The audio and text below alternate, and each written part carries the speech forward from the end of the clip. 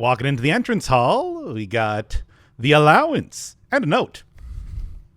And yes, this is the most convenient place to be leaving this, considering the difficulty that, getting to any other part of the manor tends to be. So, grab this, and now I start out with 4 money, the exact amount that I have for allowance. Yeah, I managed to find 1 extra apple. So, that is a good start. Of course, 4 money's not going to be getting me too much, but there's plenty of opportunities to be getting more allowance over time. Ah, my package has been delivered. Excellent. I think that the mailroom is more common when you actually have packages to be delivered. Just kind of appears in a random table in the middle. Sleeping mask, 2 gems, 2 keys. I mean, sleeping mask is nice, but 2 gems and 2 keys as a start is pretty good. I'll take it. As much as I'm not a huge fan of freezing stuff, there's not really too much else where this run can go, so let's get the freezer, and then I am going to go right over here and see if I can't get the furnace as outlined in the emails. Bingo bango, and I believe that's also sheltered because I did grab the shelter at the start of this for email's sake, which also was sheltered. Oh yes, and I forgot that it's like, yeah, the furnace also, for whatever reason, unfreezes your accounts too, which is kind of funny. I believe the sauna also does that, being a very warm room. Well, this is the first time that we're actually looking at this sort of stuff, so the furnace is powered. I don't know if I'll have the steps to be able to check that out. Usually has some pile of dirt over here. Great. Very useful stuff. And of course, the delightful red scheme that we know from every one of the red rooms. The furnace, the main centralized heat source for the estate. You may find yourself starting to sweat after drafting this room. Indeed. And then over here in the freezer, you might notice that the temperature is going up pretty quick. And there is a bunch of stuff frozen in here as well. Oh, and of blue rooms, yeah, this is probably the bluest of the blue rooms, I would say. Good amount of junk just had in. And then also one frozen doorway that is pretty quickly becoming unfrozen. I mean, everything's pretty quickly becoming unfrozen. In an animation that certainly looks really good. Slowly rotating industrial fans. But yeah, main thing is to... Oh, right. Why am I even bothering picking this stuff up? Well, I can get the key, I guess. I'm even bothering picking this stuff up if everything's frozen right now, right? Hey, and look, there's the other server. That's fun. Yoink! As you might expect. But otherwise, do have some notes in here as well. Admin key, Reva D. Yeah, Denny Ravane. So, in case you need another hint on how to get into Blackbridge Grotto, that will get you in the right direction, even though we've already seen that that is a disabled key. So, not just the groundskeeper, also set up a lot of the servers, so I guess that explains why, managed to get access. Then there's also this, not for staff use. It is Sinclair's private freezer, which clearly has some stuff in here. However, being a freezer inside of a freezer, this one does not melt by being in close proximity to the furnace. Now, I'm gonna have to do something a little bit more if I want to get that key and that note. Freezer! Dedicated to deep freeze and cold storage, Mount Holly's freezer is an insulated space kept almost as frigid as the snowy mountains of Kararaka. Sustaining a sub-zero temperature is vital for keeping the items in this room under ice, unless you put a furnace right next to it. And it doesn't even do anything because those are frozen. Alright. And since I have the boiler room up and active, and with the archives and everything, let's see what the furnace does when it's powered up. Goes from furnace to a forge. And gives you a key. 1. regular key. One singular regular key for getting this thing all powered up. Wow, what a worthwhile, super good sort of benefit. I'm really happy that I spent all the effort making sure that I get more red rooms. I mean, unless you have a shelter, of course, and everything, just to get a single regular key. Yeah, we'll see if I ever draft this more than one time. And then, of course, the freezer upgrade disc. What do you got? Closet. Oh, boy. All right. So this has, I mean, not super weird stuff. It's just give you more items if you draft them from specific rooms. Empty closet is probably the most interesting. Drafted adjoining to a red room, but otherwise has 0 items. And it does turn into a red room by itself as well. So I guess I'm going to go with that. I think probably the best of these is likely the hallway closet, because hallways have a lot of exits already, so it's pretty easy to just spend one of those getting closet. Bedroom, how many bedrooms have exits to them? Usually bedrooms are ones that are, even in real life, bedrooms usually tend to be dead ends. So, well, I do have some examples. One of the few times I'm actually able to effectively use the bedroom closet. Sure. It's pretty much the exact same. It just, well, has more items in it.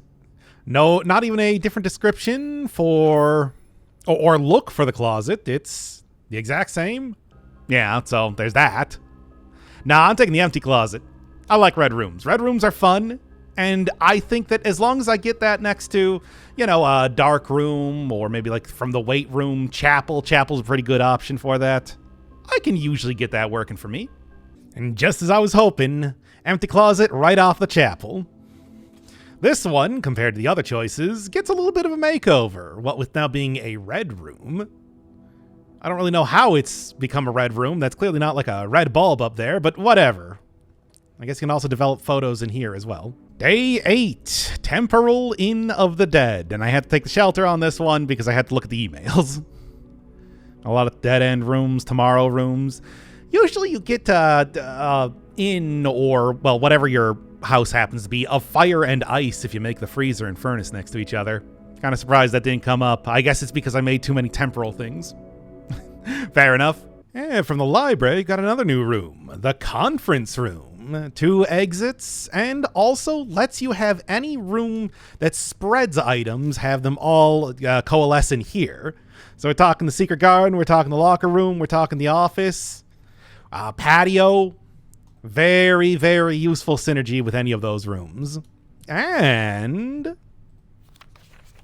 it doesn't matter because it's a red memo, but when I saw this for the first time, I'm like, oh, finally, I can open up one of the safes. Nope.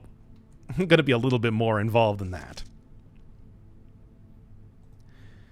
Conference room. In his latter years, H.S. Sinclair had become withdrawn from public life and conducted all business from the comfort and privacy of his home. This included the occasional board meetings, which are held in the professional setting of this room. All right, not gonna lie, this has been a terrible day because the only exit that I have now is the conference room, which is blocked by an electronic door, and I don't have a key card. So maybe I can get something good here. Trading post. Didn't really get to use it too much last time, but here's hoping that you're gonna give me not vault key, silver. Come on, this is the time. This is the time to give me something good. Also got battery pack, which is interesting. Not that I've even seen the place where I can use that yet. Okay, how about lockpicking set? Give me a vault key and trade the vault key for a lucky rabbit's foot and trade the lucky rabbit's key. There you go. See? And this is what makes the trading post so incredibly powerful. Okay, never mind. It was a terrible run. The Nook was the best option there. Tried. I knew it. I knew it was going to start to go downhill after those really great first runs. Oh, well, I finally have enough stars to get the sale. You can see right above the commissary sign. Sign? I guess I'd consider this entire area here to be a sign. Upgrade disc. They clearly have 2, but they're only going to sell me 1. They clearly still have 2, but they're still only going to sell me 1. I'm disappointed. Anyway, give me some gems as well. So there's another, well, certainly one of the easier ways to get an upgrade disc. So what do we got on this one?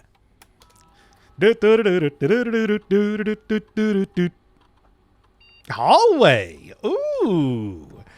I actually quite like the hallway one. Well, I like one of the hallway ones. The first one, very boring. Second one, a little bit less boring. Oh yeah, there we go.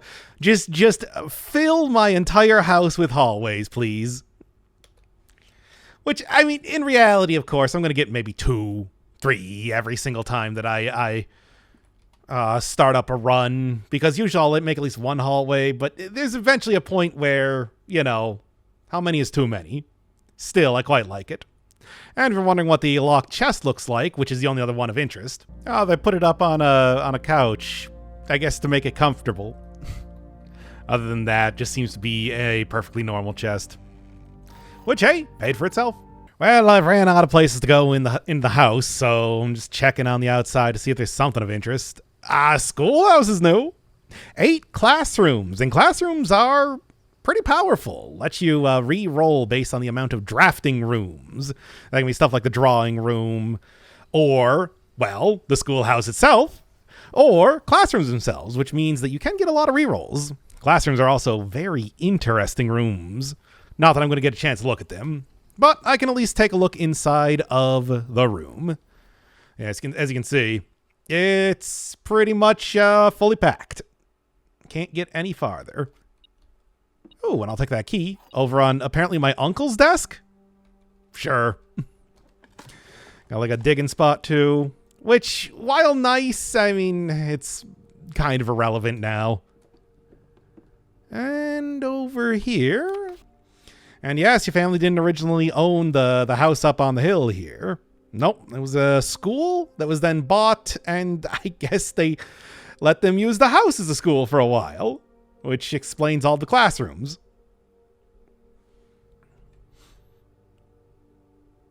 Oh yes, there it is. But first, Schoolhouse. Long before Readington Elementary was opened, the school convened in a single small building. This one, I guess. As the student body grew over the years, the need for separate classrooms for each grade arose, and the Mount Holly Schoolhouse was officially closed down. But of course,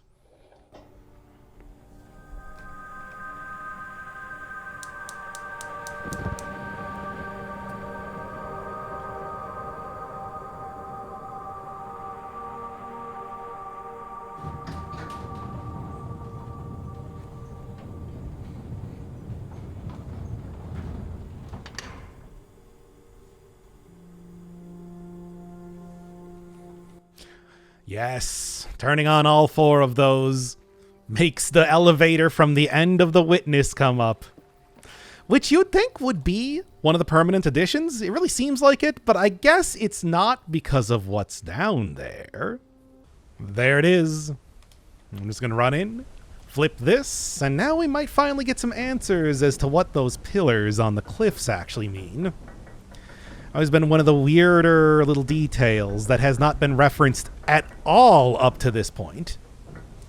And I do know that I need to go down, so this is at least a start. But going through here, we enter the precipice, which is not a place you can fall off of. No, it's not that sort of game. Thomas Sinclair. That is my uncle and grandfather's father, great-grandfather. South Cliff were part of a much larger arcade carved into the rock face. Yeah, so even before it was a school, even before it was, well, of course, the house right now, it was something more. Looking around here otherwise, there is some more mining gear. And I believe right here is the real prize that you get for opening up the ornate elevator. Which I don't think that's its official name, but that's what I'm calling it. Yep. That 9x5 grid with the familiar antechamber at the top. Oh yes. This is the final payoff for all of those chess pieces appearing everywhere. So taking a look at the house itself, for example, I know that there's a bishop in the chapel. So I can just go pick up a bishop right here. And if it's not in the correct place, doesn't light up. I know that there is a knight in the observatory. Which was here? Yes. And I know that there's a king in the office. Pawn, I can probably just put anywhere because there's so many of them. Rook in the nook. And then the queen. I don't think I have anything for the queen, unfortunately. So I'm not going to be able to solve this on this one as much as I would really like to. Yeah, the king and queen are surprisingly rare in the house. They appear in, very, very specific rooms like the office, which is not super common and does require 2 gems to craft. I think the best one that I can get is the study, which has a queen inside of it. So nothing really too much to be done here, unfortunately. I mean, I can still throw it down if I wanted to, but it does not matter. There, go set it in the antechamber. I will have to come back here once I get a full house with a full chess set. Walking down, though, I do get to see the waterfall. Mysterious closed door. Throw another one. That's right. We're just opening up the grounds to even more mysteries. And a book. Foreman's copy. Do not remove from sight. And unfortunately, this one's real beat up. Realm and something.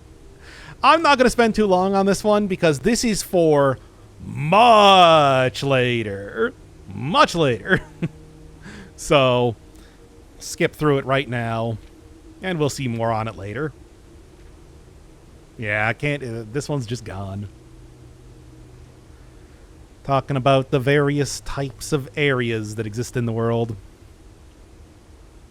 Red banners, martial, fog. And certainly this is a very foggy area.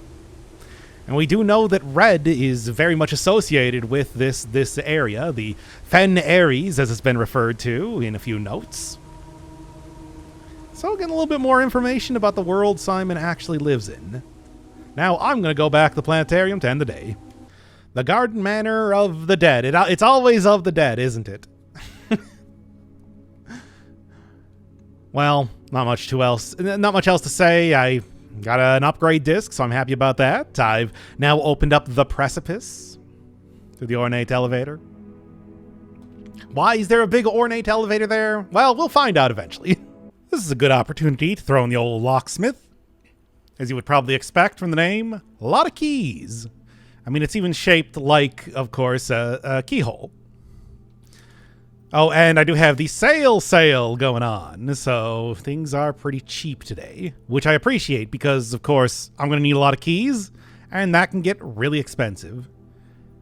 Not that they have any shortage back here. So, you can get 1 key for 4, 3 keys for 10, 6 for a special key, which is one of the major keys of some variety, and a lockpick set. Pretty good. Probably just going to end up getting the 3 keys if I can possibly get 10 coins. We'll see. Locksmith. Considering the amount of floor plans and different doors that can appear on any given day, it was only a matter of time before a full-time locksmith service became an essential requisite on the estate. Usually don't take it because it's a dead end. But it can be quite good. I forgot to look at this once before, so I had to check it out again. But hey, we got the Sightseer's Guide to Readington. You can see Simon P. Jones ×2.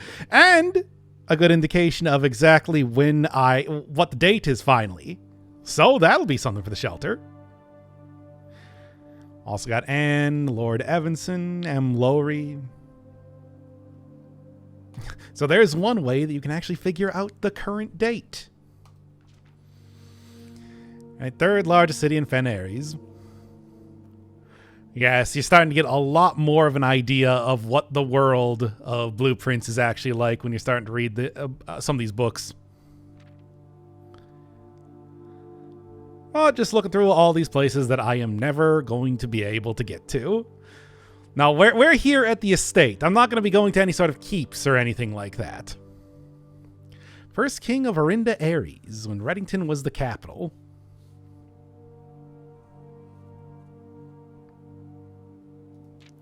And a little bit more history on the Espens. Ah, and there's where I'm at.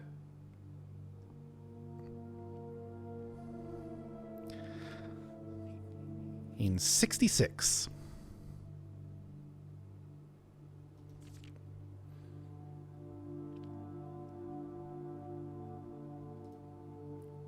And an actual map of the place. But of course, like I said, this is really just for the lore. I'm not going to actually be going anywhere outside of the estate itself. All right, let's just place this last one.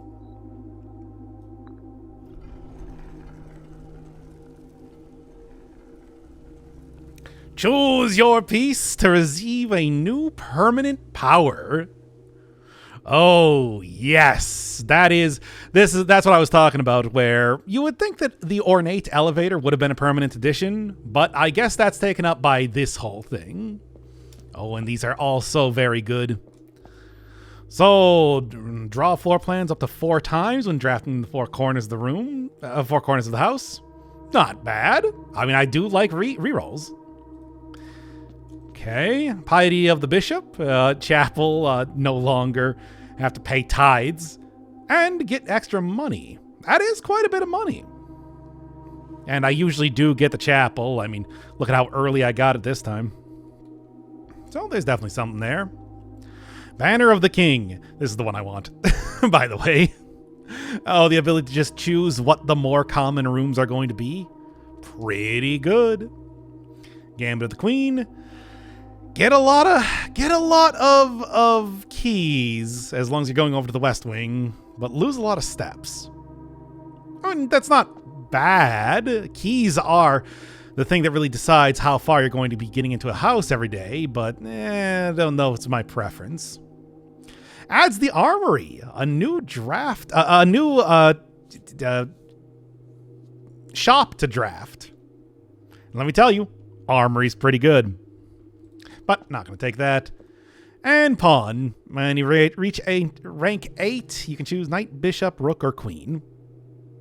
That seems like that might be good, but that is so late in the day to get. It can certainly be pretty good. No, I'm going for the king.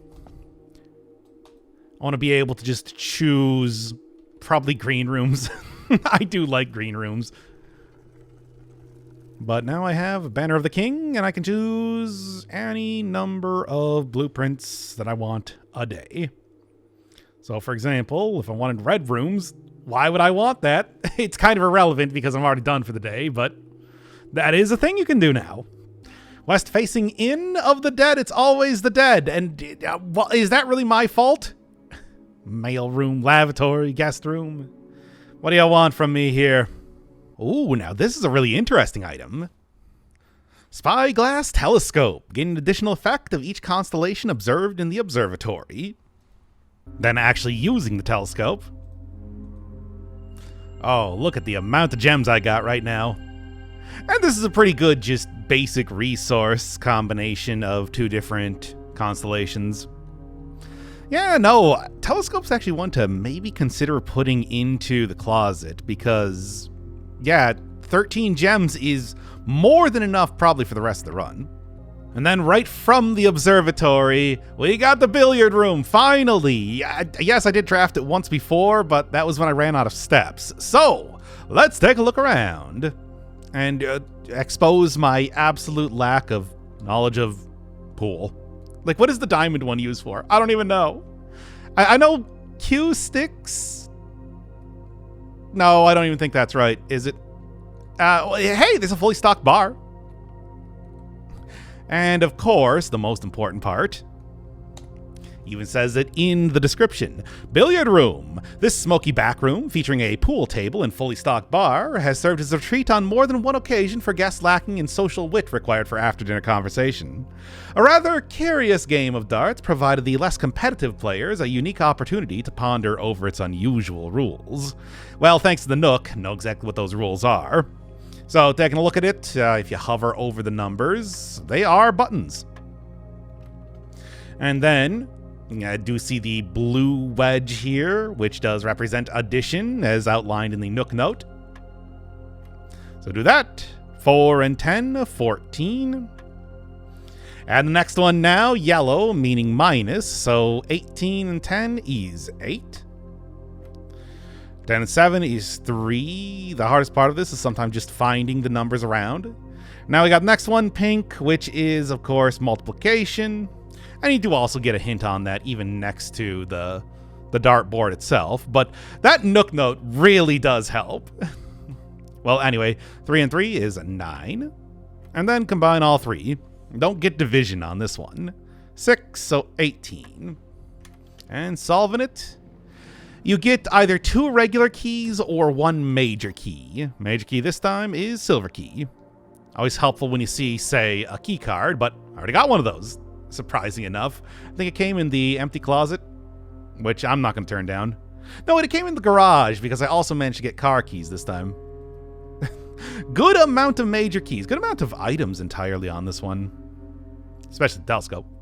Well, I'm going from the boiler room, so I was kind of hoping for some sort of powered room. But I don't want to take archives. But I do have plenty of gems for the foyer. Every single one of the halls is going to be unlocked past this point. Which can be pretty handy, especially if I, say, find the Grand Hall. Taking a look around, too. It is quite the entrance. And yet, it's not the entrance hall. More giant hands. Yep, that's a door. Well, anyway, more important thing is taking a look over at the various statues. Like, yes, the major key 4. One of the 12, of course, in the estate. Baron Thomas Sinclair, heard about him. Lord William Epsen, yep. Back in the writing note 2. Count Isaac Gates. Baron Edwin Sinclair. And J.R. Yenna. Other than that, not really too much to be said about this. It's really more the major use that comes out of having a hallway, all the hallways having open doors now. Especially if you, say, have that one that gives you a lot of tomorrow rooms. The foyer, the grand Baroque hall of Mount Holly, is impressive to behold. This ornamented passage is flanked with marble pillars and features bust statues of the more prominent figures of the Sinclair family legacy. Okay, now we finally hit the time to get the pump room, because now I can get it powered up. So, got a real complex looking room, right? And I mean, that's not entirely a lie. I'll admit. Oh, look at all of that. Now, you don't actually have to have everything powered up to be able to use this. Powering this up gives this the reserve tank use. So, with the reserve tank, that means that I am able to just get a lot of extra water out of these areas. So, number 1, it's the fountain. I gotta do the fountain, of course. And what I'm going to do is I'm going to go to the back here, switch this over to tank 1, which I believe is this one. And then we're going to go just crank up as much water as possible. Just got to hit the button for the one that you want. Adjust it in the back, and that's just for these first 2 ones, the reservoir and the fountain. And then up to suck in, down to deposit water in there. But now with this...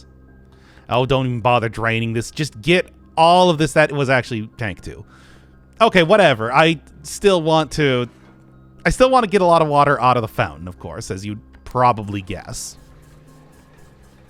There's more than you would expect, considering it has almost as much water as apparently some sort of underground reservoir they're working with. All right. Now, drain the water. Oh, or was that? Did I just hit it too quickly? I might have just hit it too quickly. That was the correct tank. Well, whatever. Well, here first. Pump room. This facility, dedicated to the filtration and flow of water throughout the estate, houses 5 water pumps and 3 oversized tanks. The pump room can be utilized for a number of maintenance tasks, from draining the pool to activating the sprinkler system. Which, of course, I pretty much want everything active. Now, what do I want to do from here? Give me a second. I'll figure it out. Well, to start with right now, what I'm going to do is I'm going to drain all the ones that are full. And I am going to, fill up all the ones that were empty. I think that's pretty clear that there's going to be stuff associated with both of those things. So I do have an aquarium right now. I've now drained that, and then we'll go drain the pool otherwise and keep the fountain empty too. Reservoir's a bit much for right now. We'll deal with that later. All right, here we go. The aquarium. I've killed all the fish, I guess. Well, also just give me this here. Hey, nice, because that will actually give me, with the experiment I got going on, 2 dice. Uh-huh. And that's why you want to drain the water.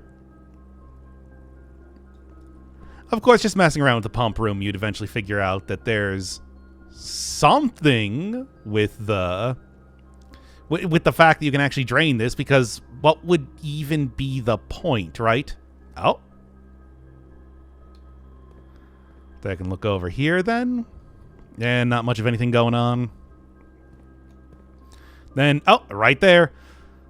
So we got X marks the spot underneath both the grill and one of the washers in the laundry room. Then we've got an arrow pointing to the bottom of one of the... Well, I mean, I guess just pointing entirely to one of the archives file cabinets. And I don't think there was anything here either. Nope, just those 2. All right, now I got the pool fully drained. I don't know why I'm not keeping in all of these great, content related to pushing buttons over and over. Anyway, over here, not there. But up here, can go and see what that manages to do. Which is not much compared to at least the aquarium. Well, I mean, you get some money. That's cool. And I guess it opens up the room a lot because Simon refuses to swim otherwise. But, yeah, it's not quite as much. I guess it is a good amount of money, though. So, yeah, there's something to be said about that. Oh, and actually, speaking of the laundry room, yeah, this is about the point in time to do that. Right? What with my, it's already powered up and everything. Yeah, sure. So what we got here with the... Well, first off, here you are. File cabinet key. So, there you go. It is exactly that. Super washing machine. We got shoe shine. Swaps your steps and gems. I don't know about that. Star treatment. Swaps allowance and stars. Now that's probably the most worthwhile one. Because that is extremely powerful. You can usually get a lot more stars than allowance. And in fact, I do. And in fact, I'm doing that right now.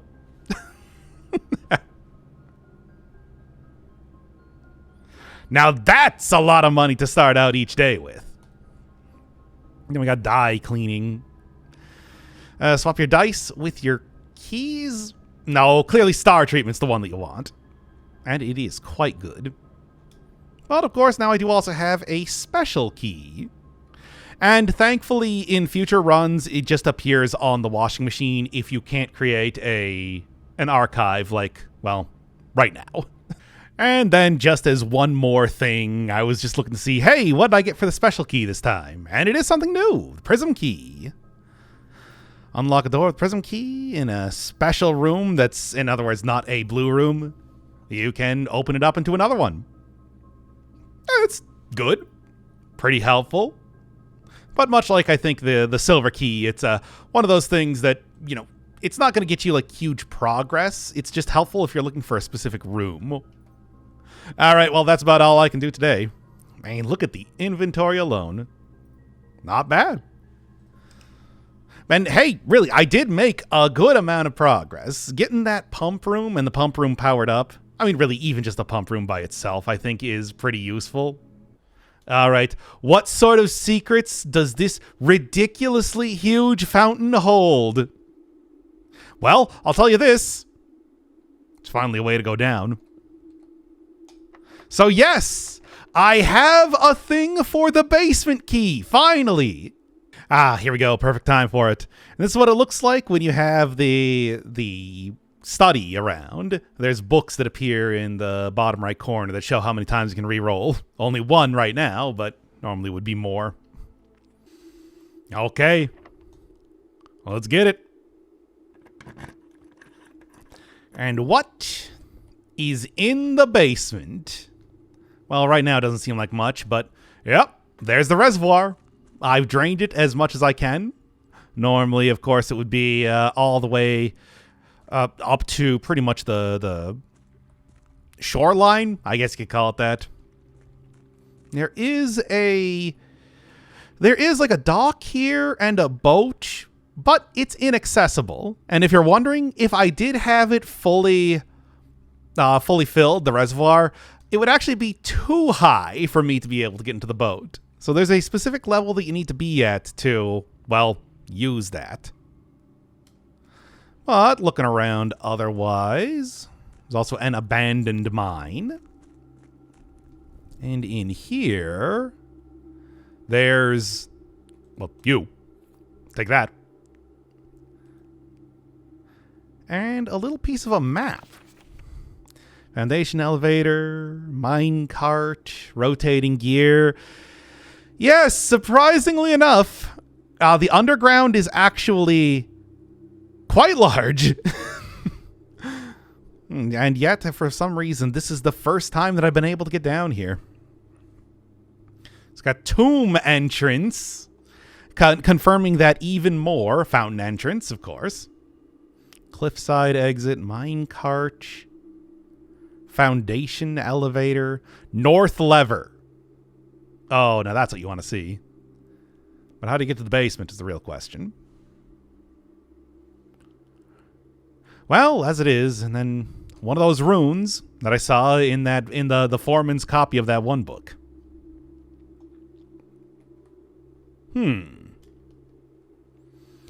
Elsewhere, though, some sort of sealed entrance, which you can just barely see a little bit into. Doesn't give any indication of exactly what this is, though. And here's the minecart that they were referring to. And you can actually move it. But let's take a look in here first. Which is probably going to be a little bit more important. Did mention a big gear, didn't it? Well, that would certainly fit the description. Unfortunately, for the time being, yeah, I don't think Simon's going to make that jump. Certainly not. But that definitely looks interesting. And on that map, it did show there's a north lever. So, opening up the door in the antechamber is, well, it's quite the involved process, but now it's that much more in reach. Okay, and since I have played this game before, of course, I do know that I am going to want to grab this and pull it back. Yeah, you don't want to keep this in the same position that it starts in. Because obviously, Simon can't climb over it or anything. That's just silly. No, he can't go through there either. That's also silly. It's the executors that are always behind me, even when I'm wandering around in the abandoned mine. They're making sure that I don't just do that. So, we're getting there. We're not quite there fully yet. Messing around with the reservoir levels might be able to do something.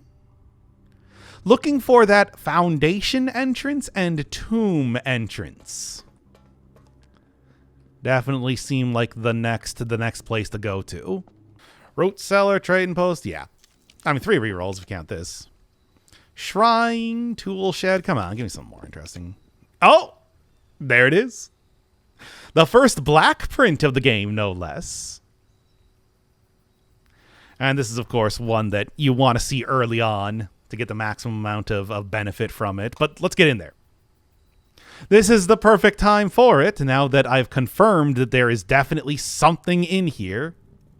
And of the various outer rooms, this one is enormous. Just absolutely huge. There's a ton of stuff going on. You You might recognize the statues as the same one in the chapel. Is that meaningful? Yes. Also, stop that. Stop that, Simon. What are you doing? We'll go mess around with that in a second. Looking around otherwise.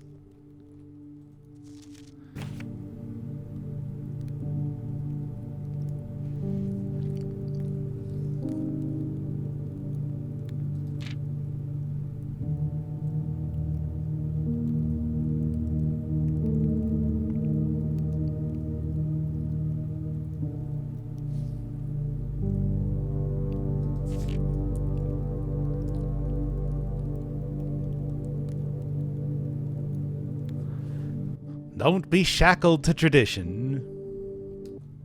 And over here, this floor plan is a definitive dead end, or is it? Well, I've gotten plenty of hints to say that it's not. And of course, just coming down here and searching around, it becomes pretty obvious immediately that you can mess around with these. I mean, it did not take me too much effort to realize this. But what do you actually do? Well, you might remember that back in the chapel, that not only is there, representations of each one of the angels, they also have a number underneath them. And it's pretty simple to put 2 and 2 together. So let's just go do a little bit of this, a little bit of that. You've played this game a lot, haven't you? I might have. Just, saying. When you're trying to do this in one day, let me tell you.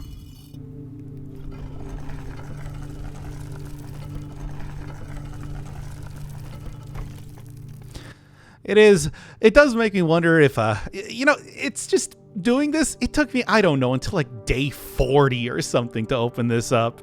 Now just kind of like casually going through. Oh, there you go. I guess my uncle put up the gigantic arrow. Hey, there might be something over here. I mean, yeah, there is. I've already seen this before. That's an actual skull. Which in a video game would normally not be like a big deal. But I don't know, it feels weird in this one, right? Like, this is not the sort of video game where you see a skull normally. Ah, yes, and then the other Ajeran angel. And the map again. So you can start to get a lot more of an idea of what's going on.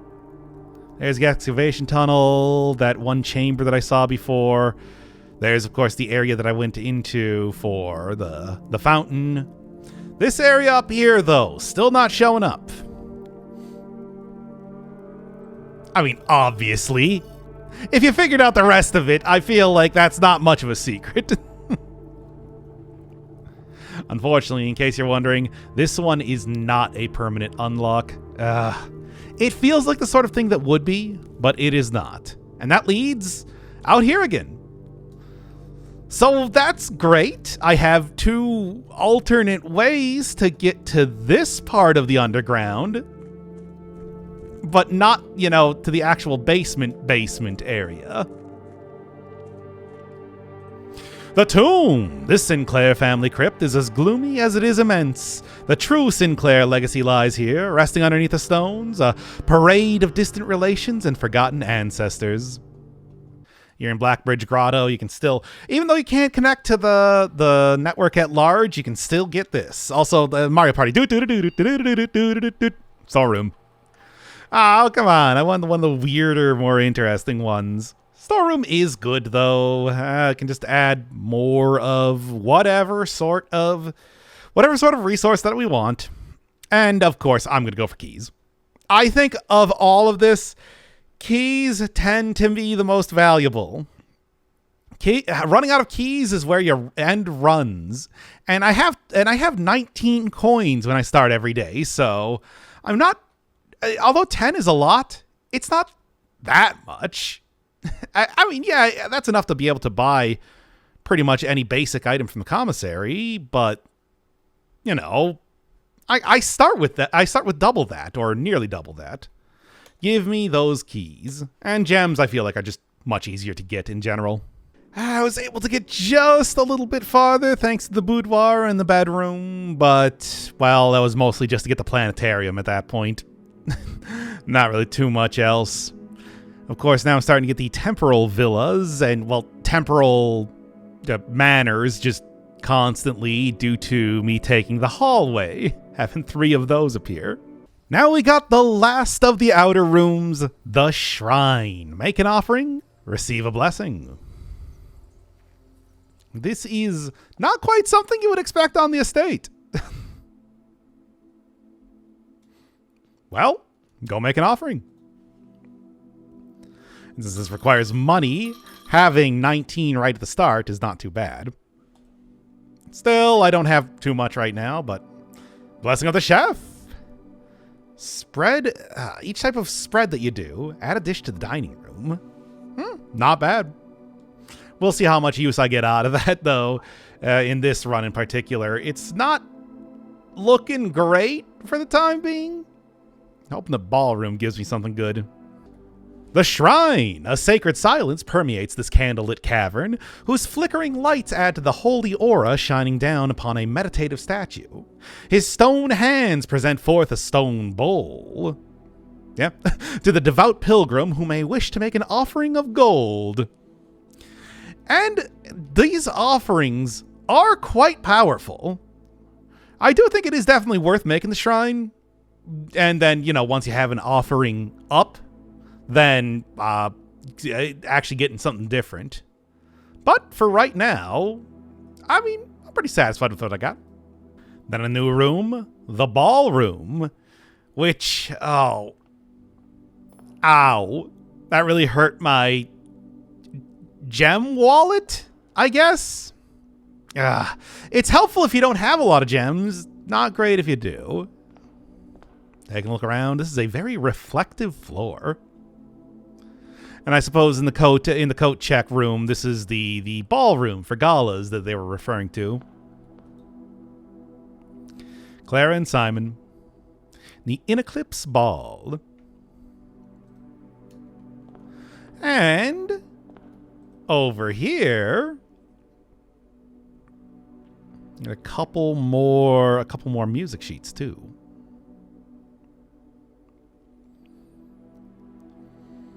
Clock strikes 12. What that means, only time can tell. Not as much for hints in this one, but do still get the bolded words and everything, of course. Are true. Whoops, forgot to read the description. Ballroom, an opulent hall with a polished mirror floor. In the old days, numerous balls and dances were held in this splendid room. However, as he aged, the Baron began to prefer private parties in the parlor over the grand formal receptions of his youth. Day 14, ran out of keys. Rapidly, unfortunately. And even though I had the blessing of the chef and the dining room, no chance to actually see what I would get. And the counterpart to the laundry room was right. Yep, there it is. And same exact thing. But to a different drawer. Oh, guess who's back for the first time in a while?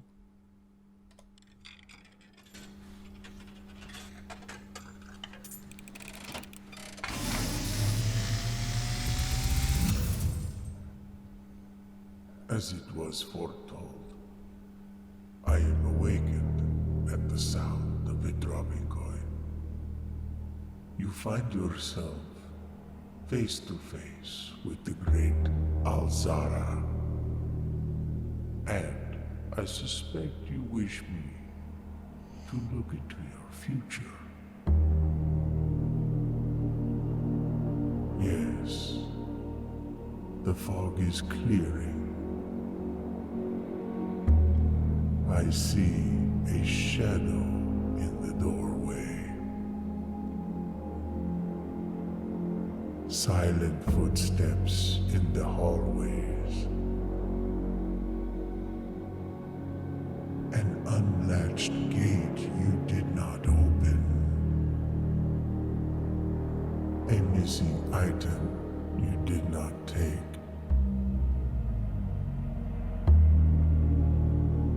I see a young boy watched from afar.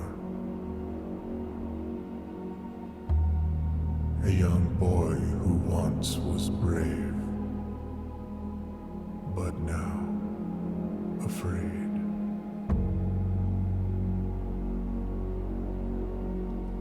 What you have heard here has been foreseen by the great Alzara.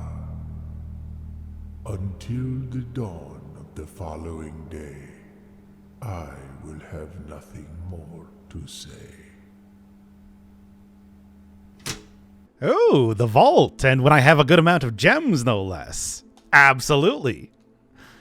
Usually kind of a questionable take due to the fact that it is a dead end and everything. However, I mean, it is new, and it clearly has, you know, a lot of importance. I've been getting vault keys all over the place. Also, there's a rook in here, in case you were looking for where one of those was.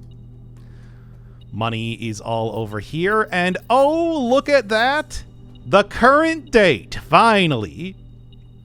So in case you're wondering, I hadn't put it together just yet, this game starts on November 7th, 15 days later, it's the 21st. So that is, you know, finally, right? Well, I guess it would technically be the 22nd, but, you know, it also counts day one. And unfortunately, I don't have any of the vault keys, so these are all going to have to remain closed for right now. I can only look around at the many, many, many safety deposit boxes in here. How many vault keys are there? There's not one for each one of these. Don't worry about that. That would be ridiculous. The Vault, a secure on-site depository fitted with steel walls and numbered lockers. This fortified strong room holds a good portion of the Sinclair fortune, despite the fact that several inventories have led accountants to assume the true legacy is hidden elsewhere. Still, it's quite the impressive room nonetheless. Once again, it's the old ran out of keys. I think that my real mistake was making the cloister from the secret passage instead of going for a hallway. I had the foyer right here. Go get the grand hall. That'd be fantastic. But nope. For some reason, I know exactly why I decided that. I had the veranda. Extra items? Sure. But, you know. Ooh, unusual bedrooms. Her ladyship's chamber. Walk-in closet and the boudoir, which, of course, very much associated with her ladyship. Get some extra benefits from that. And compared to most of the rooms, it's like this one is extra, extra, extra purple. It is a pretty nice one. Does it never end? Now this is one weird thing. But we'll get to that eventually. Harp. Telescope. I think this is the place that you usually find the telescope, if any. It's more associated with... This room is more associated with that item than anywhere else. Makes a certain amount of sense. Upgrade disc. Always love seeing that. I actually forgot that that one was in here.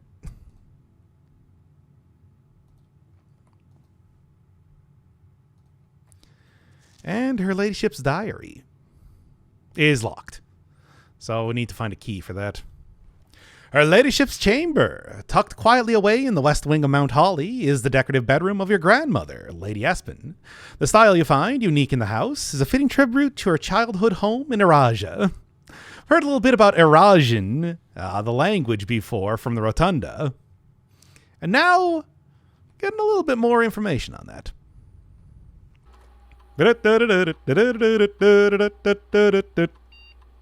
Courtyard. Ooh. Sure. I know the upgrades for this one are pretty interesting. Well, not the first one. That's just, hey, get 2 extra gems. 5 digging spots, which, good, and, you know, has synergy with the experiments and everything, but is you know, the problem with it, of course, is that you also have to have a shovel. The Courtyard, which is like the corridor and courtyard, always left unlocked. It also is a combination now when it becomes a hallway and a green room.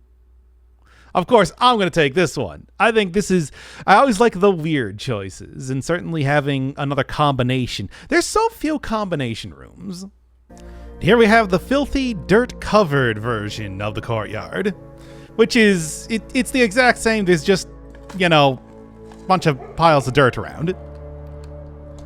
The Courtyard, a charming spot granting guests a bit of fresh air and open skies within the privacy of the manor walls. However, the ground below looks like it has been recently disturbed, and several suspicious piles of dirt spoil the otherwise picturesque scene, unlike the regular courtyard, which is, of course, actually pristine. And then got the other new one, the Courtyard, which looks pretty much the same, except this wall has been replaced with some very familiar wallpaper. Other than that, the doors are unlocked. There you go. Courtyard, a charming spot granting guests a bit of fresh air and open skies within the privacy of the manor walls. You can't quite put your finger on it, but this room now really reminds you of the corridor. Less junk all over the place. Oh, and we got the next book inside of the library, Swimbird, by Herbert Sinclair, Miss Peterson, which we've seen Simon as a child. Miss Peterson from the Schoolhouse, Detective Bon Margle, and now me on November 22. Now let's take a look. Written by my mom. Daring and brave bird. So yes, that picture saw all the way back in the storeroom was foreshadowing this book, of all things.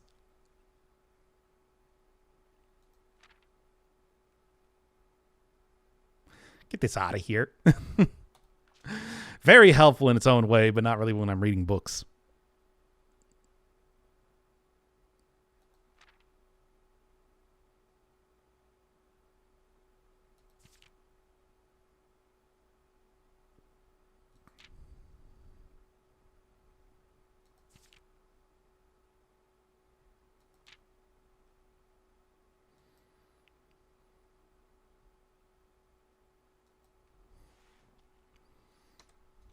Prosaic shopping center. Yeah, I'm often taking the increased amount of shops from the King's banner just because, well, I got a good amount of money now. Locksmith, of course, is very useful for getting extra stuff. But it is still kind of dependent on getting things that are not a bunch of dead ends. All right. I don't want to take the archives, but I did get a laundry room, so let's get in there. Hate this place.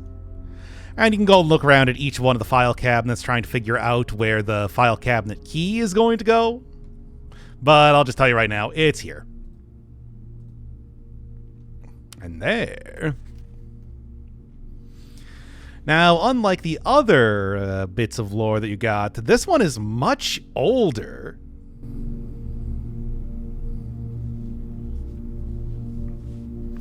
Cowardly coattails.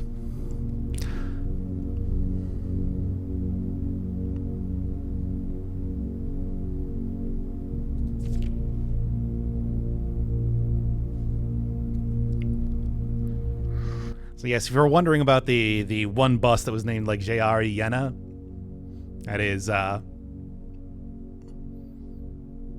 explained a little bit more here.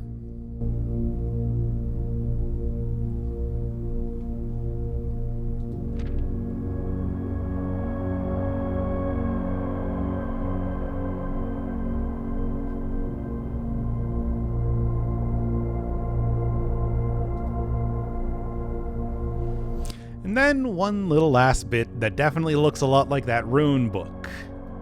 Again, something that is going to come up later, not so much right now. All right, I'm going to be honest, I forgot about this one for a while, and I finally have gone back to get the upgrade disc from the Great Hall. So, play that Mario Party music. I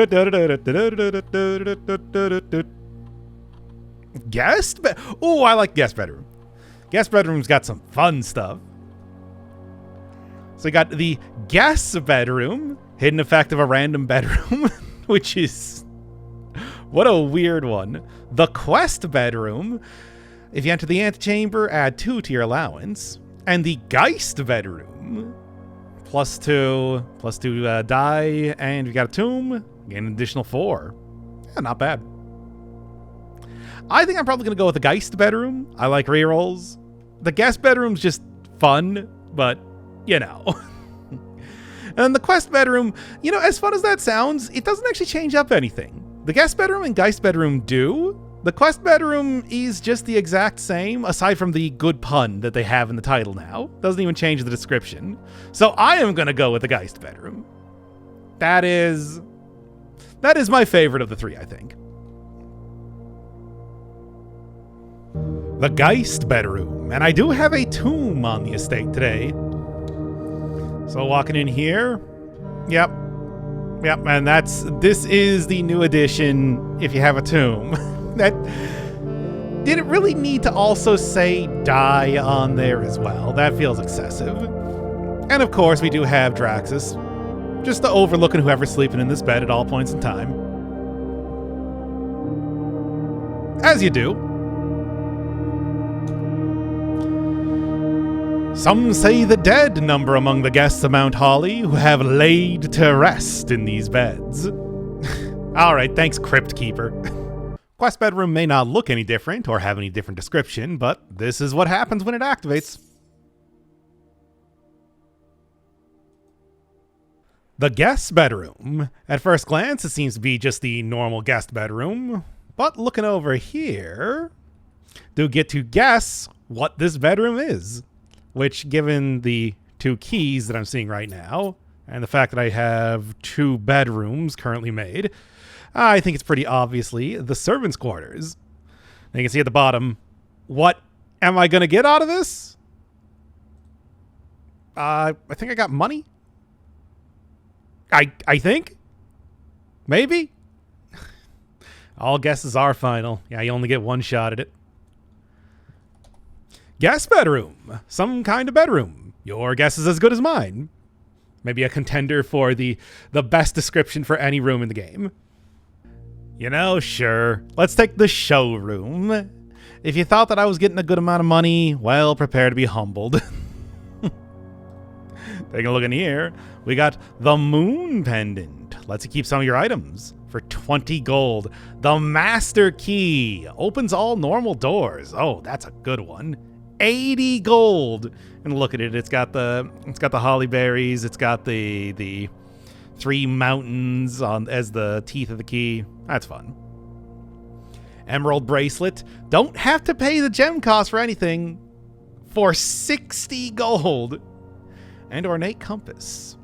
Which it makes a lot of sense having, you know, the whole blueprint theme. But it's so expensive. Yeah, when they say the first 3, that means that if you re-roll, you can't rotate those. But other than those, it's very good, but none of this stuff I'm going to be able to afford. At best, I can get the moon pendant, which is, you know, a very thematic type of item, given the moon presence around everywhere. But yeah, can also look around to see some other stuff too, various other bits of jewelry that obviously doesn't have the same sort of magic powers, like this key necklace that the ones can actually buy do. The showroom, an array of jewelry display cabinets showcasing an impressive selection of high-priced items, each unique and one of a kind. This exclusive collection is not for the faint of purse. Yeah, and nope. One of these rooms that does not appear very often, and when it does, good luck actually having enough money to get it. I mean, of course, I got the Banner of the King giving me an increased amount of shop rooms, and it came from the library, so that's why it showed up here. I knew I wasn't going to be getting too far thanks to the old archives, but I did make it work. Whenever you draft an archived floor plan, gain +1 star. Successful triggers, 10! And somehow I was also still able to get into the antechamber and grab the basement key. Which, I mean, sure, I guess. So I'm not going to be too disappointed with this one. Yeah, I've already more than made up for transferring all of my stars to my allowance. East-facing shopping center of tomorrow. And I wanted to get that one last room, but you might have noticed that I was already at only a single step left. Nah, it wasn't going to happen. The workshop. Wow, this one took so long to show up. There's only one other floor plan that I can think of that has just been completely and totally absent from this playthrough now. Combine items. So tinkering. Saw references to that, of course, in the library book, but this just hasn't shown up. I don't know why. This is one is always almost always worth crafting, purely because you do get a free item. Yeah, broken lever. There you go. Great if I have the greenhouse, which I'm thinking probably not likely to show up on this run, but can also be used for crafting stuff too. The true box does not always contain the prize. Yeah, so I've noticed. Get a nice lathe here. Lot of lights. Still a better roof than the chapel. How does that happen? And I think this one is the last music sheet. So what does the message say in its entirety? Yeah. Okay, so what does the other message say in its entirety? Yep. So that means I've got a place to go dig up outside. Not right now. I do have a shovel on this one, so if I got the steps, I can go and do that. You can tell from the amount of money that I have that I should be fine to get outside, especially considering we're right next to a kitchen, but still. This one does have a hint for stuff. And we've got A carved into stone. So what does that mean? Well, I mean, there's a can of paint and a pint up there. Yeah, if you're really having a hard time figuring out what those are. That's for a different puzzle, not for now. All right, let's look at the actual table. So, there's a few different things I can create, and I guess I might as well, right? Battery pack, for example. That you can combine with like either the shovel or the sledgehammer. But that requires one extra item. Which one? The broken lever. I can create myself a jackhammer, or I can create myself a power hammer. Power hammer is very good. But let's not do that for right now. Let's instead go for the jackhammer. Keep things nice and simple. This is just an overall improvement to the shovel. Yeah, the entire reason of having the extra lever on there is just to put another handle. Why? Why are you doing this? Simon, did you really carve out the shovel handle to what? Anyway. A makeshift jackhammer. Digs deeper, finds better items. And boy, does it. Let me tell you. It's actually quite good. Oh, and something I didn't even look at. You can also combine the metal detector and the shovel to create a detector shovel. It is literally just putting the metal detector on top of the shovel. But I want to create this. Burning glass. Burning glass is another very interesting item. So it transforms it's basically just rip the battery out of the metal detector and put it in front of the that thingy. Magnifying glass. Can light candles and ignite fuses. Where have we seen a fuse? As for candles, those are all over the place, of course. So now I have a real reason to go and try and create the closet this time. Not bad at all. Workshop. Springs, screws, and coils scattered atop the workbench, so signs of this room's frequent use. A craftsman's studio dedicated to creativity and invention. This room was used by your uncle regularly whenever you need to infix or improve a gadget or contraption. And now I'm already getting a good amount of use out of it. Although we'll see if I even find anything for the burning glass. I just wanted to create that for the sake of creating it for now. And what does it actually look like when you use the jackhammer? Well, you get a different icon. But on here, gems. You'll get a lot, and I mean a lot of gems digging up spots with the jackhammer. You'll also get a lot of dice, which is pretty helpful as well. And just like bundles of keys where you get 3 at a time. Jackhammer's great. Of course, it requires a lot to actually create. Over in the gem mine, it's, well, business as usual. However, one of the things that you might notice in this note is that they do talk about how over mining here, more than 2 a day, is bad. And normally, well, there's not really too much you can do about that unless... So...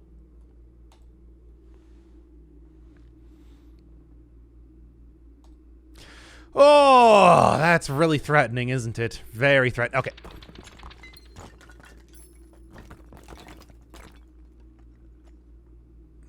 It's doing pretty good. No, it's still up. Oh, and there it is. Oh, and that's it. Okay, I was kind of wondering if that was going to open up something, considering I never actually tried to do that before, but I mean, well, there you go. That's the bit, and then I now lose the benefit permanently. So yeah, in case you're wondering what happens with that, that's it. It's really less impressive than you might have thought. Well, here's a great opportunity to use the burning glass. There's obviously a lot, and I mean a lot of candles around here. Although you'll also notice very quickly that, well, there's only specific candles that actually work to burn. Which ones? These ones that have these ruby bronze sort of holders. And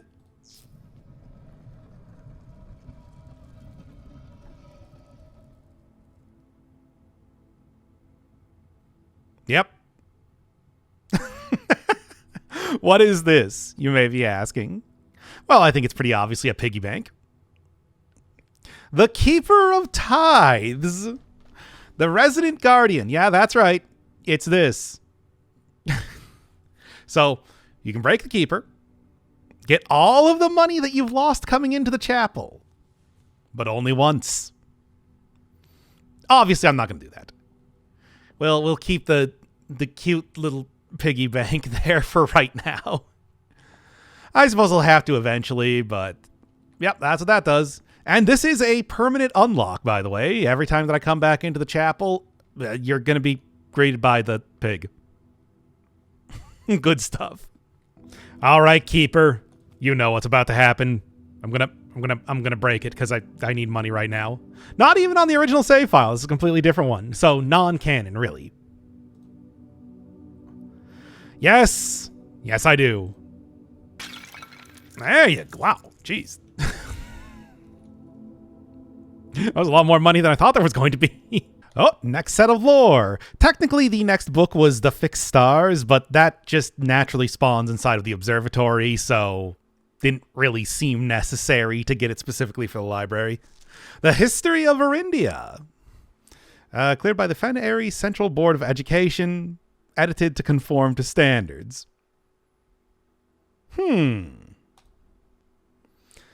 Herbert, Mary Jones, Detective Bon Margle, again, back in 1987.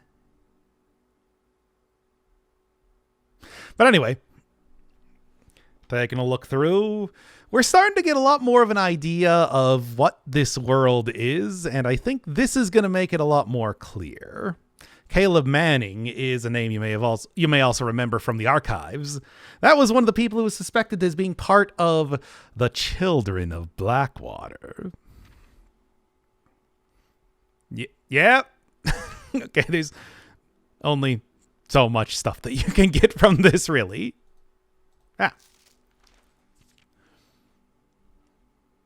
But yep, hope you like lore.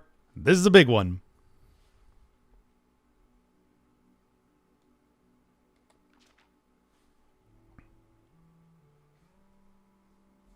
northern region of Arch Aries, and the southern region of Iraja, which we're hearing more and more about over time.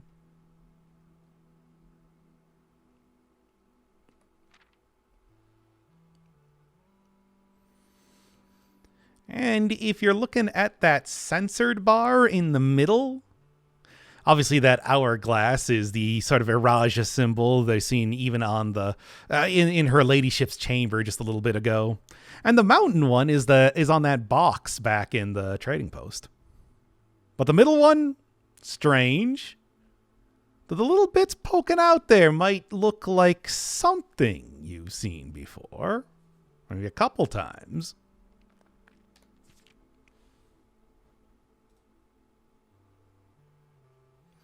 Detective Bon Margle from the Red Guard.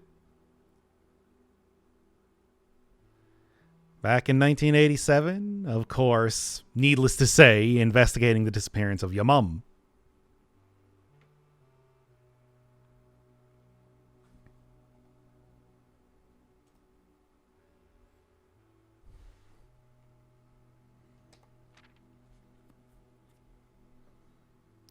Grand City of Fen. Well, considering I'm currently in Fen Aries, and we saw the other things in the file cabinet back in the archives.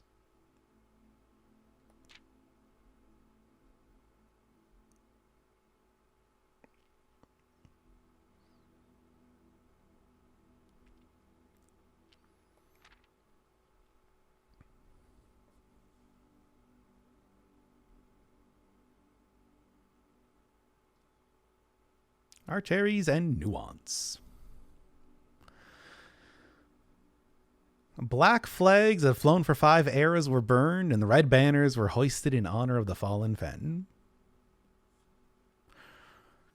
And as you remember, Caleb may or may not be part of the Children of Blackwater. Yeah.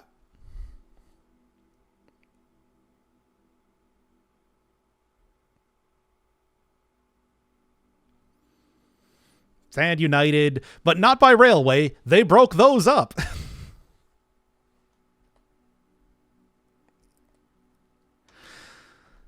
So starting to get a more of an idea of maybe some stuff that was happening in the background aside from this whole ridiculous inheritance thing happening. Right outside near the vent, you do see a lot of birch trees. And over here, there it is. The Conservatory, a new green print. Adjust the rarity of floor plans in your house. That can be very powerful. It's one that I don't try to use too much because otherwise I'm just going to make everything, extremely common. But it's still interesting. And there is another thing, now that I also have a burning glass too. Down near the ornate elevator, there is the big old tunnel down here full of a bunch of crates. Normally, nothing in here. It's just kind of blocked off. But if you look closely, there are some torches, which, with the burning glass, actually light up. That's right. 2, count 'em, 2 found floor plans today. This one, a tunnel. Considered a hallway, even though it's not the traditional sort. And it can also let you just tunnel all the way to the top of the house if you get it early enough. Or if you don't mind having a bunch of rooms through the middle. I also have this. Shame I couldn't get the coat check, but still did get a lot of other stuff today. Archaeological Shopping Center of Tomorrow. 26 excavated dig spots. It's just unfortunate that half of those were done before I actually got the jackhammer. Would have been pretty nice. Only 1 new room found. Oh, I finally have the Florealis. So what does that look like? Well, we'll see when I actually get a green room, which, if I'm lucky, may be right now. Okay. The Courtyard. Perfect place to show off the Aurora Florealis. So inside of here, there are some special flowers. real weird looking flowers. But yep, they contain gems, and they're just going to appear in pretty much every one of the green rooms, giving me a lot more gems to work with in this run. It's what, day 16 now? And finally, there it is. The moment that you've all been waiting for, the foundation. Wow. And I also got it to be right in the middle of the entire map, which I think is a good place. And also, path of egress up. Oh my god, I've been waiting so long for this one. This is such an important room, and for some reason it was just not this is day 19. 19! And I finally get the foundation to appear. Wow.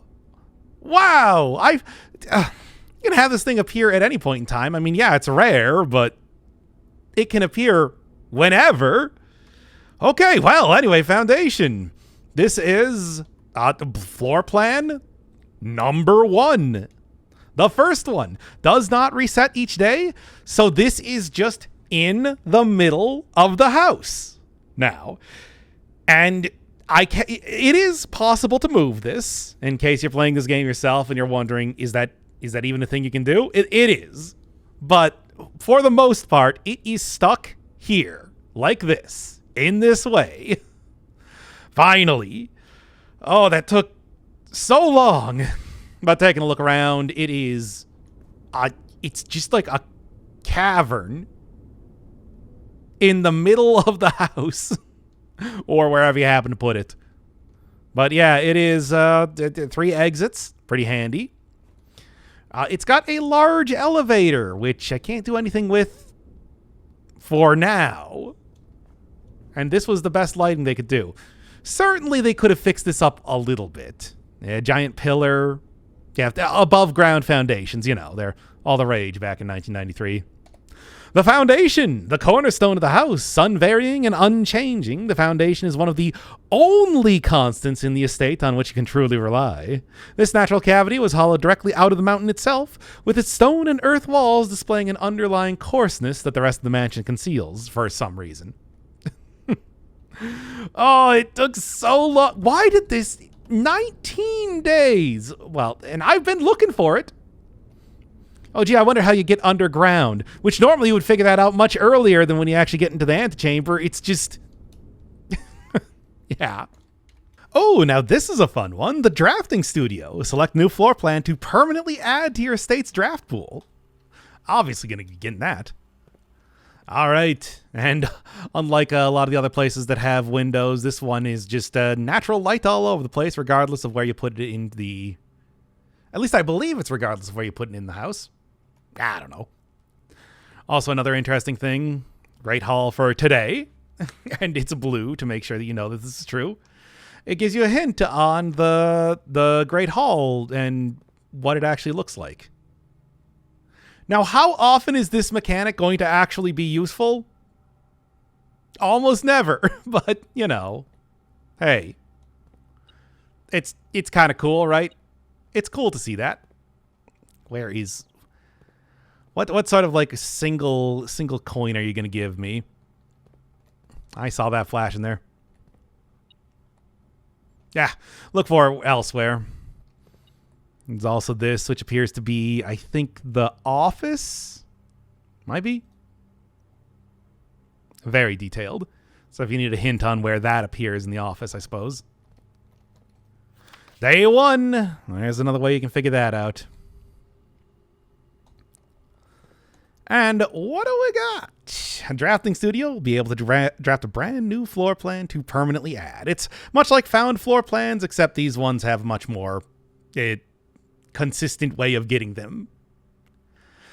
Dovecote, Solarium, Clock Tower. Have seen some references to the Clock Tower, and there may be being a puzzle in there. Also, certainly this is an easy way with the sheer amount of hallways that I've been making to get a lot of extra keys. Solarium's pretty cool, though. Draft unusual and rare rooms. Which... the funny thing is, I do believe that would mean pretty good synergy with the drafting room, which otherwise appears, well, as you've seen, pretty infrequently. Yeah, give it to me. And I'll try and look for the clock tower later. And I do believe that is also, yep, studio editions. The last of the extra group of floor plans that I yet to see. The drafting studio, which I almost forgot. As an architect and engineer, it was not uncommon to find your great uncle spending the better part of his weekends here at a drafting table with a T-square and compass in hand. Over half the floor plans of Mount Holly were conceptualized, refined, and drafted in this studio. Rare, but hopefully that solarium will make that a little bit less so. Back in the pool for a very particular reason. To see this is what it looks like when it is fully filled up. No, I have a treasure map. Something of a rare item, although I've gotten it quite a few times, just haven't been able to use it. So, when you look at this, it shows one room has, well, something in it, and this time, that is the pool. So if I look around in the pool, we should be able to, yep, see the map come up. And that'll tell me, start digging here. Yep, I really want to start digging right next to a pool. This is going to be very pleasant. It's a surprisingly long animation. And... alright, yeah, you can get a bunch of gems, a bunch of money, or gems and money, which is what I got this time. Which is good. Obviously, only so useful. And also, this is... yeah, I needed the shovel to break this tile, apparently. Funny enough, there are actual unique holes that you can make in a bunch of the different rooms. I collected a few of them here. Start out with vandalizing the chapel for money that's almost assuredly going to go right back into this room. In the courtyard, I'm able to create another digging spot for more treasures. Inside the parlor, we get the nice wooden floor broken up to reveal more wooden floor. Hallways, a lot of them, all look pretty much the same, as you would expect. Over in the planetarium, in a very dark room, of course you want as many tripping hazards as possible. In the Great Hall, there's more than keys that can unlock treasures. In the passage, it's, well, a passage. Make sure there's even less place to walk. Hey, Locksmith is interesting. It actually makes the shape of a keyhole. And in the security room, it's pretty standard, move aside a tile sort of thing.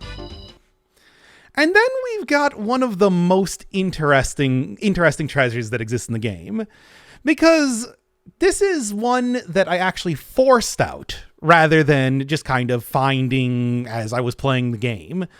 Because that whole thing with the hand there, it is actually meaningful. It's just normal you can't dig in this room unless a treasure is buried here. So, you really got to go out of your way or be extremely lucky to get this. And what is it? Well, it's not a chest. It's the Baron Bafflers, or, well, one of the Baron Bafflers. The newspaper column that your uncle wrote, as mentioned back in the morning room. And one of the strangest things about this is that despite, of course, being a puzzle, you can solve this and everything, it's not actually used for anything in the game. This is just for fun. But it's still, you have to really go out of your way to get it. So, it's a very, I suppose Baffler does kind of explain the entire thing, right? In fact, when I was recording this footage, this was the first time that I even saw it, because I had finished the entire game, everything, start to end, before this, and never had to use this once. Very curious. It's day 20, and now that I finally have the foundation on the premises, I think the shrine's a good choice. Run in here, throw down 6 coins, and that's going to get me the blessing of the gardener. And of course, with the Courtyard now unlocked, that will give me a lot of choices when it comes to being able to go all over the house. So, do that, get a little bit of a U here, and for some reason I also started out this run with the broken lever and shovel. There has been an update since day 19, and I think there may have been a glitch that happened, because I otherwise have no idea why these are here. Oh, I suppose now that I'm thinking of it, I'm probably going to see both the conservatory and solarium pretty often in this, so may as well take it right now. Solarium, nice little, I mean, this is still on the outside, so I suppose could have gone a little bit more interesting of a position, put it somewhere in the middle of the house, but Yeah, taking a look around, entirely enclosed. And, another one of these boxes over here. But of course, also a dirt pile because, well, green rooms always do have those. I'll take it. Black pawn. And maybe most interesting of all in the solarium. Yes, the cloister. And that is how you access the inside of it. Okay, so yes, not just being able to get more unusual floor plans being drawn in the drafting pool, you also finally get the explanation for this, which I do appreciate a lot. Solarium, a quaint floral sitting room surrounded entirely by tinted glass panes. The solarium is ideal for tea in the afternoons or getting some sun without the hassle of going outside. Of course, tinted specifically because they don't want to try and figure out what the nearby rooms are supposed to be, or the outside of the building, as it may be in this case. I'll come back for you. And it's an ideal time to get the cloister. You know, now that I'm thinking about it with the courtyard, I probably could have also chose hallways to be more common, but then I might not have gotten the terrace, which, of course, saves me a lot of gems. All right, walking in here. Bam, bam. No real indication that does anything, at least until you open this up. And now I have access to everything in here, more specifically the dirt piles, and since I got the Aurora Florealis today, a couple extra gems. And this, which does not actually appear until you open up the entrance. Yes, finally.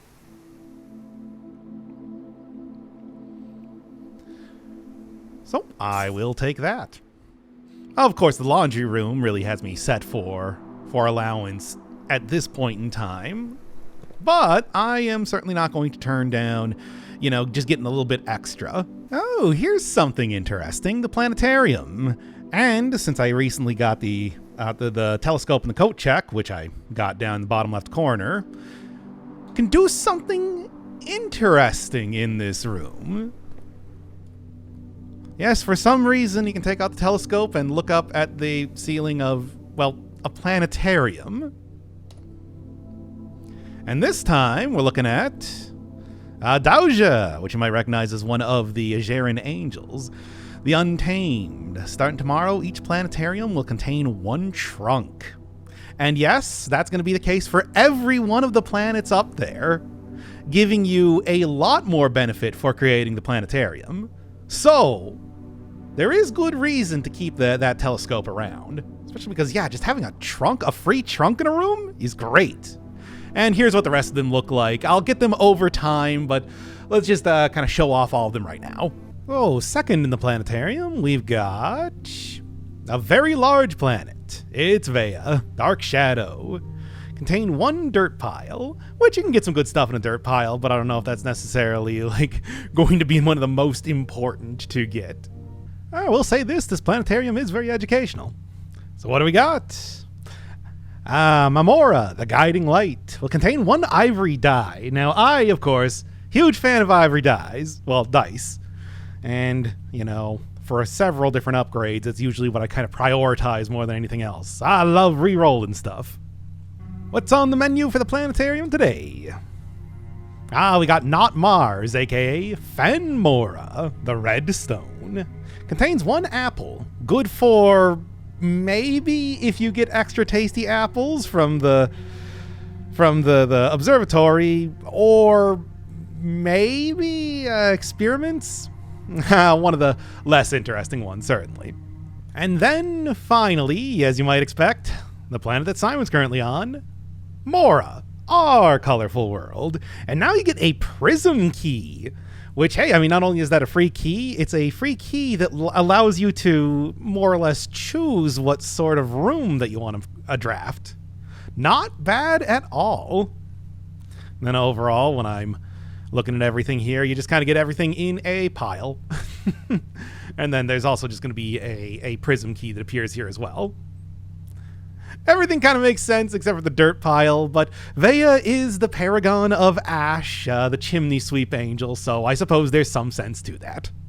Thanks to getting the study, I was able to re-roll enough times until I was able to find the master bedroom, which you'll find out eventually only appears on the eastern side. But there is something that I want to do in here first before I do.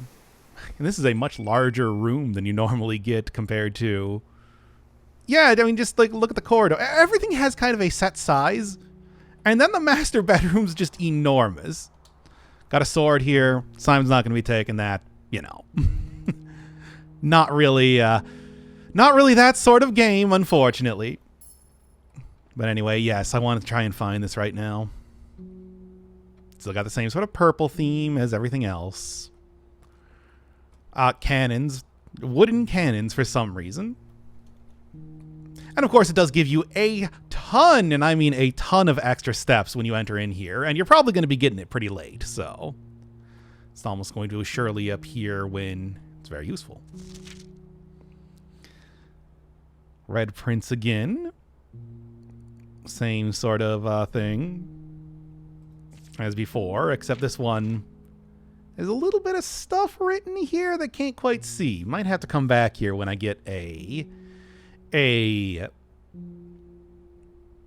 can think of it. It's the thing that makes things bigger when you look at them.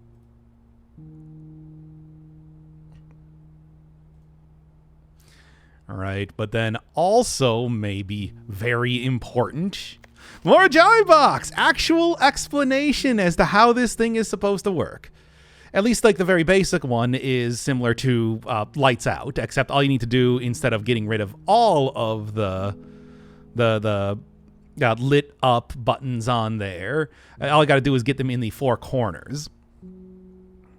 So finally, I can start to do some of these things. I've seen a couple of them at this point in time, so, you know. Feel like should be getting to this already. I can do this. I know how to do this. And then, yeah, it's with each one in the four corners. Do it like that. And bingo bango gives you an allowance token. I think that's pretty much the universal thing that you get for solving those. And, of course, it does say here that there are regional variations. So, yes, not all of them are going to be as simple as that. And, in fact, we'll see that when I go back to the solarium and go and solve that one. Of course, that is still not everything to do in the master bedroom. Over here... Oh, hey.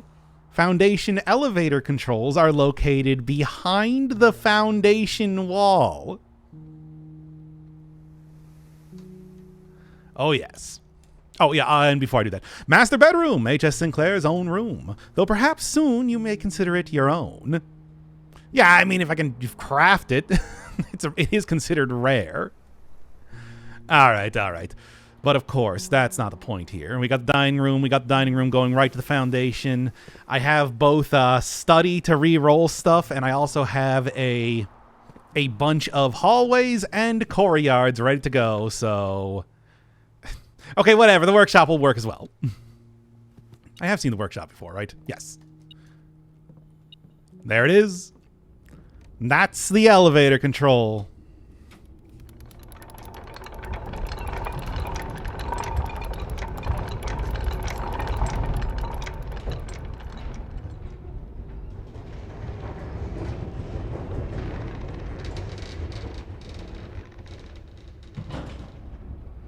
And now when I go back into the foundation, I can actually use that. But, another interesting thing here. Battery pack. Which means that I could, say, create the shovel, the jackhammer again, if I so chose. Or...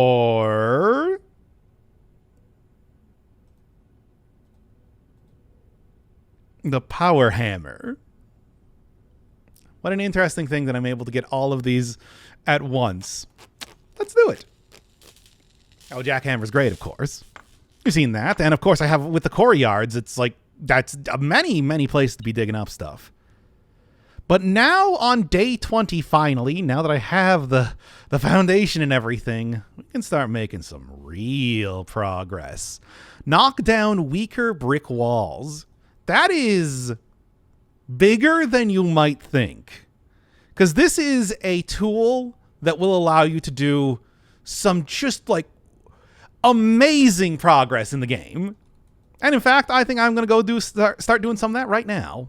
And other than that, hey, let's actually create the detector shovel. I talked about this before, but never actually did it. The power hammer is just a more advanced version of the burning glass. Okay, number one, let's get the Morajai box over in the solarium. So, these are the regional variants that they were talking about. And this one is green on the outside. So I want to get green over at each one of these. How does this work, you may ask? Well, you can just figure this out pretty quickly just by messing around with it. Yellow, go up. And green, switch with the other side. So that sort of deal. Do a little bit of that, a little bit of that. Bingo, bango, done. Oh, don't worry. There's a lot of these boxes. And if you're thinking, hey, Morajai as a name kind of sounds vaguely familiar, well, over in the other green rooms, you may remember that the secret garden describes as Morajai fruit trees. So, getting a little bit more information about the world that Simon lives in. Heading over to the greenhouse here, you can see that, yes, there are actual plants growing now that I messed around with the pump room. It's finally working. But of course, that's not what I'm here for. Yeah, that looks suspicious. And unfortunately, due to the fact that I need to use the handle, I can't open up the antechamber here. But I think this prize is just as worthwhile.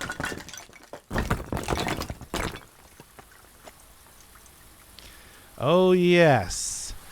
We've gotten hints that Denny Ravane, was spending a lot of time in the greenhouse, and not just because he was the groundskeeper. Maybe most interesting is the fact that now the greenhouse actually has another exit. This is the only time this happens in the entire game. You can actually, this goes from being a dead end to having two exits, which I think is really interesting, and I would have liked to have seen in more rooms, but unfortunately this is the only one. Suddenly giving it a lot more value. But of course, that's not the only reason why we're in here. Ooh. When I get fired, which was not long from this. And I mean, also maybe a notable thing. Fired on suspicion of blackmail, eh? I mean, this is the classic sort of language for that, right? All right. Yes, lapses of judgment. Yeah, I don't know about that, Denny. You'd seem to be very. I think your judgment was not a lapse. All right. And yes, we get some lore on the special flowers that you see from the Aurora Florealis, or the ones that will grow naturally in the greenhouse now that I've turned on the pump room. Which is interesting. And then it's just, this is a cheap way to produce resources for special floor plans. So although you do get freshly cut gems from the Gemstone Cavern, however that works, I'm guessing that a lot of them are probably grown through these flowers here. Which was a Denny Ravane original. Perhaps I should quit. Yeah. It's very much not good at his job. Rumored 46th room is in fact north of the antechamber. As I think we all kind of saw coming. And this is very interesting. Oh ho ho. There is more than just the three levers that I found. Secret garden, mechanarium, a room I haven't even seen yet, and weight room. I may want to try and use my ability to re-roll a lot to go and grab a weight room in this run. Now, the study is very good for that. So this is some very important information that is going to make getting to room 46 much, much easier.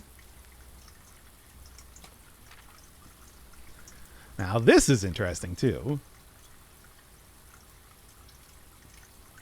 I mean, we've of course seen a lot of stuff related to the moonshine business, but clearly Denny had a lot more going on than merely trying to create some booze for a little bit of cash on the side.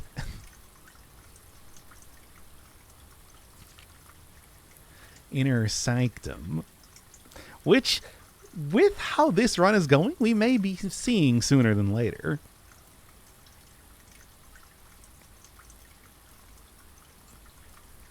All right. In the same way that Denny was getting that much closer to getting into room 46, so am I. I've got a good feeling about this one, to be honest. Oh, let's get the drafting studio right now. I still have plenty of places to re-roll things. And I can always use some new floor plans. What do you got this time? Clock Tower. I really should get the Clock Tower. Dovecote. Casino's fun. Casino is pretty fun. Let's grab the Clock Tower now. Time is sacred, and any tampering of the estate's governing timepiece has never been risked. Let's add it in. I'll be seeing this one soon enough then. There we are, the weight room. All I need to use here was my silver key, and appeared pretty quickly. Now that's going to be a lot of steps I'm losing, which I'm not a huge... Oh, that's so many steps. I'm not a huge fan of that. However, I am a huge fan of this very clearly suspicious wall.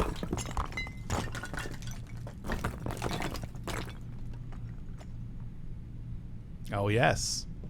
And oh, yes. Don't need that extra lever now, do I? Now, if I could go find... And it's just like they did actually put some stuff in here. You think they'd want to move everything out here first. Structural elements is not permanent. Will reset every few days. Red. That's not true. These are permanent upgrades that I'm making here. And now I have a very easy... And yeah, like kind of a harsh room to deal with. But this is a very easy way to get into the antechamber now. Which I appreciate. There's also...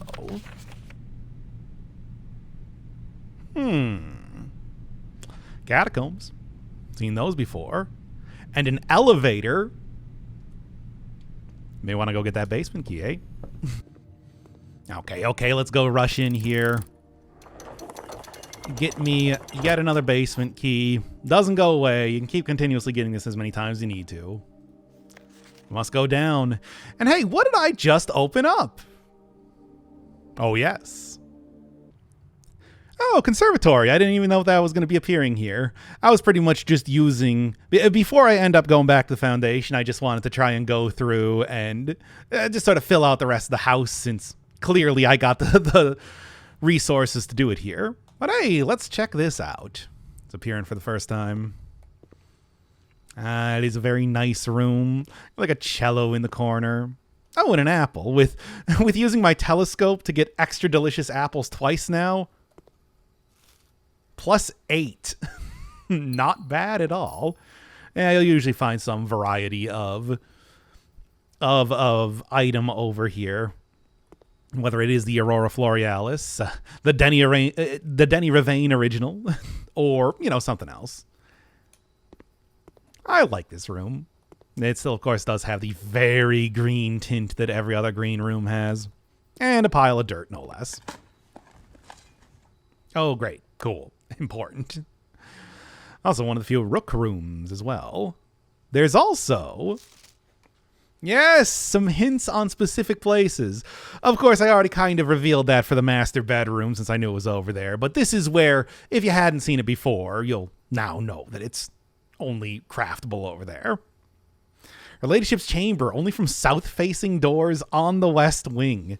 Very particular to try and get in there. And bookshop's an interesting one. But of course, the real reason you're coming into this room is over here. Oh, I actually like all of these ones. You know what? Because I think being... Well, first off, you get a free item just going in here. Straight, like a side-to-side sort of doorways like that, not curving around or anything. Just useful on its own. And of course, creating stuff is good. I think getting this thing as common as possible is a good idea. Same thing with you, because actually this is a very, very easy way to get tons and tons and tons of gems. And I do like having a ton of gems because, of course, you know, whether I get to study, whether I just want to make a bunch of high-ticket rooms, this is a good way to do that. Oh, and of course, there is plant-themed sort of descriptions for each one of the rarities. Weeds of the drafting pools.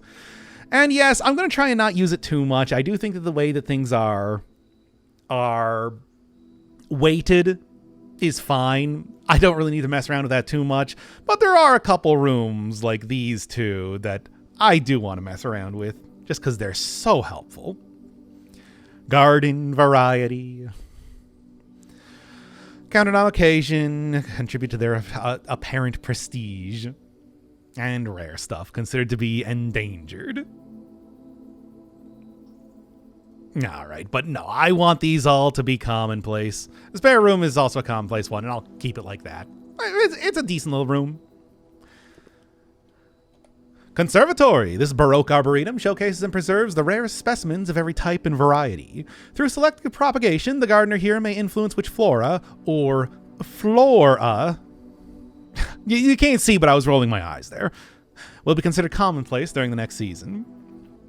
Well, you know, here, let's get the clock tower. This will, of course, with my hallways, my 5, 6 hallways that I have now. Oh god, it's just going to be nothing but hallways tomorrow.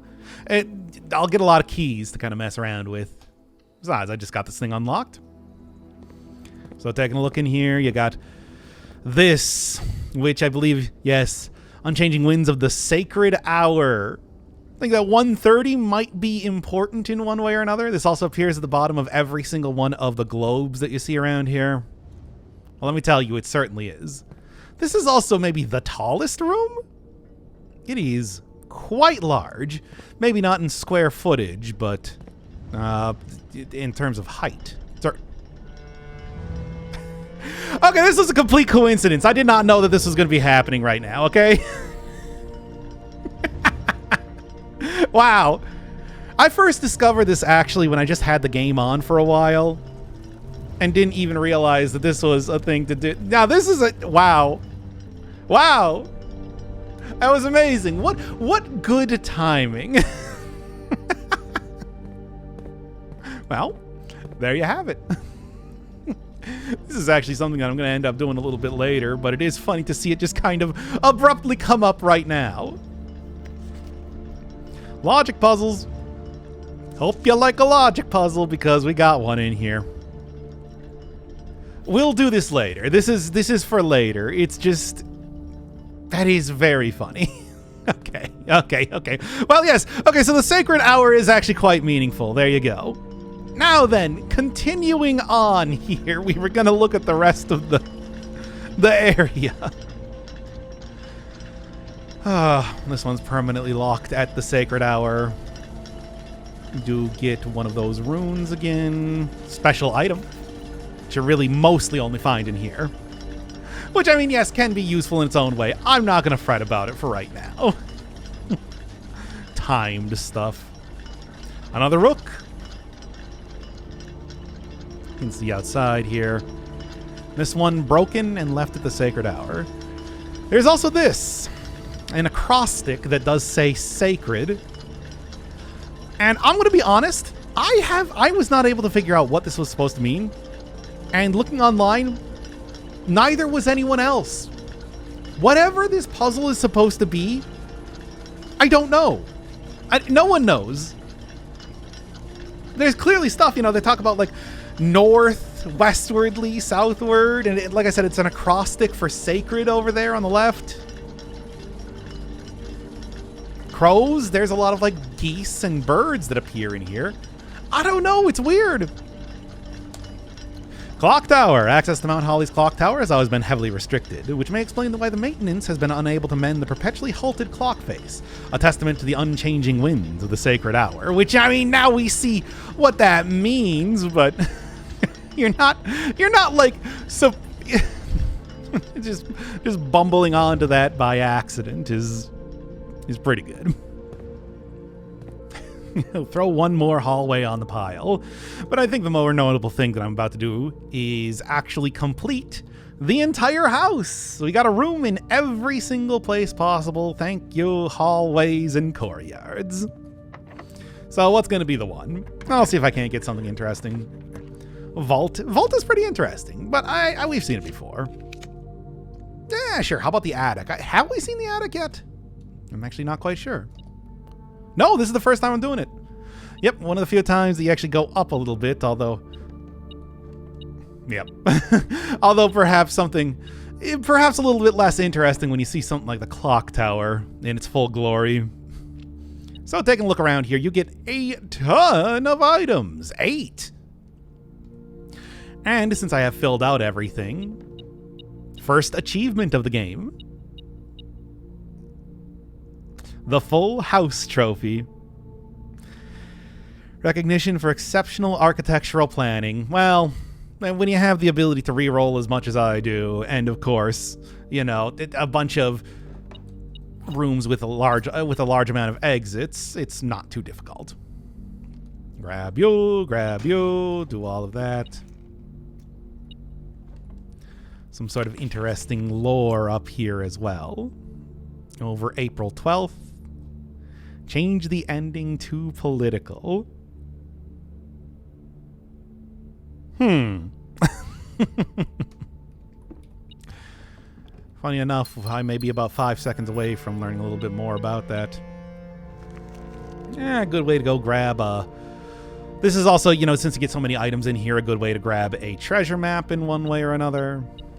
And just a good way to get most of the resources you'll see. If you have been, say, pretty dutiful about picking up a lot of different items, then you just largely get, well, many keys and... Oh, although I do have this. Shame I already re-rolled away from the vault. But yes, just get a lot of keys and a lot of gems. And a little bit of a hint towards the... Well, I mean, a little bit of a look at your uncle and Thomas Sinclair, one of the busts from the beginning of the game. Also clearly pointing down to the precipice that I unlocked earlier. I believe that is your great-grandmother. And then something that's not really clear when you initially come in here. Simon can kind of scoot right in here. Find this. May look familiar. It's the security room. But keep that one in mind, because that's an entire thing by itself. The attic, high above the mansion, its lofty perch, not that high. Mount Holly's attic provides curious explorers with a cache of dusty keepsakes, trinkets, and clues from a long-forgotten past. Then back in the master bedroom. Maybe change the ending, of course, as you predicted, as we just saw up in the attic as well. It's already been quite the eventful day, and now it's only going to get more eventful. Send me down.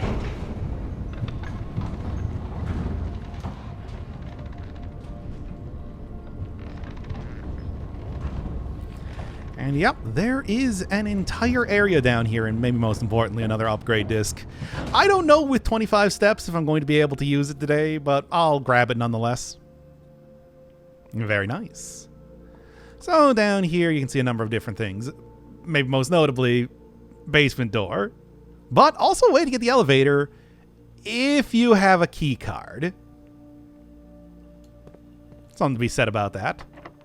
But of course, I did grab a basement key here, so let's get this thing unlocked. Finally. And that leads me into, as you might expect, the basement. About time. 19 days to get the foundation. Ugh. Well, anyway, taking a look around here, it is just a storage area. What can you say? There's a bunch of junk down here. Not really too much of interest, but clearly a goal to be had. And strangely enough, much like the boiler room, this is sort of like a little miniature puzzle room in itself. So let's get started with that right now.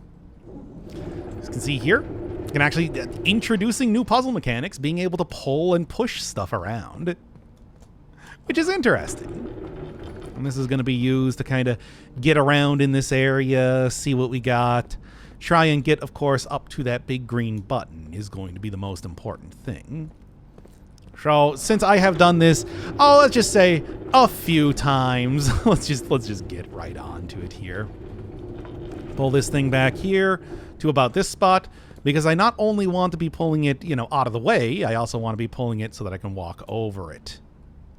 Of course, don't have the ability to walk over everything as of just yet, but a good amount of stuff, certainly. A lot of file cabinets just knocked over. Not really too much of interest. Yeah.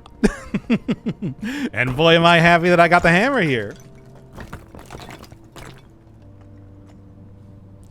So what's all this then in the sealed entrance? Installation of the boiler room. Speaking of the boiler room, yeah. Scrap clay, steam-powered hoists. High-pressure condenser, which, yes, you may recognize. A very particular red box from the boiler room that I could power up, but didn't seem to do much of anything when I did. Well, keep that in mind for the future. And maybe most importantly,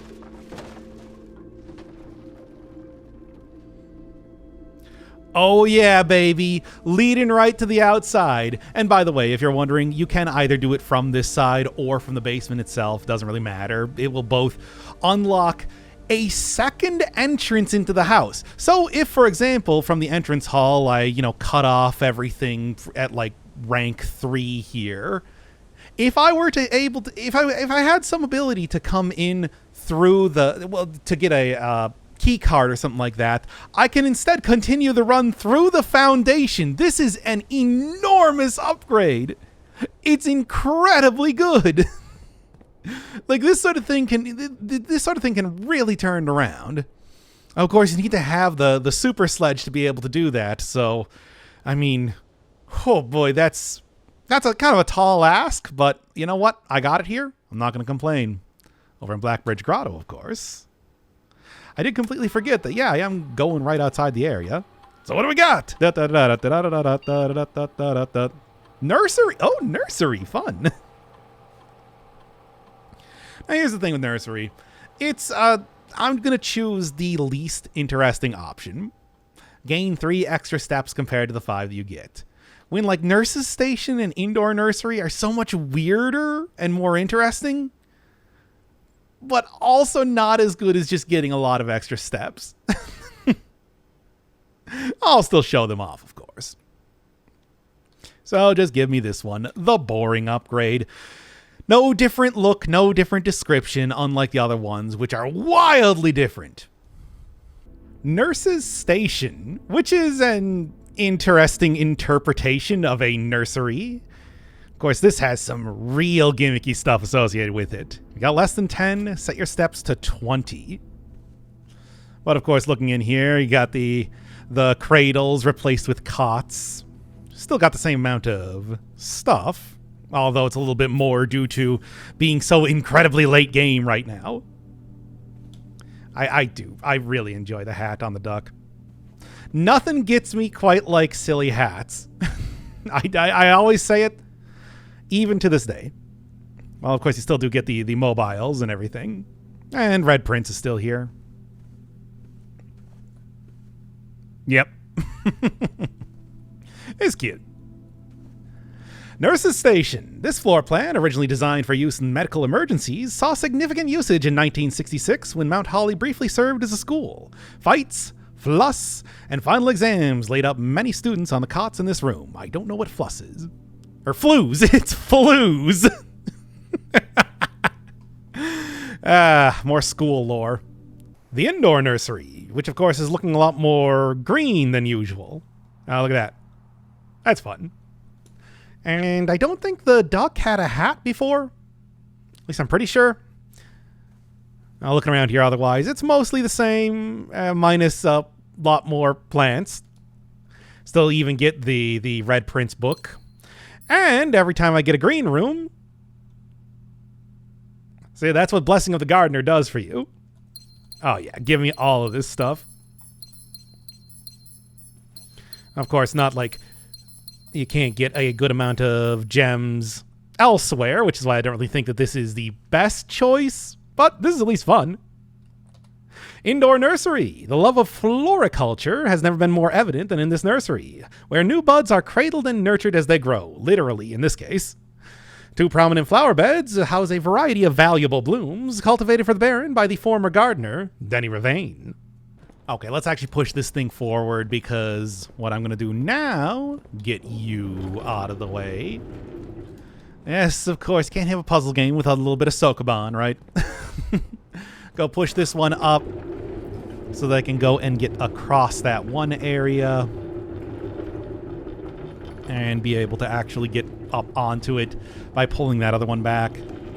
Then it's that will just get me that much closer to actually finishing this little puzzly section. Raise and lower, not that I necessarily need to right now. So walk across here. There is sort of a concern right now that I may run out of steps. I'm really hoping I don't. And that gives me this. We'll get it raised right up. Yep, perfect. And then what I want to do is I want to be able to get across this little section here. So let's pull you right back. So Simon can just kind of walk right across. Needless to say, first-person platforming is not this game's expertise. And, you know, Simon doesn't even have, like, a jump or anything. So it is one of those things where it is pretty generous with how the collision works, and I do appreciate that. But anyway, get this over here, raise it up, and should be able to walk right across towards my actual goal. And I'm sure that just thinking of the tomb, you can probably imagine exactly where it's going to be spitting me out, right? Should that be good enough? I think that should be good enough. Well, let's see if it works here. Run right up on top of this, right across. And of course, before I even do this, let's go check out this little area down here as well. 100 Bells, Sandy Heights, 5 p.m. Which you may recognize that as the tea shop that my mom was mysteriously disappeared from. Oh, as if we didn't see that coming. And then, taking a look at this. Antechamber entry controls, which I found all of them except north of reservoir. And then one backup lever that will not be disclosed to the staff. Not that that's going to stop, oh, let's just say one of the staff members from figuring that out anyway. So in case you didn't get that before, that's your other hint as to how exactly that works. All right, Simon, let's get over here. Bingo, bango. Set it up, baby. Can't have a giant mansion without a bookcase that moves out of the way here, right? Walking down, and here we are, other side of the reservoir, baby. Hey, remember how I moved that minecart out of the way? I'd be kind of stuck here without that, so that's exactly why I ended up doing that. Oh, we're so close. We're so close with the big, ridiculous gear room now. All right, well, and then there's the inner chamber right there. Just need to get it set up. Can go lift this one up. I want to do that. Oh, rich people, I tell you. The sort of things that they're doing to their basements are just absurd. Like, what even is this? What sort of possible use could you have for this sort of thing? Unless, I mean, I guess it's a love of puzzles and ridiculous mechanisms. Speaking of mechanisms, I think in about 5 seconds. Even it's set up so that even a small child of 14 years can move these things around, eh? Okay, obviously this is one of the more interesting ones to check out, right? And there's the full map. You can see the entire thing here, and maybe most importantly of all,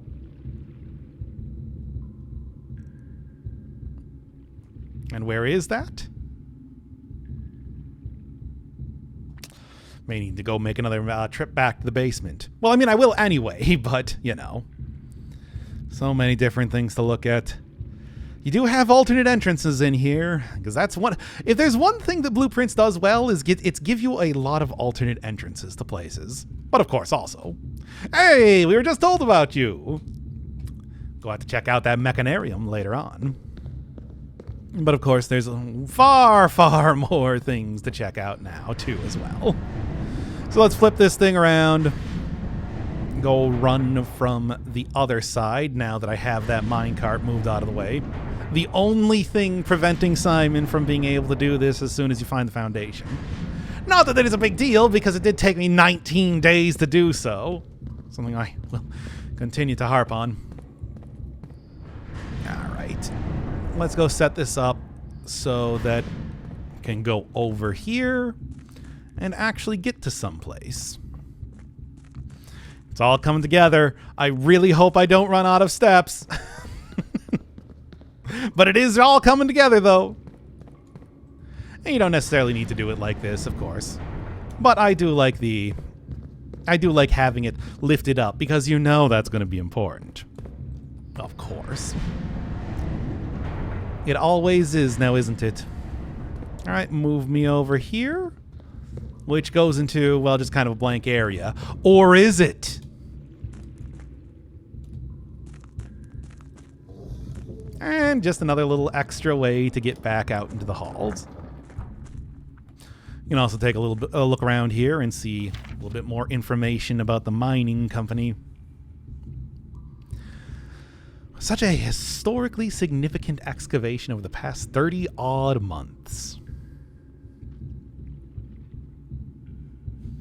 And certainly it's been a while. 1918, it's 1993 right now. So that's sort of the canonical last one. All right, but going through here, of course, again, let's just go set that up so I can get right into the main hall. All things that are interesting, but will come up a little bit later. Let's just say more. And one more. Perfect. And now from this entrance over here, exit, whatever you call it, I can finally go get into the main hall. Oh, it's coming. It's all coming together, baby. The underpass, the inner chamber. But first, I'll know what to do with that. And but that will be for a different time. I don't even have the boiler room on this one to set up.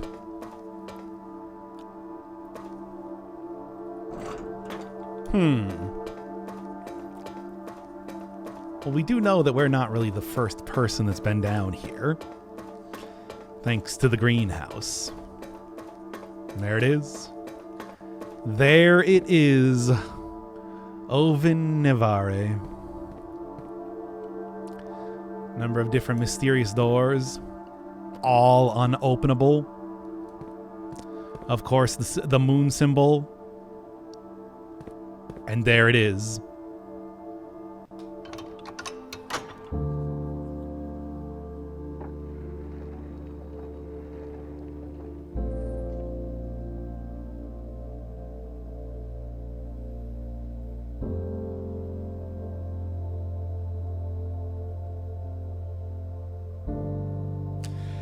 And now, I need only claim my prize.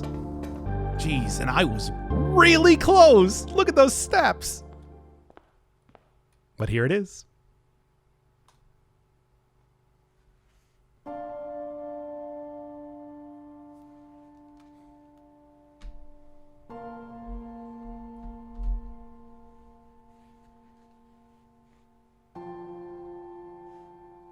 There was once a red prince who sat on a red throne. He had a red crown made of rubies, and a red castle made of stone. The prince had a love for all things red. It's the only true color, the prince often said. He could not stand the sight of a canary or a crow. He could not stand the white of a swan in the snow. And he never looked up for fear of the view. He had heard that the sky was not a red hue.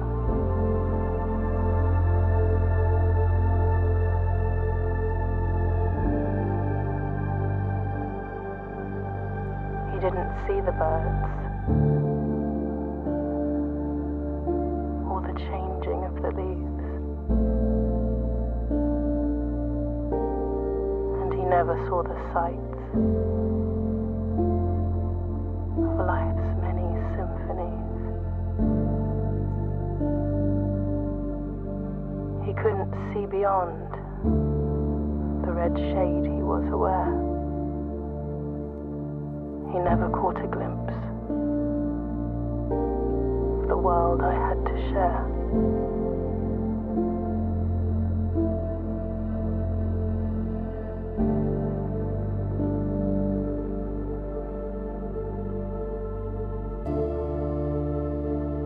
But one day the prince saw something new. And if you look closely, you might see it too. The skies parted and the clouds withdrew.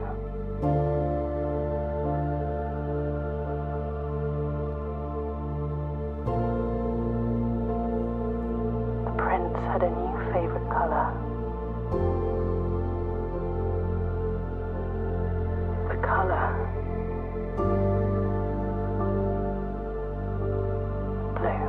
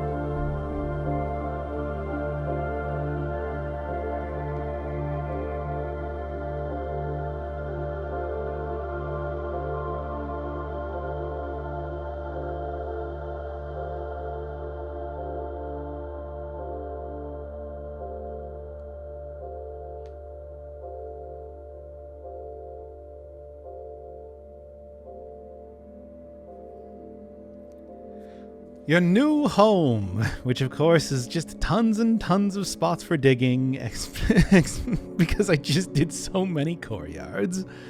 Well, there you have it. Too political, eh? Yeah, too political when then of course you see the stolen crown jewels defaced now with sapphires instead of rubies.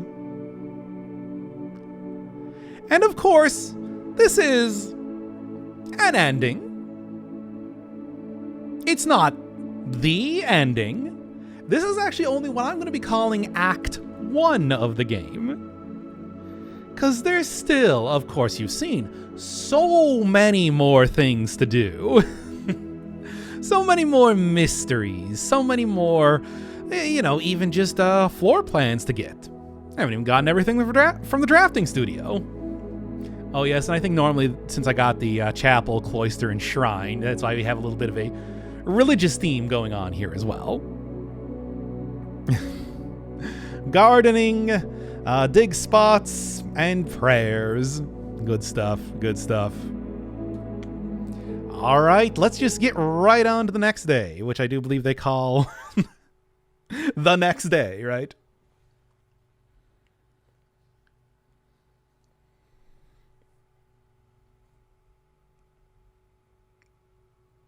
I mean, it's day 21 still, but you see what I mean. And there it is, the second achievement given to me right now. Man, one step remaining. And of course, the inheritance trophy.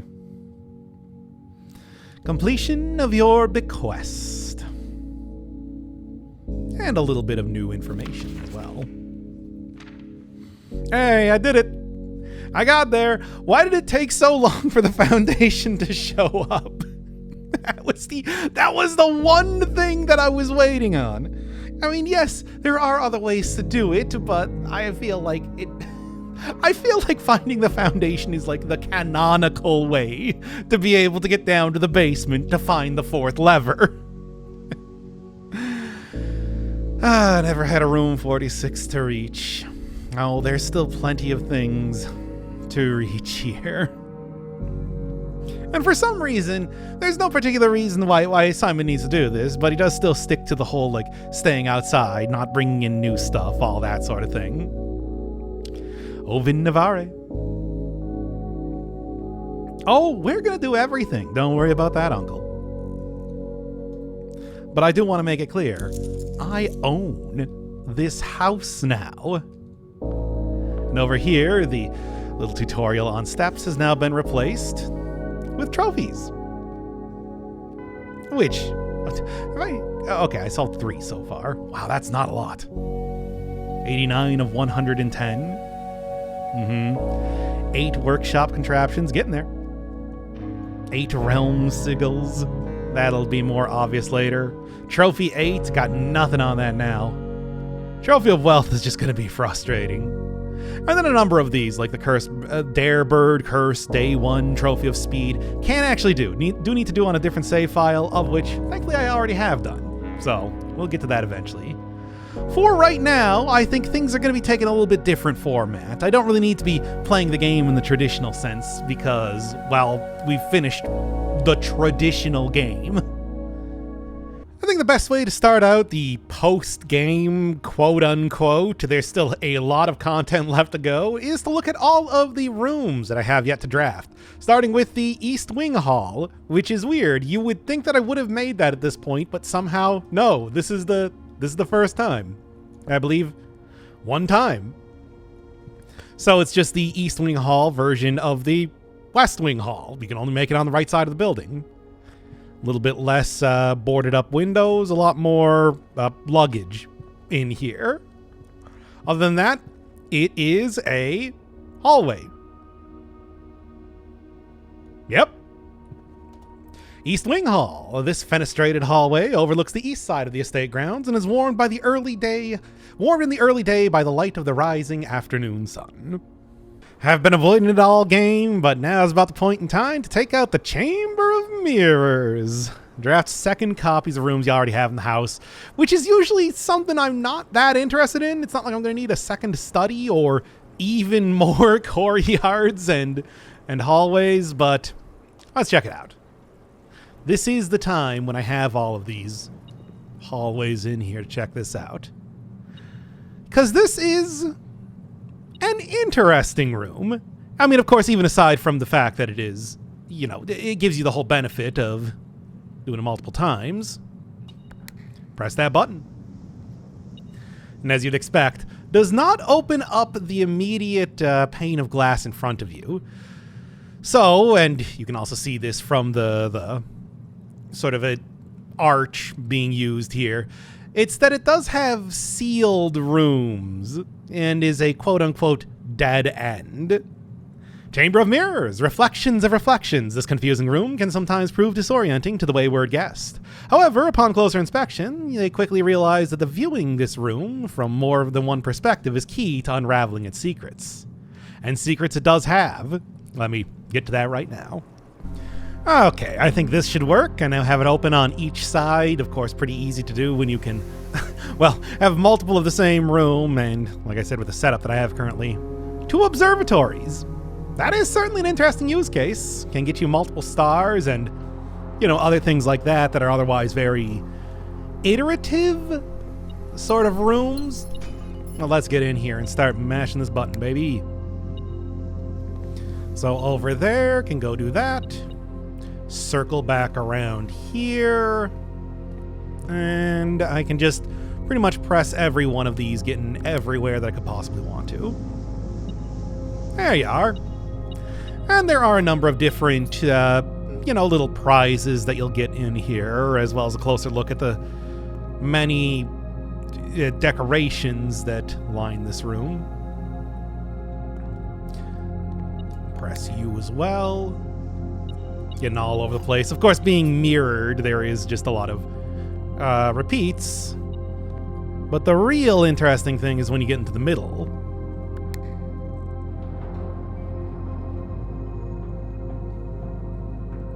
And we get a second part of the room. Of course, being hinted at by the gigantic stone hands that, of course, do that lot. And the reason why you want to get up here is not just merely find a couple more keys or something. Opening up this. Okay, well, it still gives you a couple more keys and whatnot. But, if I look around... Oh, come on, I know one of these is going to have it. There it is! You can get multiples of the same floor plan. Duplicates. That is a very interesting prize. One that I don't know if I necessarily want to have multiples of a lot of different stuff. Workshop? I mean, I suppose? Is that a good idea?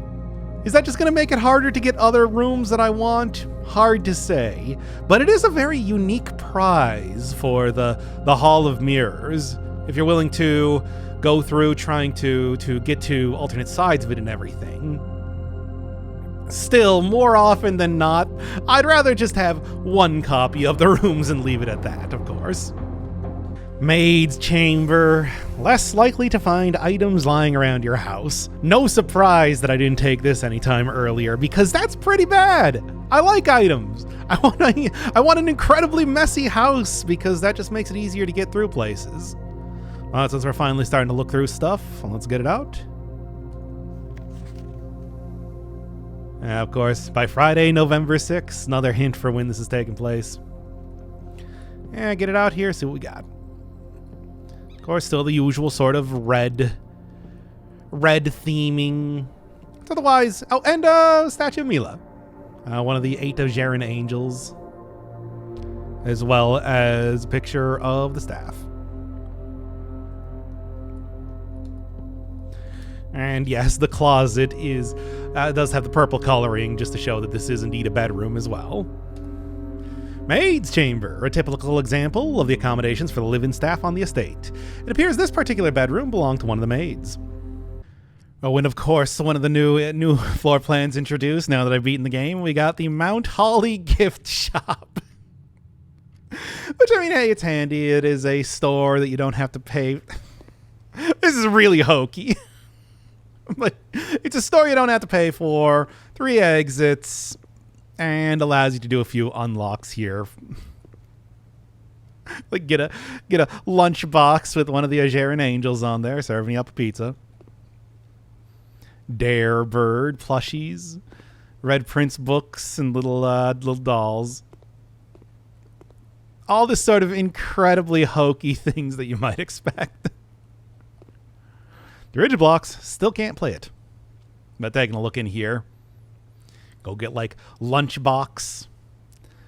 Gain half of your dinner steps when you reach rank 5. That just makes it so that you get even more stuff for drafting a dining room. It's actually super good. Permanent addition to the walk-in closet. Just looks nice. Doesn't really give you anything. No, you don't get to swim in the pool. That would be silly. No, but it does add, what it does specifically is it adds, well, the swim trunks to pool, and it also adds two trunks, hence the thing about bringing keys. Of course, you can't get to the trunks if you have it still full, but I'll deal with that later. Over 10,000 sold in Nuance. And of course, I can't play that. Presumably, that would be on the bunk room Atari, because this definitely looks like an Atari box. But it doesn't matter. Can't buy it just yet. Swimbird plushie. And not only that, giant Swimbird plushie. And that's how you unlock Dare mode. And this. 8 trophies in your trophy room. Now, of course, I could do that right now, since I have earned other trophies on other save files. But we'll at least wait a little bit there. Mostly, if nothing else, because it's also very expensive. But yes, that is a new permanent edition that you can get. I'll grab the lunchbox now. That is a hand, and you know what? Let's get the tea as well, because that is a handy thing to have. Not the tea. That does nothing. It just looks nice. Other than that, over here, it's about time you visit Mount Holly, showing the sacred hour as we've seen in the clock tower. Mount Holly Observatory. There's the Readington card. This saw back in the bedroom. Stumped. A little bit of a hint to get into the orchard if you haven't gotten that yet. Merry Christmas. Same one that you can see in the boudoir, of course. Observatory. Merry Christmas. Just a couple little hints here and there for other stuff. Gift shop. Thank you for visiting Mount Holly. We hope you enjoyed your stay here. Gallery is another one that is added into the drafting pool as soon as you complete the game. And this is quite the interesting one. So, looking in here, it is, well, I mean, it's a gallery. It has a nice sort of floating ceiling going on. And clearly, 2 statues holding on to treasure chests. So if I look over here at this, acrylic oil on canvas. It's interesting, but what does it mean? Well, I mean, I can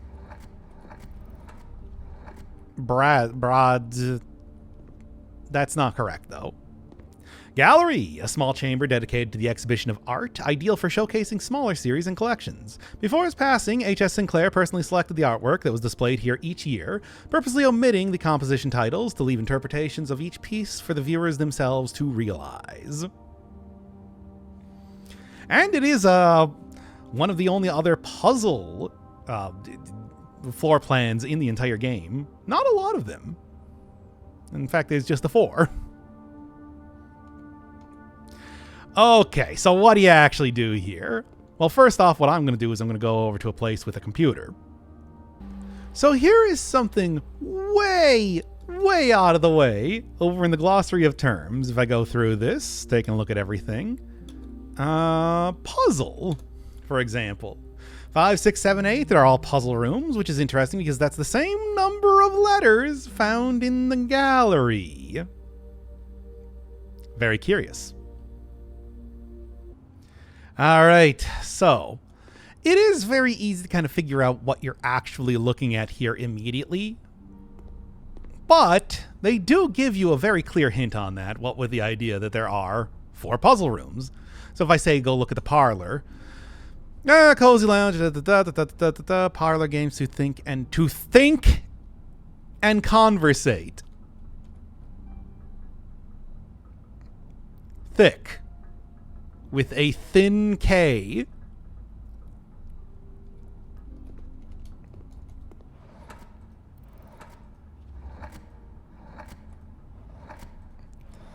And just go pull up an H here. I do believe this is also the lettering they use for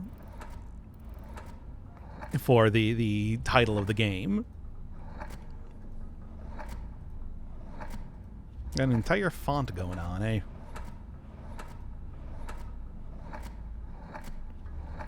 And over here.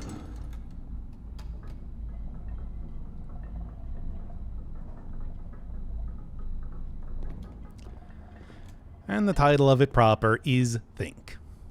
So, taking a look at the other ones here then, in Billiard Room, provides players a unique opportunity to ponder over its unusual rules.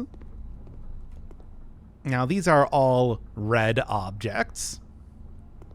A wagon, rose, stop sign. And there's a P. P on red. Except it's not P on red.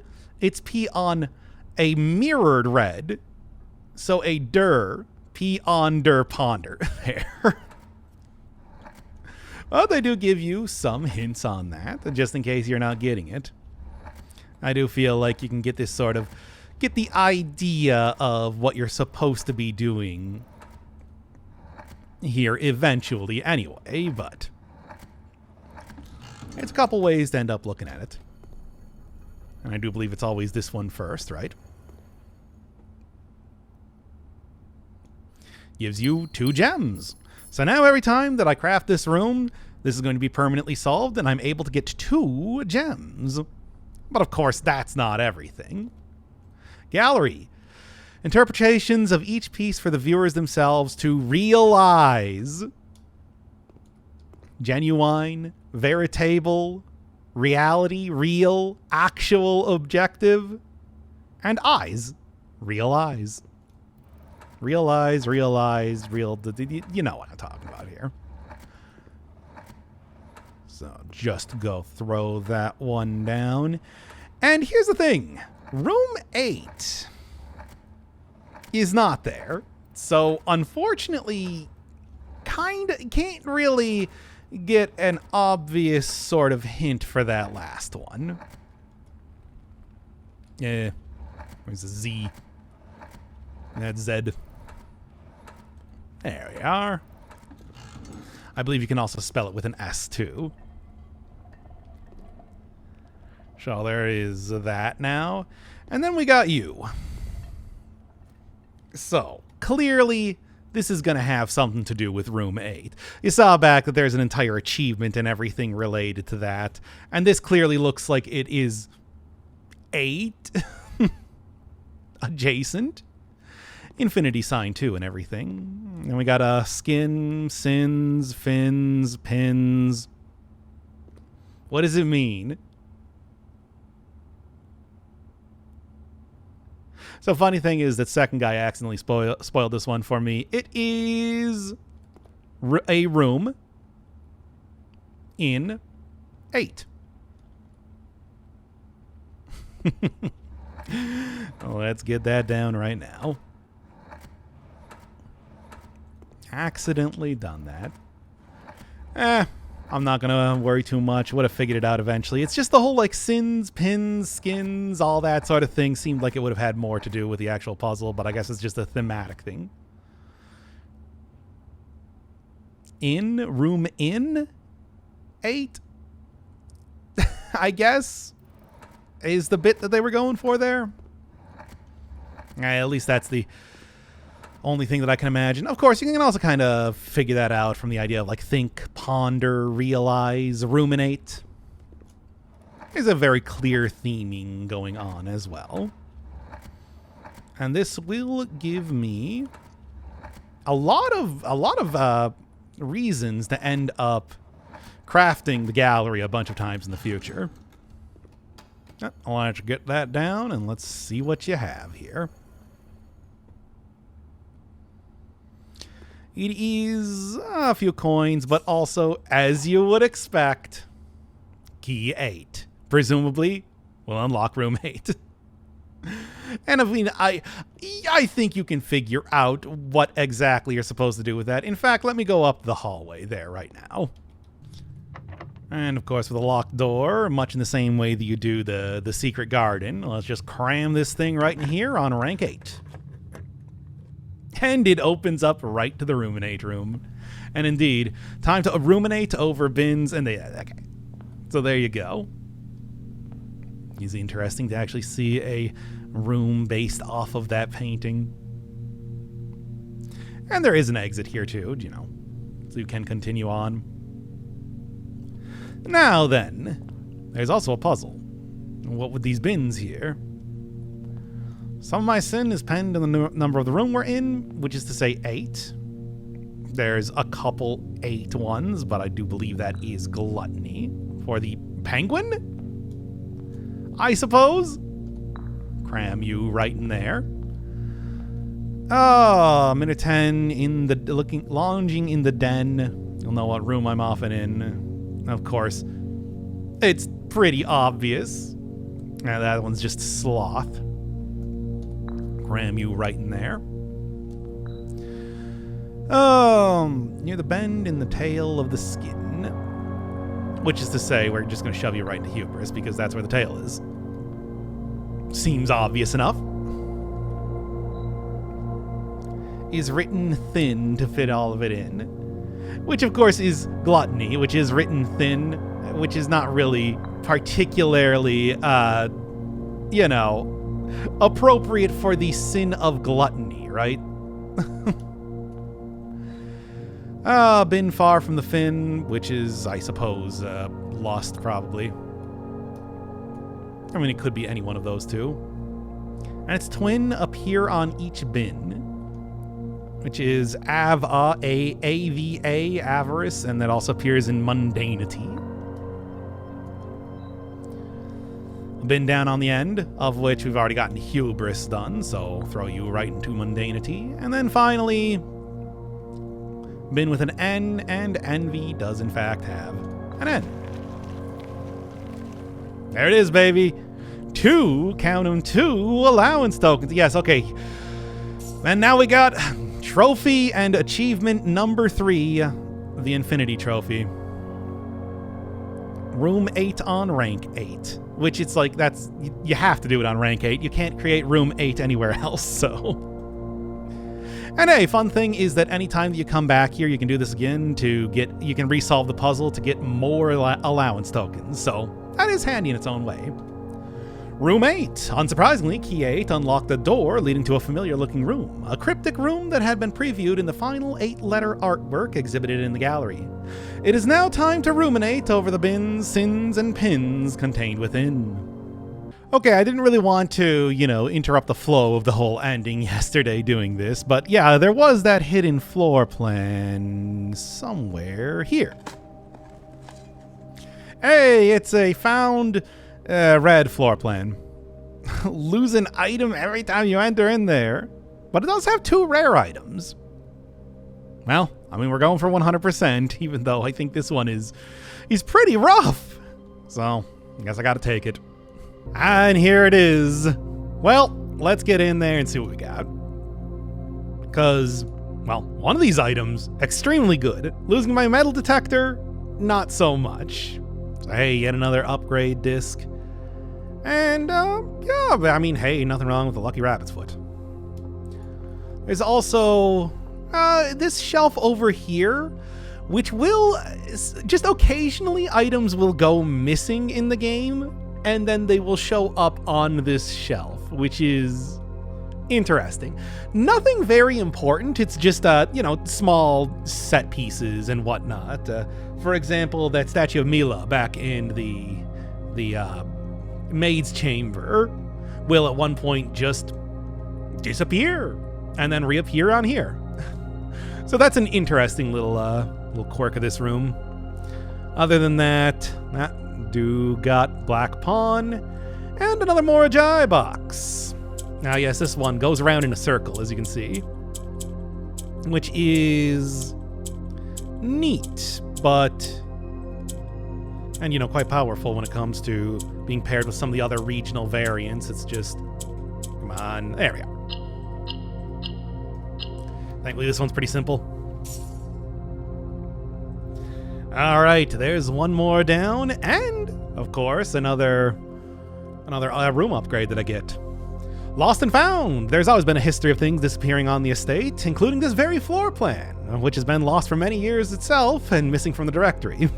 Now that it has been found, some long-lost items from Mount Holly's past might finally resurface. That makes it sound a lot more dramatic than it actually is. Lost and found, it's starting to get a little bit filled out now. We got the picture of your mom from the office, and the airplane model from, well, that was referred to in the bunk room, but I believe is actually in the attic normally. What's on the docket today? I'm hoping for something good. I suppose I've kind of made that a thing. Oh, the spare room. Spare room, as you would expect from the fact that it's such an unnotable room as it is. This one's got some weird stuff going on with it. So what are we looking at? Spare bedroom, spare green room, and spare hall. Green room's probably the best, has the most synergies. But I am going to choose the spare hall. And that might not seem all that interesting. I mean, it pretty much already is a hall, but there's good reason for that you'll see soon enough. A spare bedroom.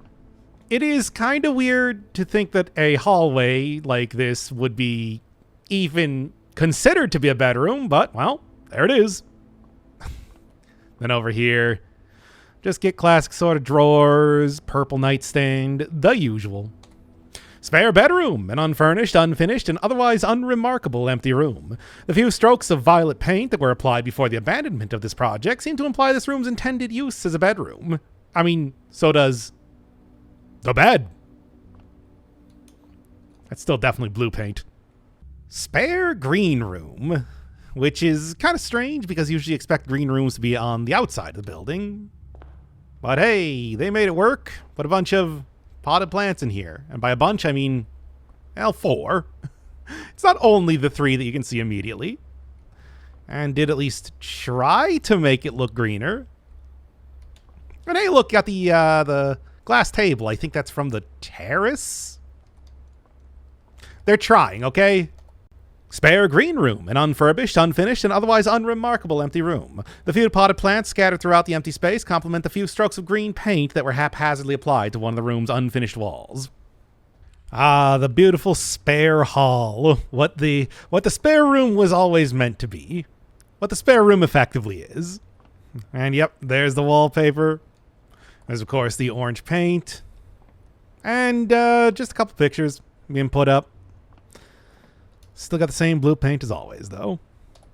Spare hall, an unfurnished, unfinished, and otherwise unremarkable empty room. And a few strokes of orange paint and a few unused rolls of rather familiar wallpaper seem to imply this room's intended use as a hallway. Oh, and we got the Mechanarium showing up for the first time. 1 door for each mechanical room in the house, of which I have a few. Looking at the workshop, security, laboratory. So there's at least a few exits. And indeed, yep, get one going right over to the foundation, one going down. And then since I can't spawn one over here, 1 extra door in the corner. Other than that, it is very mechanical. It's true. Hey, remember how they said that there was a lever in here, one of the secondary ones? Well, as long as you have a door to spawn, but it can't actually lead out into a new room, you get that.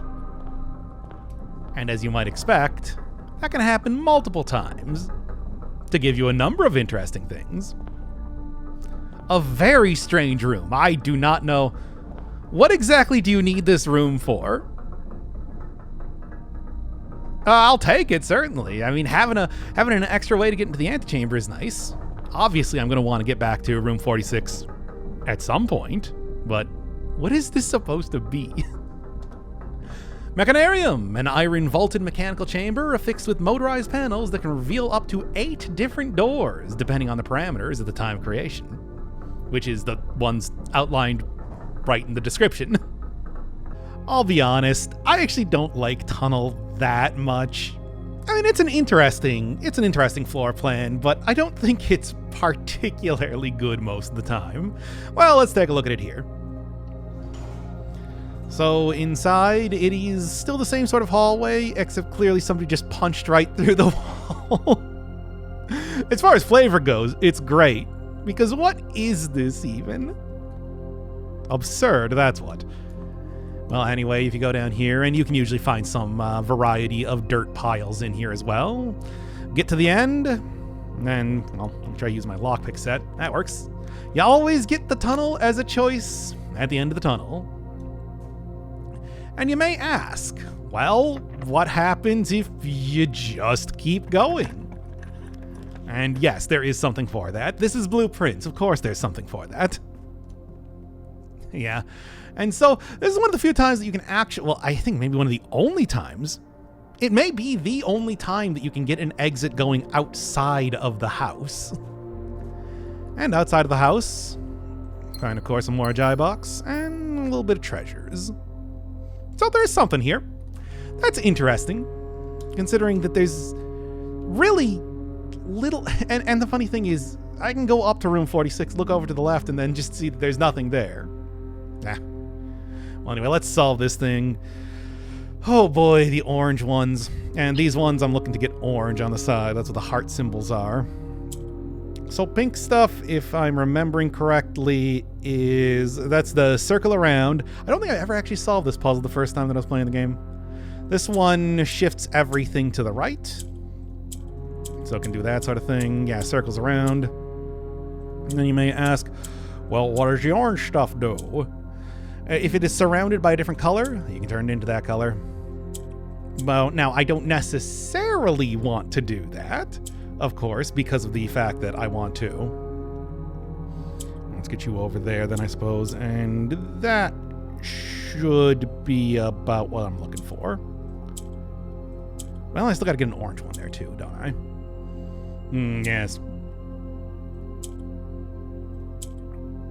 Can I just kind of like shuffle it around a little bit? Yes, but also no.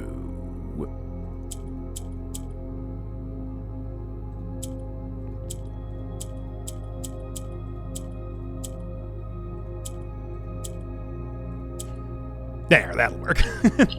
Just got to give me a second to remember how this thing works. And hey, an allowance token. Never going to turn down one of those. The tunnel. Going under all obstacles, the tunnel pierces through walls and rooms alike. This crudely excavated passage looks to be the work of someone determined to get where they're going, regardless of if the house's floor plan is accommodating or not. It's certainly unique, but, you know, usually I like to have rooms that do more than get me to the end of the estate. As outlined back in the conservatory, here we got the bookshop being created from the library right now. So I am not going to be able to do too much in here, what with only having one coin, but it's still worth looking at. I got a bishop.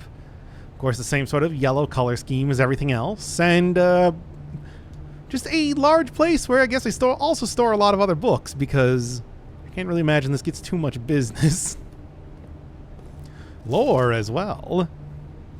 A new clue. The newest and, well, last book by Marion Marigold.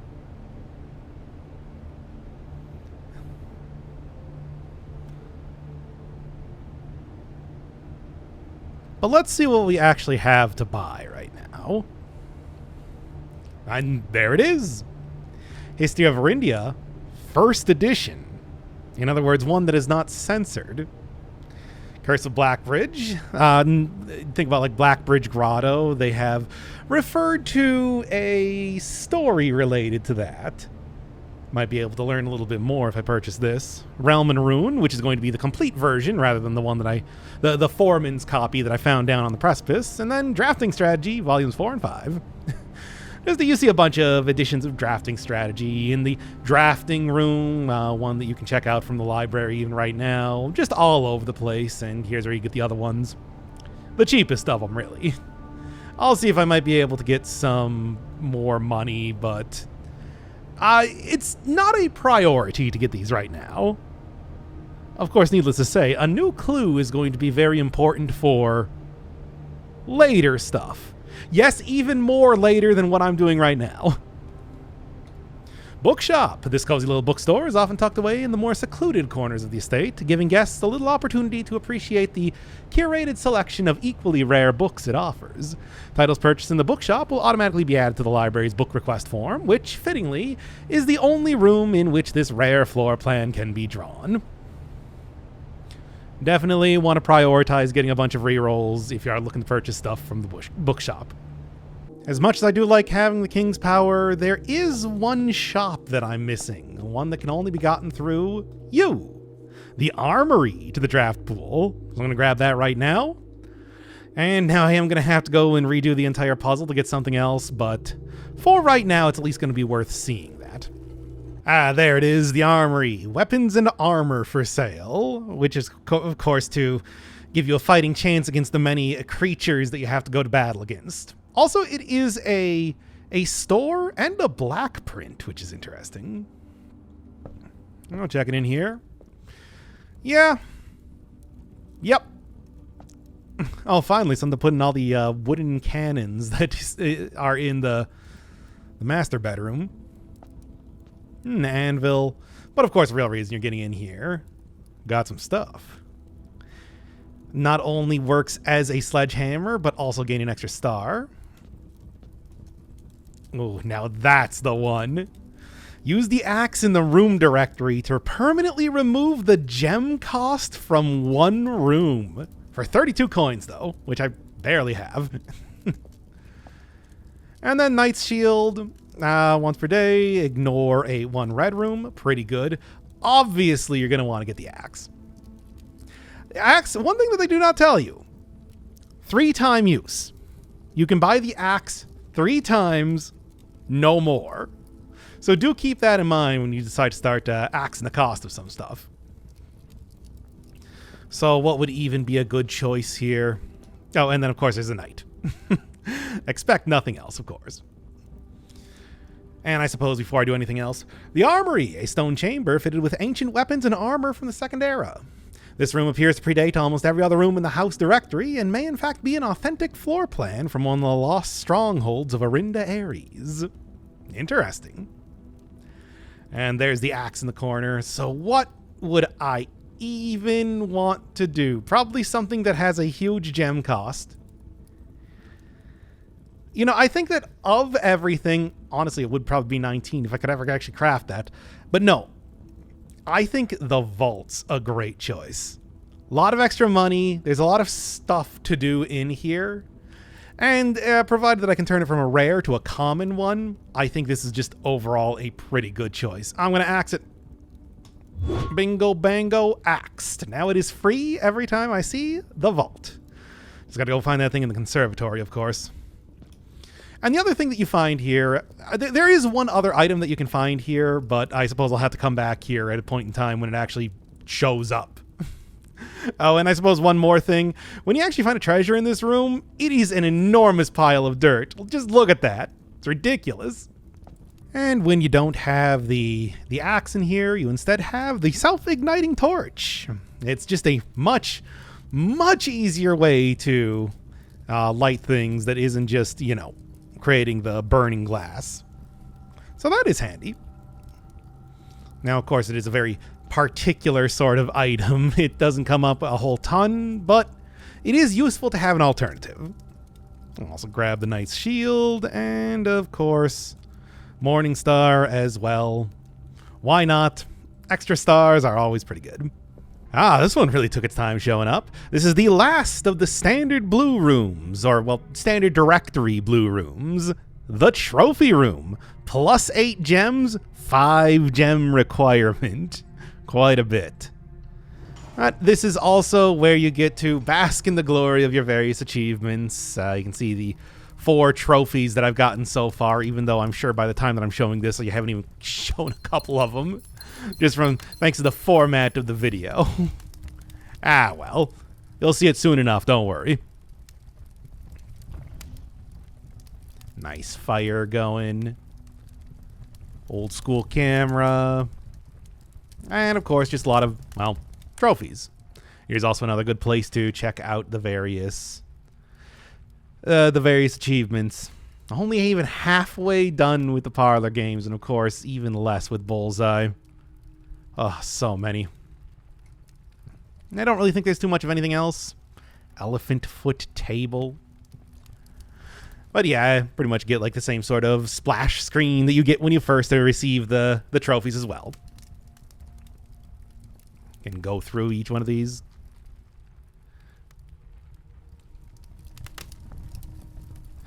Yes. Maybe the easiest to get, but I do really like the design, of course.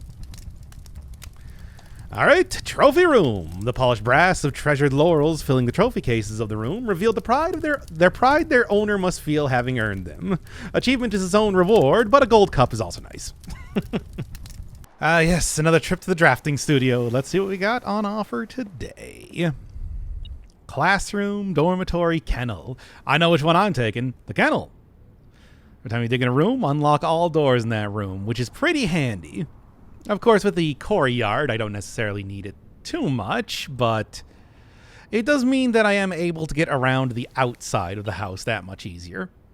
And here's the kennel with a special dog image on it. Why not? Very useful if you are working with a lot of green rooms.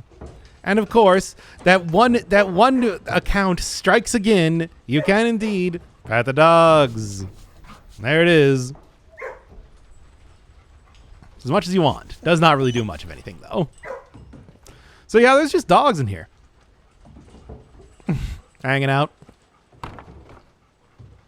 Clipping through water bottles. And then usually there's at least one dig spot in here to make sure that you can get benefit from the room. You'll always know when it's working because, well, there will be a dog bark sound effect when you dig in a room that unlocks all the doors. Usual sort of pictures, couple leashes. Doesn't seem very fitting for this room. Also seems like a very cryptic hint on a puzzle. Oh boy. We'll get into that soon enough. Okay, one more. The kennel. Home to several of Sinclair's hunting companions, it can be assumed that these friendly hounds have been anxious to meet their new master. And I'll be seeing them a lot because I like this room. New drafting studio plan. And this time I think I'm going to be taking... Vestibule is interesting. It is a 4-exit room. One of the doors becomes locked. Casino, games of chance is fun, but I don't know if I really want to mess around too much with gambling. You can rotate floor plans whenever you come upon a dovecote. I'll take let's go for the vestibule, I suppose. Sure. Vestibule appearing for the first time. So when you enter, one door locks. But it is a 4-exit room. At kind of a hefty cost, though, I gotta say. Other than that, it's fancy in its own way. So which one's locked? Oh, it's the one leading downwards that I don't even want to go to, going directly into a nursery? No, I think I'm okay with that. I don't believe opening up anything else. As much as I'd like a cloister, let's just go for stupid archive. This is why I never take the archive. Ugh, 38. It's so much. Rotunda. Sure, I'll roll the dice here.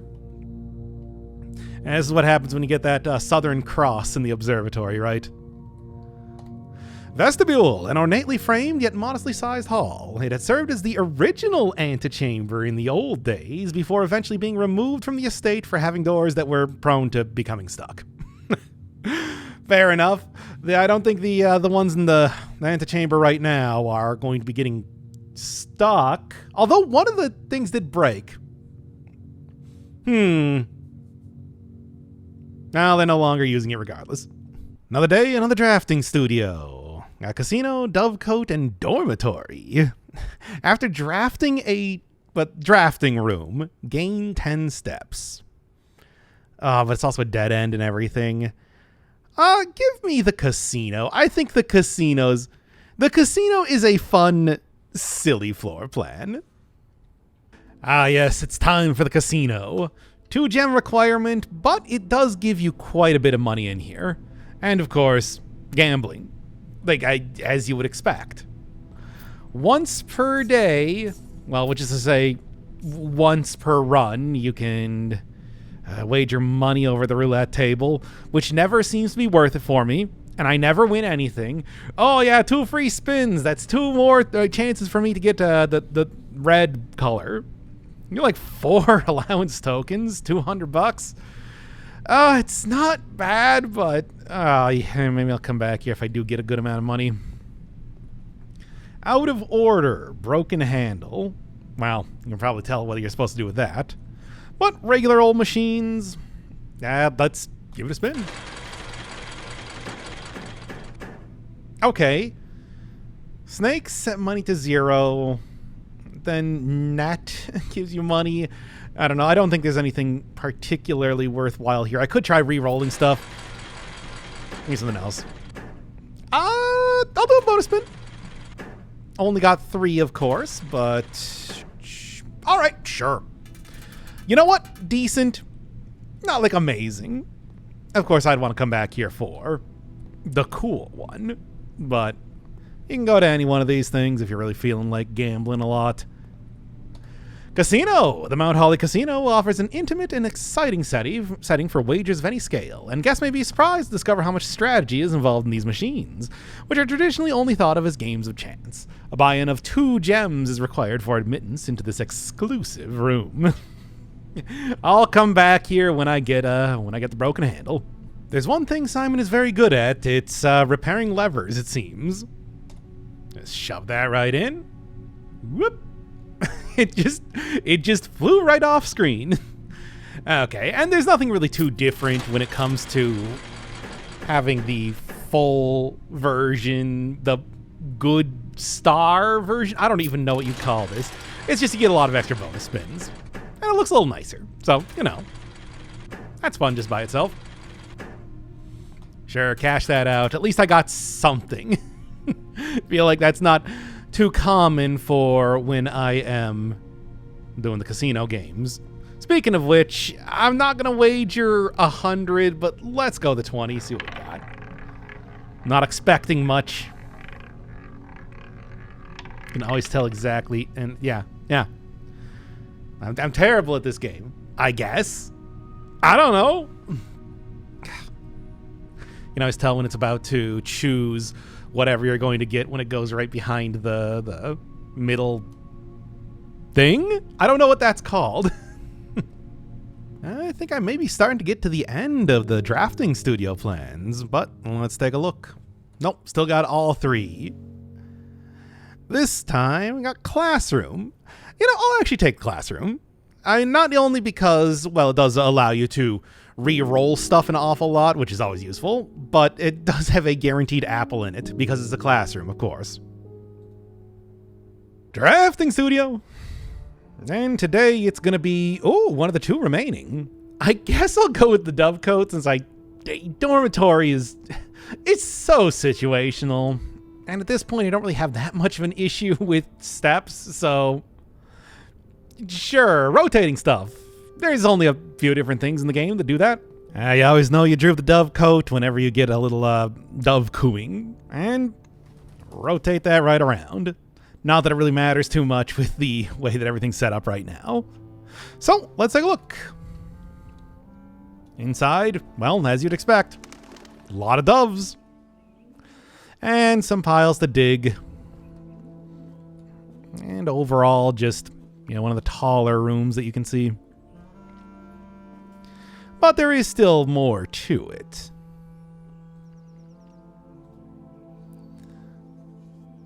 Some missives from Mary from 1974.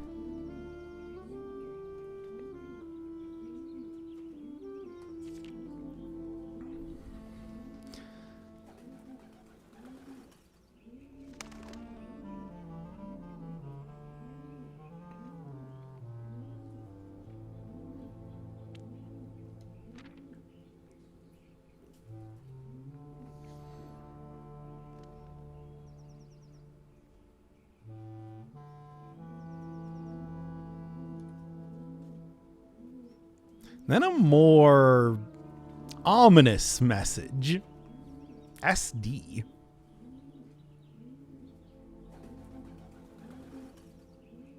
Well, just a little bit more lore here and there as we continue through the game. Dovecote, a towering loft serving home to many feathered locals of Mount Holly. As a devout bird watcher and amateur ornithologist, Mary had petitioned her uncle for years to have this built on the estate. Last one, and then I can banish drafting studio to the, well, I got enough gems and I do need to get to the next rank. Which is something that no room should ever deserve. Well, anyway. Dormitory. Dormitory. Every time you enter the dormitory, every time you draft a drafting room and enter the dormitory, you gain 10 steps. And it is a dormitory for Kararaka University. Got the orange heart symbol. But, of course, the other thing in here is that we do have one of the drafting strategies. Oh, boy. Talking about various types of rooms. The future ones, drafting, mechanical, puzzles. A lot of different stuff. Study, one of my favorites, of course. Academia isn't found in the mountains of Kararaka. Yes, and those classrooms, I mean, you probably could surmise from the schoolhouse, are important for some studying? How would I even want to put it? For understanding the lore of the game. Grade 8. Drafting more than 8 classrooms. Well, good thing I got that drafting studio, of course. A boiler room, in case you didn't notice it before, or weren't reading all of the descriptions of the rooms, of course. Drafting from a door that is steam powered will increase the likelihood of drawing a room with ducts, which is why you see like the weight room and the archives a lot more than you'd think that you would for what's a room that's supposed to be rare. Furnace and freezer, that sort of stuff. Tomorrow rooms, of course, I got a ton of them just because of the upgrade that I had for the hallway. And there are 4 puzzle rooms in total, of which seen all of them at this point. Same with the spreading rooms.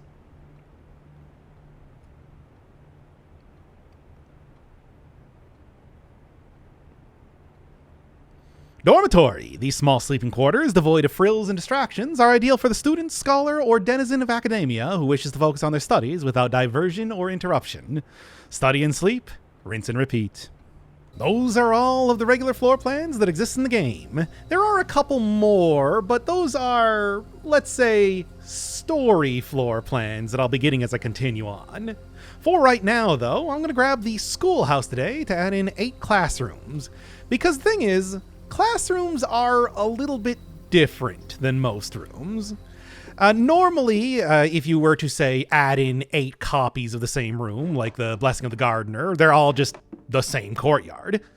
But classrooms change for each one. Each one goes through a grade, and then there's also a 9th one that I added through the drafting studio. And here we go, first one. So grade 1. I can look around the room. Yes, the 8 is the infinity symbol. As we've seen in room 8, it's kind of a thing in the world of blueprints. Classroom puzzle. Yes, I think I can figure out the difference between a bridge and a bride. Colors. You've seen them, you know them. Blue rooms, green rooms with the plants, yellow rooms being the shops, bedrooms, bad rooms, and hallways. And every one of the classrooms does have an apple in it, for the sake of, well, getting a couple extra steps, but probably more importantly, getting doing successful experiments. Big globe. Okay. But the real thing for each one of the classrooms is that they all have a logic puzzle that will allow you to figure out something of questionable importance. None of these are going to be required to beat the game. And as you can see, a lot of these you can just kind of figure out. But the flags are not going to be nearly as obvious. So taking a look around. 2 of 10, which is the wagon and none of the flags are red, I guess, is the important bit. So there's that. Oh, grab that too. I'm looking over here. 10 of 12. Each color is only used twice. So, for example, it's not actually a red lizard. However, what about the rest of the stuff? Well, some of these things I have figured out just going through the game. For example, Kararika, from the dormitory, we know, is a heart-shaped symbol and is orange. That is all over the wall there for your mom's dormitory, which is in the house for some reason. I never really questioned that until right now. One of the other ones is the Erosian Hourglass. Saw that quite a bit in her Ladyship's chamber, which of course was extra purple to kind of represent that. The other one, though, maybe not as obvious. I'm taking a look over here. 9 of 12. And, well, pretty much, we know the Erosian flag is incorrect. The yellow is also incorrect, because that's supposed to be a blueprint. That one is also incorrect because it's supposed to be a green lizard. So, this is the correct color for the, well, I'll just say it right now, Arch Aries flag. Seen a little bit about that in the Arinda Aries book. 10 of 12. Largely correct. What's the wrong one? Well, we know the Erosian flag is actually purple, and we know the Kararika flag is actually orange. Just got these mixed around. So that's the first one. And I don't believe the description changes, but let's read it for the first one. Classroom, an exact copy of the floor plan used in the architectural design of Readington Elementary. These copies were deployed to Mount Holly as a short-term solution to allow the curriculum to continue uninterrupted while the new school was being built in town. So I guess that is something to keep in mind, which is to say that these classrooms are from, I think they said the school was built in 1966? 30 years ago or so. Classroom 2. What are they learning in 2nd grade? Well, it is all about mathematics. Yeah, there it is. You can always get a good idea of what each one of the classrooms is going to be the subject by looking over at this wall. Addition, subtraction, multiplication, division. Only too familiar thanks to stuff like the dartboard, of course. But, you know, looking around otherwise, it is still largely the same classroom, but does also have my apple and a mathematics worksheet, which also you may recognize from the locker room. And something else written on there. And this. Hannah Peterson. This is a very, very subtle hint to a later puzzle. Mention of cores of any kind in their text. This will make a lot more sense later, but for right now, this is just nothing. Archival storage on a restricted floor of the campus library. Jeez. Don't worry, we'll get to that in time. For the rest of this, I can go through it, but this has already been a puzzle that has been well solved by me by this point. Going through. Same thing.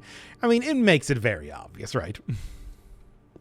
And then lastly, F, look at the colors. Yep. Grade 3. Let's take a look. And every time I draft one of these, I get even more rerolls. Oh, and even more rerolls, especially when they're just giving me this right now. So it does make it that much easier to, well, get more classrooms. Science is fun. Fluorine, uranium, nitrogen. Another puzzle that I have seen before back in the laboratory. Give me that. Not really too much to be said. It was pretty simple to solve there to be able to unlock Blackbridge Grotto. And that's kind of reflected in the worksheet where it's not a very tough one. 3 questions. Also got some lab equipment in here. I'm taking a look. Water, ice, gas.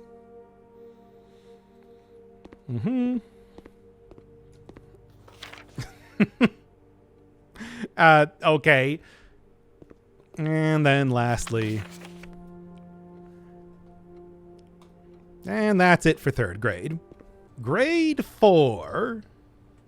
Walking in. Oh, yeah. Oh, yeah. If you thought that things were a little bit too simple at the beginning, well, prepare yourself. In fact, you know what? Give me this right now. I think it may be a bit useful. So this time we got Geography of Fenaries, which, as we've seen before from, for example, your dad's letter, is where we are at right now.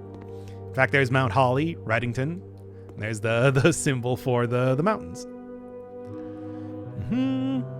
Oris, there's Araja, there's Archeries up there. Grand City of Fen, Colossus Arinda, a Royal Museum there. But, of course, the gigantic maps are the real thing to look at. So, taking a look right now. The Spiral of Stars, you might recognize that from her Ladyship's chamber, was written on a card with the words, "Does it never end?" And of course, there's the rest of the planets that you can see. I actually believe you can see them right over here. Yep, Fenmora, Vea, Mamora, Dauja. Same thing as in Planetarium. And this also is noted as the Orsphere 3rd era, because this is, one, a 30-year-old classroom, and I guess they were also working with even older maps. Because I believe right now, as they said in The History of Arinda, yeah, remember that book from the library, that we're currently in the 6th era. Still, it hasn't changed too much. We got Morajai over here, we got Vera, we got Kararaka. We've got the South Key with a mysterious 8th continent that doesn't seem to have a name. Strange.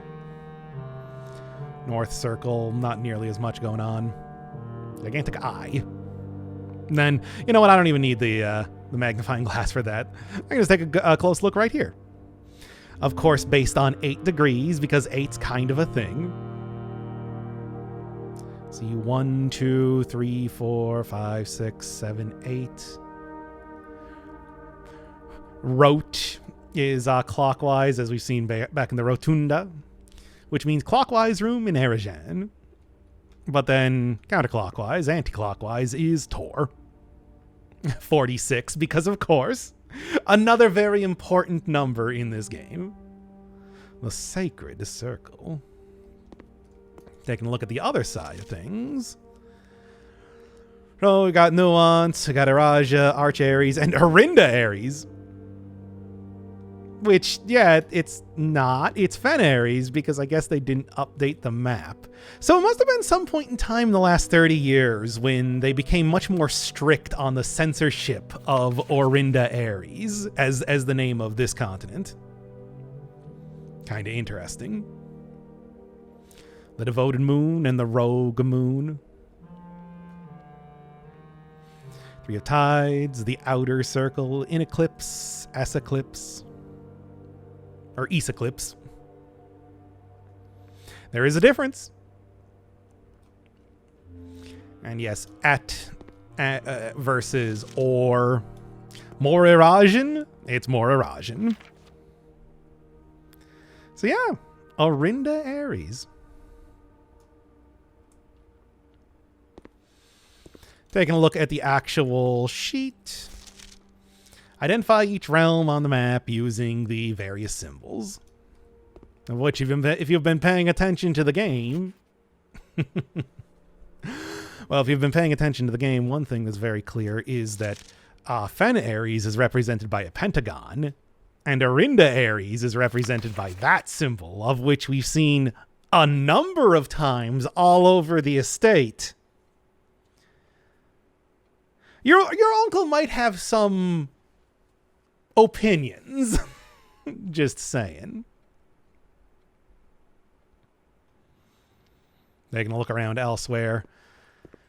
I mean, it's fairly easy to recognize a lot of these things thanks to both the Morjai box and just, other information like the dormitory telling you Kararika over on the left, which is, of course, the orange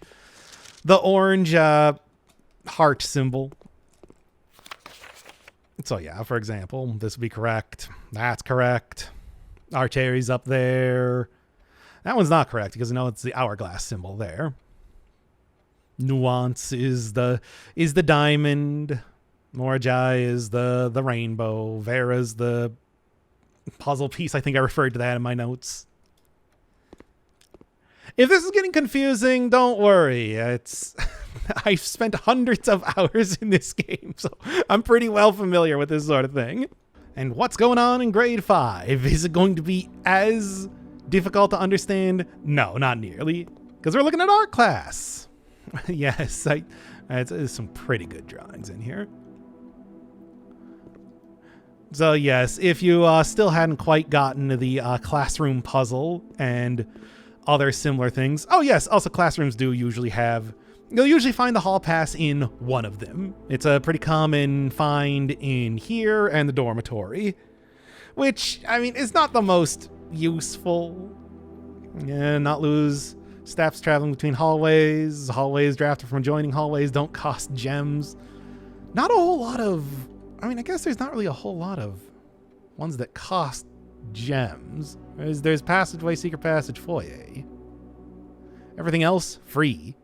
So, it's... maybe... I suppose there is an experiment of drafting a hallway from a hallway, but that's really the one time that I think it might be useful to have this. And considering that's something of a rare item, Well, anyway, art class. Going around. It's pretty good. But yes, this is just more hints for, well, this sort of puzzle that has been kind of staring you in the face for the entire game. Art prompt. Share all but one letter of their name. Really spelling it out. Spelling incorrect. Corn and acorn. Sure. A root and a robot. That is pretty clever. Oh, and that's it. Huh. I thought there was one more. Grade 6. Going inside, we've got a projector. This one is about history. He's penned by the victors. The black flag and a red flag. So I'm going over, grab my apple. Let's see what we got on this. This is going to actually mess with the slides.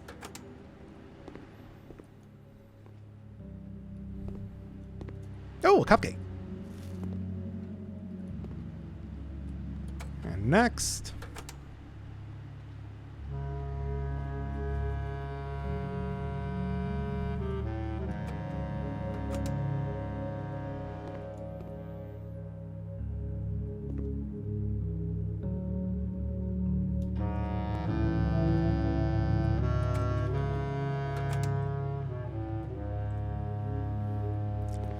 Breaking up the railways. Oh, we'll be hearing more about that in the future.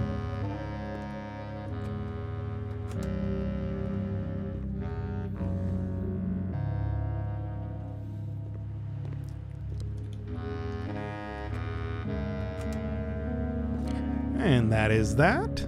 Taking a look at the worksheet. First crowned ruler of Fen Ares. Hope you were paying attention to that History of Orinda book. Because it's going to be quite relevant right now. Of course I was, because I've been playing this game for hundreds of hours. Alright, banner full staff. So I can go and look around, because of course it's still a logic puzzle, all things considered. 4 of 6.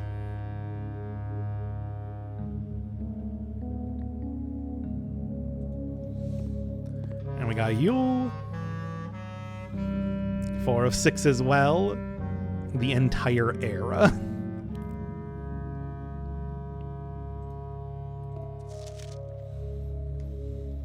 And here's that. 4 of 6. None of these kids are very good at this, are they? And 3 of 6. So yeah, they make absolutely sure that nobody's getting full marks, so that you have to figure this out. So what is that? So what are the actual answers? Well, we know that Prince Learson, as was stated in the book, died during the battle. So it was actually, and Desolates was the king that was exiled. So it was actually General Tuscan, and that is the person that you can see in the slide. Not here. Yeah, this guy. We'll see him a couple times throughout the game. How many sons? The 4th king, I actually don't remember the answer to this one. How long did it last? Well, in the book it said it was 22 years. Iraja did not. Archaries and Nuance did. And what flag? Well, the black flag of Arinda Aries. Grade 7. Getting in there. You know, it's funny to think that the study is helping me get classrooms. I don't know, something about that. Well, anyway, I did actually get something for an apple to activate an experiment, so there is that. Taking a look now. We got algebra. Oh, there's more advanced mathematics? Well, we've already seen that with the squared part over on the dartboard. Don't square till you're there. Oh, boy, oh, boy. Well, these things actually getting kind of difficult. We start introducing some very unusual functions. Square, being squared, of course, is, well, easy enough. The other stuff, not so much. All right, so how does any of it work? Well, going through each one of the worksheets, you can kind of start to figure out that. Here, I'll just say it right now. The tilted square is to invert, to transpose, I guess, the numbers. So 16 becomes 61. This one is in fact correct. Thank you, Branson. And then the other one is rounding. Yeah, where it rounds, well, as you can see, rounds to 20. But that's not correct, I believe. I believe this would round to, like this one rounding 22. It took me a while figuring out all of this. Oh boy, oh boy. Yeah, 22, 20, etc., and so on. Oh, it is. Yeah, that's an interesting puzzle. Interesting math puzzles they start to throw at you in this game. Grade 8. Really getting a lot of rerolls on this. Oh boy. Let's learn Eurasian. Yes, finally. Oh, we've been hoping for this the entire game. And this is actually the main way that you're going to be learning a lot of the Eurasian stuff. So I hope you're paying attention. Jeez. All right. Earlier Eurasian did not use any verbs, which is an interesting way to do a language. Lore, hue, tray. Seen a couple different words in the game before, but this is where you get a lot of them. And affixes.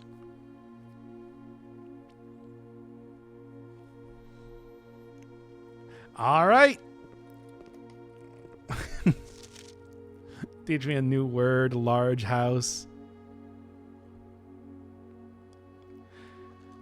Ah, yes, learning languages. This is my core competency when it comes to doing video games, right? Oh, just look at the Persona series, of course. Shrunk.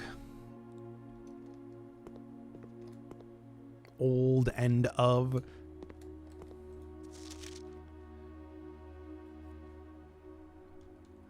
Five of 6.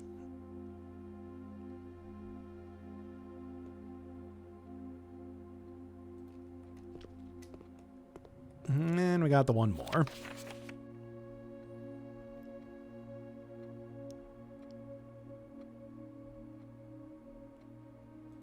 Okay. So yeah, this one is very important, especially if you're trying to figure out what some later notes. Nothing that is required to actually beat the game is interesting, but just like a little side thing to introduce the new language. Why not?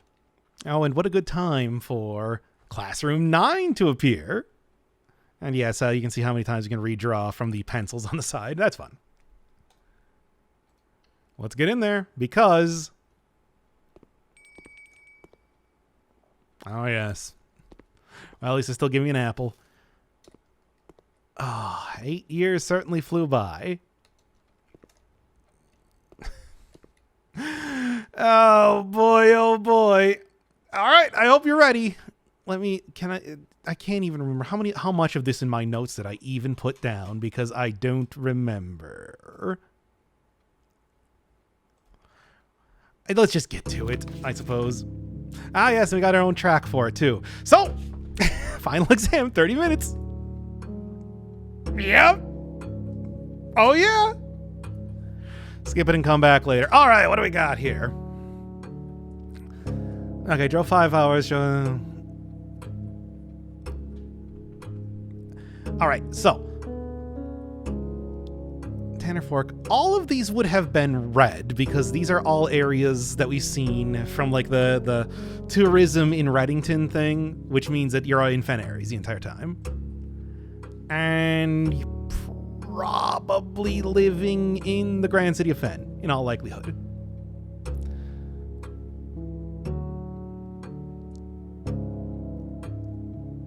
Yeah, probably.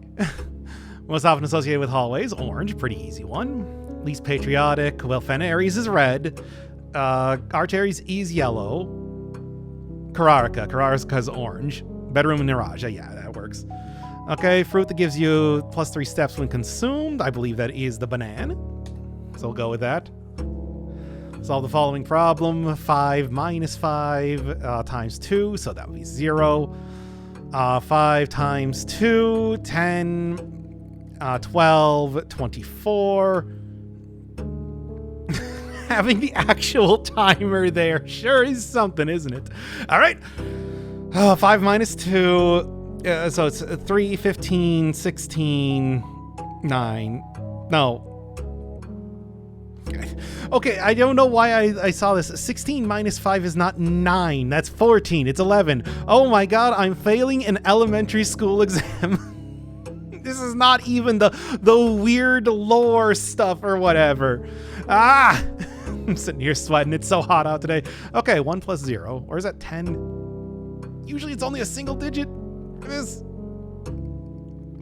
Let's say it's a 10 times 4, 40, divided by 5, which is 8, minus 4 is 4. Okay.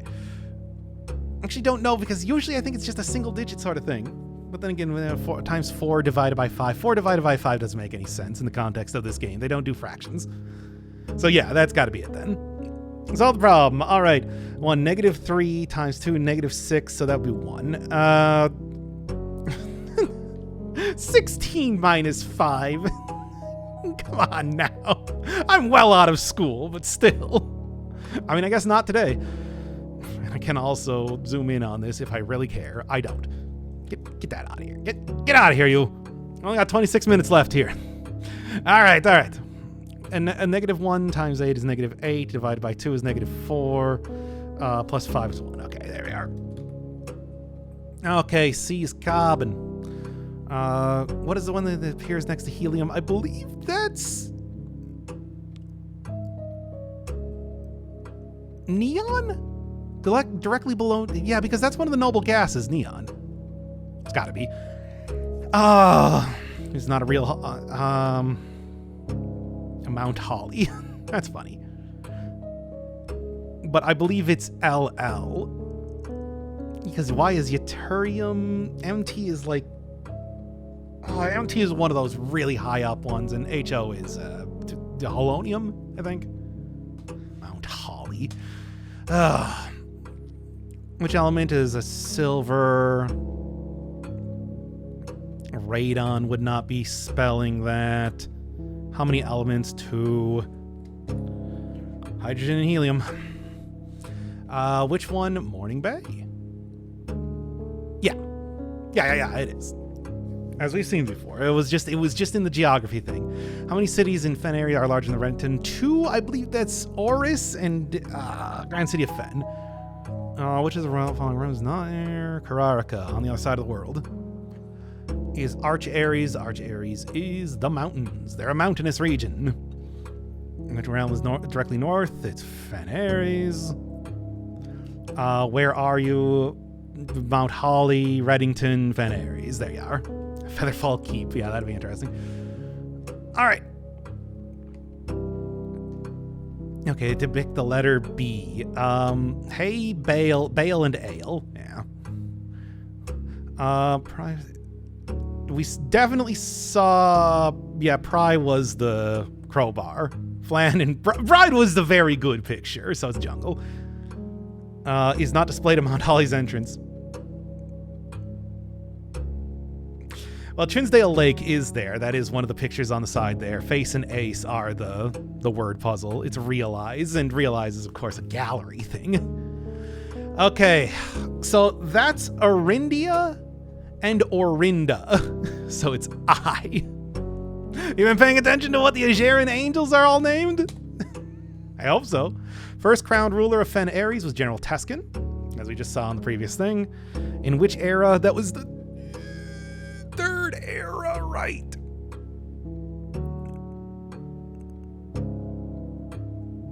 Yes. Also, it's just like, yeah, now that you know a little bit of Eurasian Aj era. Aj era. That's one.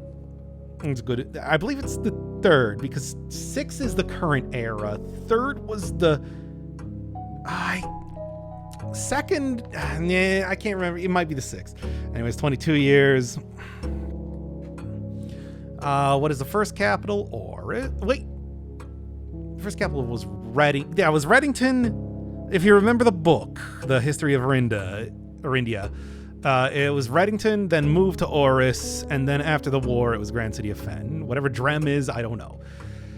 What realm gifted Fen Aries? Well, if you were looking at the slides, it was a very bright green dirigible, so it's nuance. That's their color. Deciding battle near what famous landmark?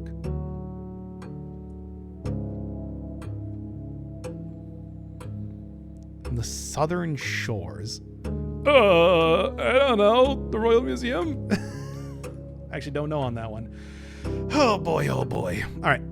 36 because it's squared. 3. Oh my god. All right. Okay, so -3, so that would be -3 times 3, which would be 9, -3, so that would be -12. I hate it. I hate having to do... It's an actual exam. It's so ridiculous. Okay, 21, because that's just transpose. All right. 11. Oh boy. Hate it. All right. 11 then divided by 3, except it's not divided by 3. It's divided by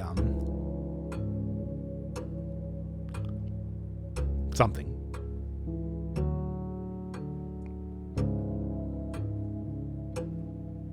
Well, I mean, that's the thing. It's like what it is. I'm just pulling out the thing because what is 11 divided by 3? Is 3.6 repeating. Okay.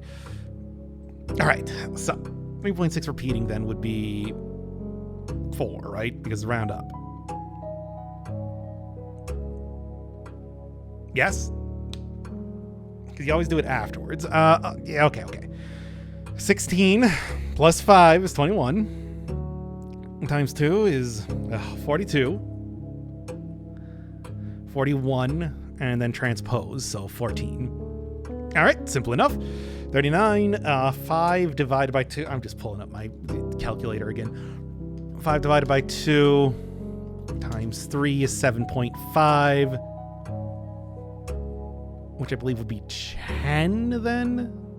So 9 times 6 plus 100 would be, I believe, 200 in this case then. That's all I'm going to say. All right, Eurasian word for house. Hugh. Nivyid. Can't remember what that means. Nivare is the future, I believe.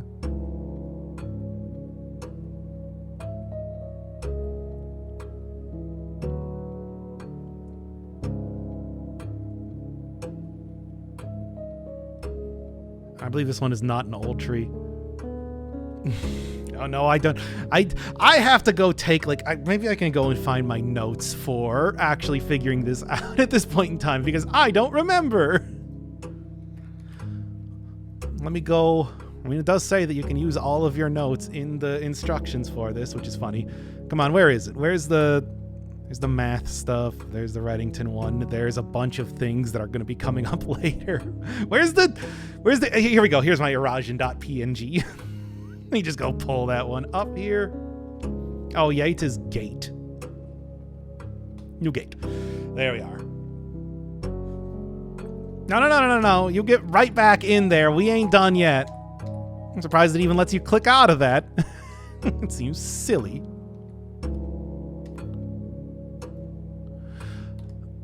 All right, here we go. Oh, I'm sweating. It's so hot. It's so hot. All right. Okay. Again, I have my notes up now. We can do this now. Okay. You have a very long name. Long. Large, am. Ol is I. Ra. I don't know about Ra.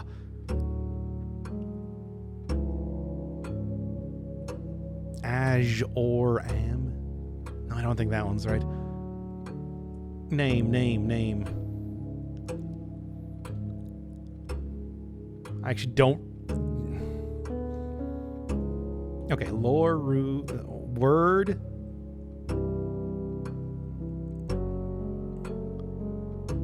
Short am. Large. Well, am's the only one that has large, and so I believe it's that one. It's got to be it. Lay is a lack of myself, so I suppose you would say it like that. Hey, we get the official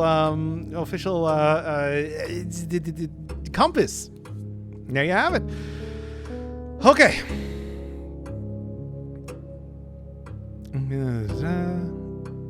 At a tray. Eat in at ace. Probably not. You probably want to do it like going towards the tree, so it would be C. I believe, at least. And here's one where it's just like, oh, good luck. Mathematically near perfect. What is it? I mean, well, the game actually does tell you a little bit later, but it's this one. There it is. So how did I do? Well, we won't know until tomorrow. What an absolutely wild side quest that this game has, where you do an actual elementary school exam in this alternate universe. It's a lot of fun. Genuinely a highlight of the game for me. And the next day I get my exam results, where I got a B+. Oh, come on. It was history. Of course it was history. History and Eurasian. just like, yeah, of course those are going to be the two that I completely screw up on. I don't got to do better than that. Algebra. I spent like at least 5 more minutes doing that. Could probably done a little bit better. But yeah, history. History's rough because it's all, alternate Alternate whatever. Ah, come on. Ah, now that's much better. Thank you, thank you. Of course, I still do not believe that I got everything. All right, yeah. Well, at least a little bit better. A minus, fine. Yeah, I think the thing that I forgot with algebra was that I believe that when you round, you always round down. Iraj, and I don't remember what the thing was. And, like, the history thing... Yeah, geography, I thought it might not have been the Readington was the original capital, but no, I think it was, so I got that one wrong compared to before. And history, I know that the one that I got wrong was it wasn't the battle, it says, was the southern shore, and the only thing at the southern shore is the Colossus of Arinda. So still not perfect, but good enough to get another achievement, the diploma trophy. Oh, well, don't mind if I do. See, that's the sort of difference that you get with my video. I don't do it all perfectly. And then the last little bit that I have here is just a bunch of odds and ends. Specifically right now, I'm going to be going into the tomb with both some utility items. We're talking burning glass and power hammer. Because both of them, as you would expect in such a large area, are going to have some use. Number one, bam, bam. And of course, because what else does lighting up these candles ever do? Gives you an upgrade disc. And also 2 sets of die. Not bad at all. Of course, very fitting for how the tomb usually goes. But, it gives you a lot more rerolls in the future. It's just a shame that, a lot of the times when I have rerolls, I like using them on the outer room. But of course, that's not all. Look around here a little bit more. It took me a second to remember where this was. Honestly, I thought this one required the power hammer. Maybe not. Maybe there wasn't actually something that required the power hammer in here. I don't know. But down here, find a tomb and a key. Lady Epsen's tomb with her diary key.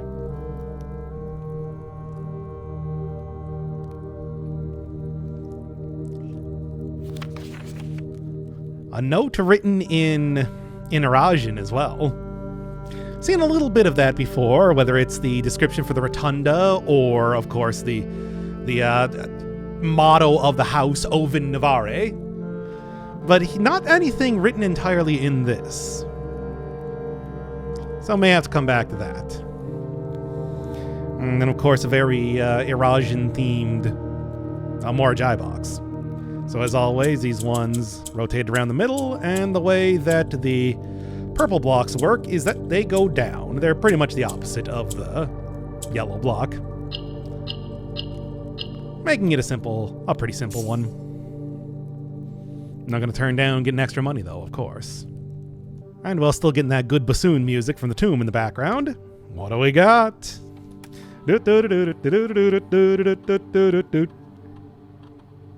Oh, the Nook. Yeah, okay. Of course, the first one is exactly what you would expect. Just get an extra key. Breakfast Nook is going to be the one I'm going for because, of course, that's 10 extra steps, and you also get a morning room. Now, it might be one of those things where you don't really want to have extra stuff in the drafting pool, but I don't really mind that considering it just gives you a lot of gems, which is always nice. It's also Reading Nook, which is only slightly different from the regular one, but always getting an extra library. Library is an easy way, especially if you're, say, looking for very particular rooms. No, I'm going to want that Breakfast Nook, though. Now that I have the key, what is inside of the diary?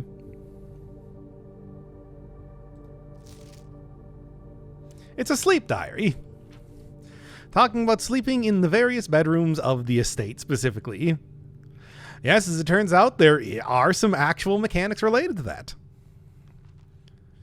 Which you, like a lot of things in Blueprints, have to go through some real hoops just to discover. 10 less steps than normal, but an additional star. So, yeah, I suppose if you don't have an observatory, this is a alternative, sort of. Sort of. Guest bedroom, nothing special. The bunk room. Went to the family tomb to visit his grave and was surprised to find a flower already laid. And what sort of flower is that? Well, it's the ones with a gem in the middle. So if you fall asleep in the bunk room and go to the tomb the next day, you can get an extra gem for free. It's not much. Servants' quarters. Half the number of steps, but do get a die.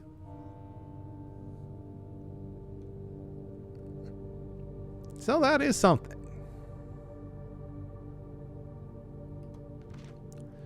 Master bedroom. More energy and more steps than normal. How many more? I think it's around like 20 or so. Could not really tell you. I know I've done it before. I do not remember what it is, though. Oh, wait, don't put it down.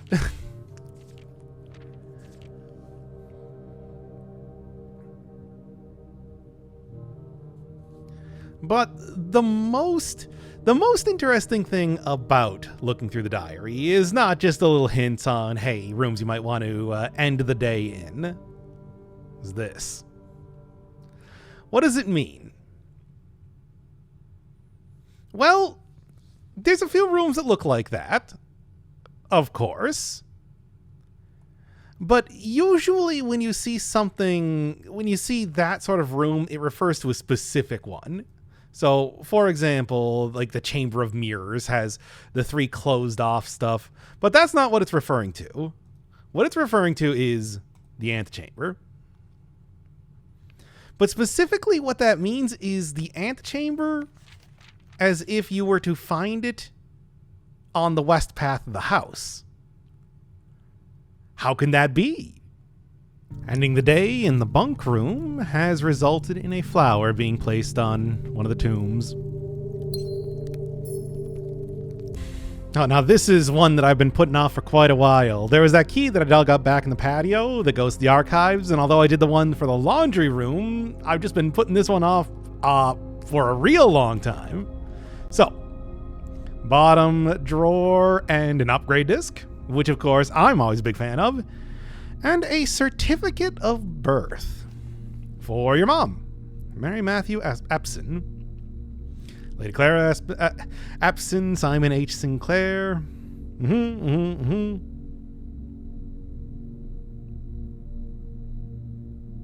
And I'm able to immediately get a security room, so I guess it didn't even matter that I didn't even need to stop recording there.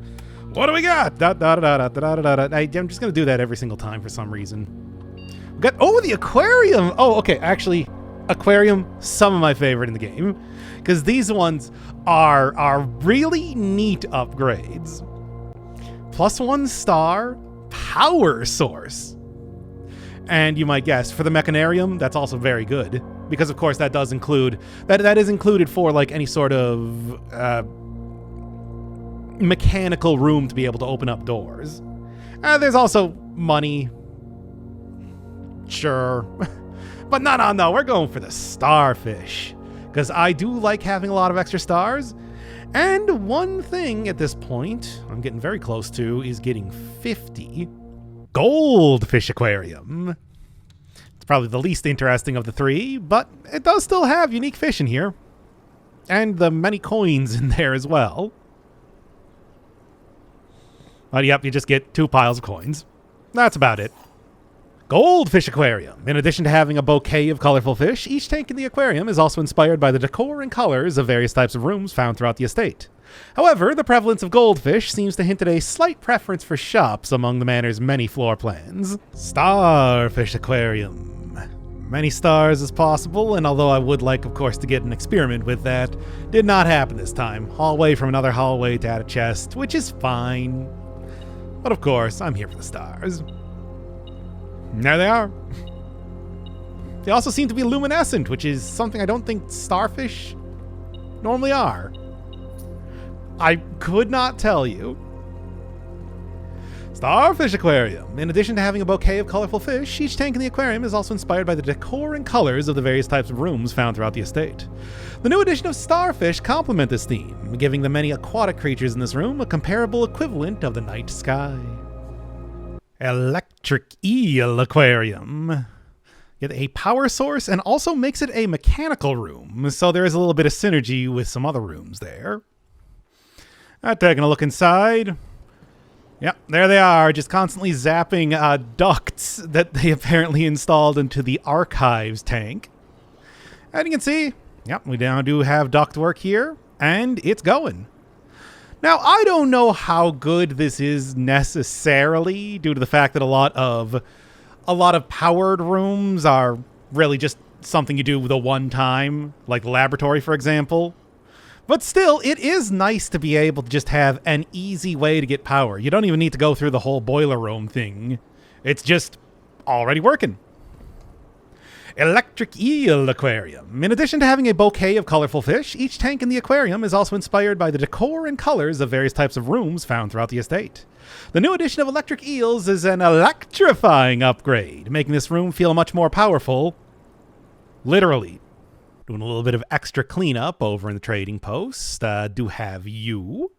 So that's the one that rotates stuff around. And of course, the yellow ones are the ones that always go up. So do that, bingo, bango, dunzo. And that gets me one more allowance token. One last thing for the trading post. Do you remember the burning glass description that it can light candles and fuses?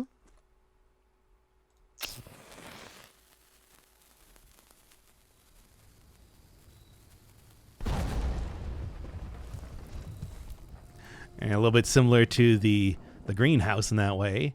And this unveils the still. You might remember Denny talking about how, hey, he found a still. He was going to use all the stuff from the root cellar to be able to create moonshine, which obviously he did and all that sort of stuff. But then it was resealed eventually. Well, here it is. And 40 gold. Unfortunately, this is a one-time 40 gold. If you don't take it now, or if...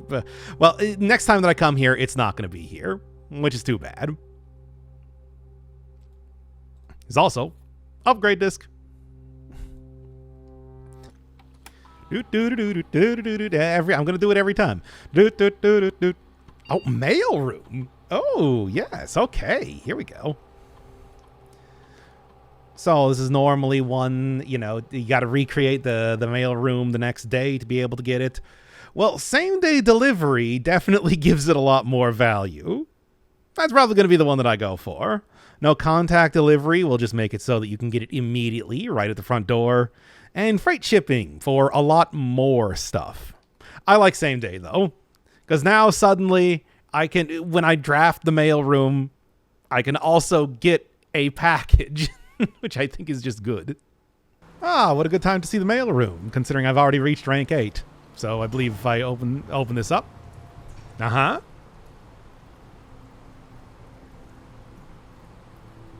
Wow. This delivery's amazing. Anyway, going in here, though, give me that lock. Actually, lockpicking set is something I could really use. I have been bereft of keys for this run. So I do quite appreciate that. Getting the letters stacking up over here, but I don't want to look at them until I have all of them. Mail room, a dedicated mailing room in which incoming and outgoing post and packages are sorted and then delivered within the estate to their intended recipients. Now with same-day delivery. No contact delivery in the mail room, which just makes it very handy for getting the stuff without having to worry about drafting the room again. Obviously, nothing too different immediately, but the next day, that's when it'll become apparent exactly how this works. Mail room, a dedicated mailing room in which incoming and outgoing post and packages are sorted and then delivered within their estate to their intended recipients. Now, with no contact delivery. There it is, right in time for a new run. This is a handy one, although it does require you to start a new run. So I think, yeah, same day is really the one that I want to go for. Why sell for a small box of a couple gems and keys when you can get a big old crate?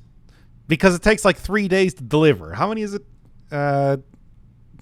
Well, it takes a while, but hey, do get a lot of stuff for doing this. Still, I don't know. I feel like the other upgrades are more worthwhile. Suppose I'm just going to go through all the workshop items at once now that I've kind of finished the game. So, we got the shovel. We got a compass. To create a dowsing rod, which, as you can probably tell from the icon there, can no longer be used as a shovel. It's not an item I'm a huge fan of. I'd rather just have the shovel. Drafting points towards rooms that may contain more items than usual. So yes, if you are trying to prioritize getting a bunch of stuff in a run, there's potential. I don't know. I don't think it's very good. Here, let's go open up this door and see which one it points to. Really? The empty closet? The furnace? Are you sure it's the furnace? Well, I mean, all right. Say it's the furnace. And it's got an extra gem. Okay, fair enough, I suppose. I can get a couple new items with this whole big set. I believe compass and battery pack. Yeah, electromagnet. Not something I usually end up creating. I, of course, like either the power hammer or the jackhammer a little bit more, but this is interesting. Increases the... It's a good animation, too. Increases the likelihood of drawing mechanical rooms. Automatically collect any coins and keys when entering a room. Just kind of flies into your inventory. Okay, other than that, though, I got like metal detector and lockpick. Pick sound amplifier. Just a better lockpick, of course. Which I appreciate.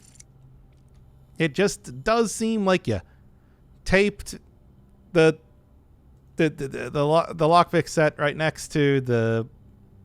I guess you can kind of see it on the end there. I don't really know how this works, but it does, certainly. Then this is one of the more unusual things you can craft. Coin purse and lucky rabbit's foot. To create a lucky purse, which is actually probably... I want to say like one of... And there it is, right there. Very subtle about how it appears, but that is all of the items that you can invent. Hooray! But yes, this. I mean, I want to say it's like one of my favorites to craft, but the power hammer is also very useful too. Doubles all of the coins you find. That can even include stuff like the allowance that you get at the very beginning of the run. So, getting this nice and early from, say, a coat check or something, very, very good. And that is, unfortunately, all of the items that you can craft. As stated from the just suddenly appearing trophy there. And over here in the secret garden, another place to use the power hammer.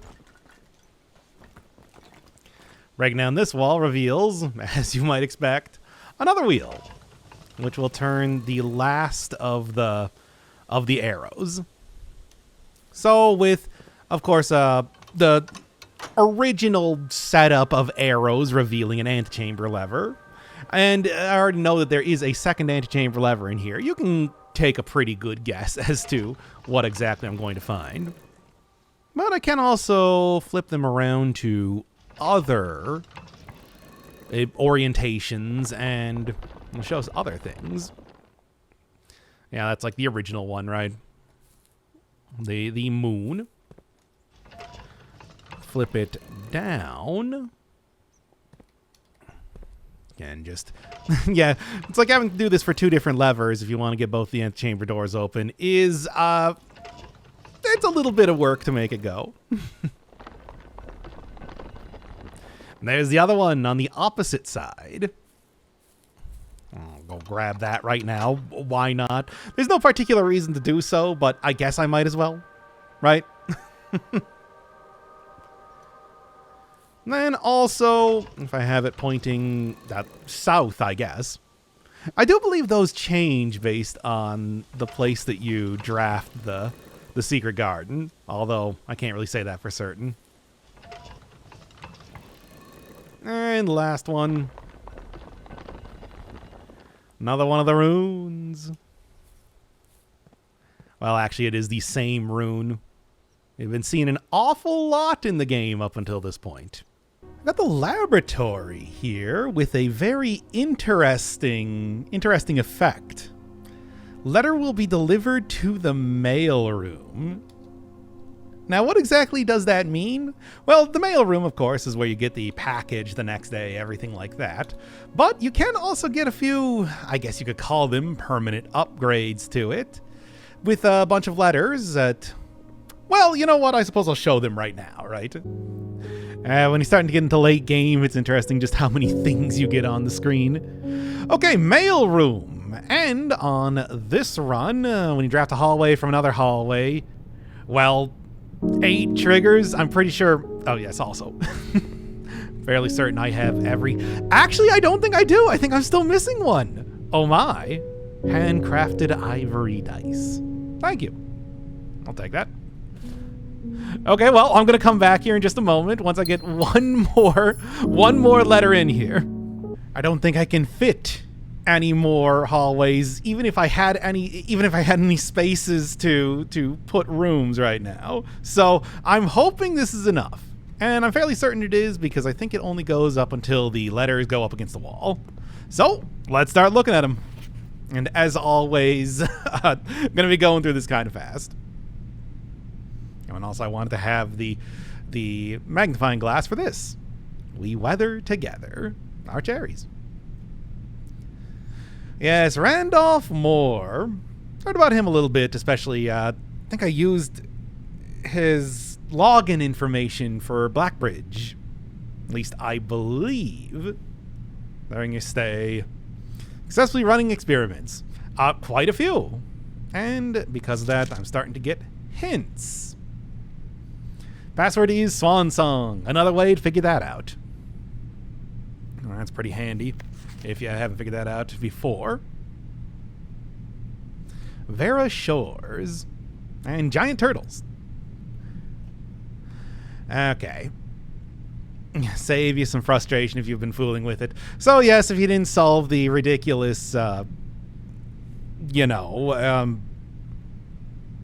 periodic table of elements, upper right corner does inform you about that as well. And no, I don't believe you need to use the boiler room to get into room 46 in any way, but, well, we are going for 100%, right? Morajai. The white something, can't quite see what that is. Steam duct system. Yep, more hints on that.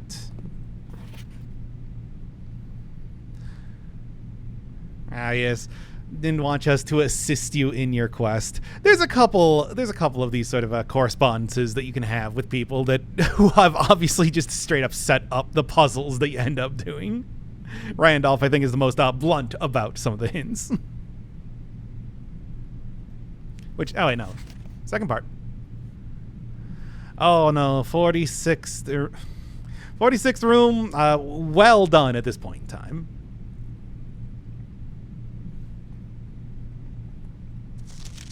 And of course, on this run alone, I've been using the laboratory enough to give me a healthy dose of radiation and open up all the doors because of that. Thank you, Shelter. I really do like having Blackbridge Grotto just purely for that, if nothing else. All unused floor plans. Yep, no. With a probate lawyer.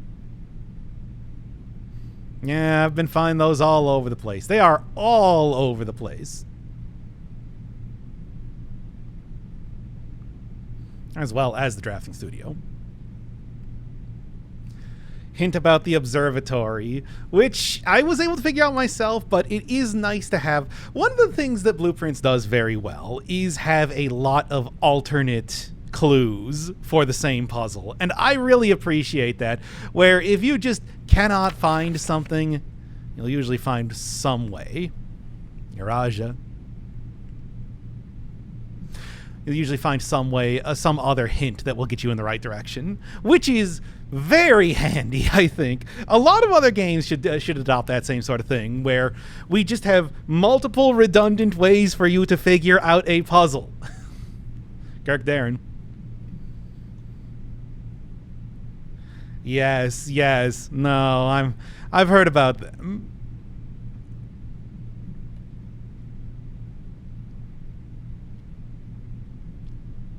Old Denny Ravane. And some stuff about using key cards. They're telling you how rare rooms are when you use that. Which, considering more often than not, I feel like I just turn off the security on the key cards. Well, you know. Over here. Yes, the map for gas power. Inside the house location on the grounds. So, yep, another thing if you haven't been able to find those. Nuance. Gas power and steam power. The two types of power that exist in the game. Oh, yeah, well, you haven't figured this one out yet. I mean, the mail room, of course, even has a hint on that in there. In the right behind me. More detail by electronic mail. He was the one that stole the Baron's mail. I think he's proven him. I think he proved that himself, just looking at the greenhouse and whatnot. I saw that one. Oh, yes. No, it's just a sort of a weird game of lights out, of course. White indicator, and of course that's where you want the white indicator button as well. Moore is not very subtle in his hints. Just the Morajai. The White Sea of Yore, I think that says. Kimberly Thompson. Dormitory, drafting studio, library, bookshop. I still haven't seen the dormitory just yet. Need to go do that. So yes, if you're looking for getting a full collection of those. Various people working on the estate.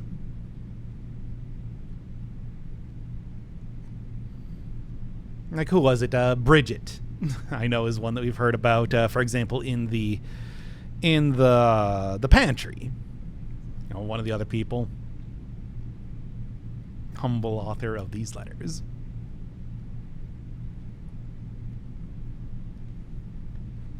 Helpful sidekick. Yeah, there's Orinda Aries, which, given the way that we've seen how Orinda Aries has been treated in the past, is kind of surprising that they even still have a stamp for it. Oh, yes. A new clue. Don't worry. Oh, boy. And talking about the weight room and the lever hidden in there, which is handy. Unused memos. Which is interesting. What do you got? Safe. Well, yeah, that's already seen one of those over in the conference room. That's obviously completely useless. That is interesting. Actual information about the safes. Which, if you're struggling with those, and I wouldn't blame you, some of them are pretty rough. No. Okay, now come on. There is not. I can just tell you that right now. Of course, rank 10 being room 46.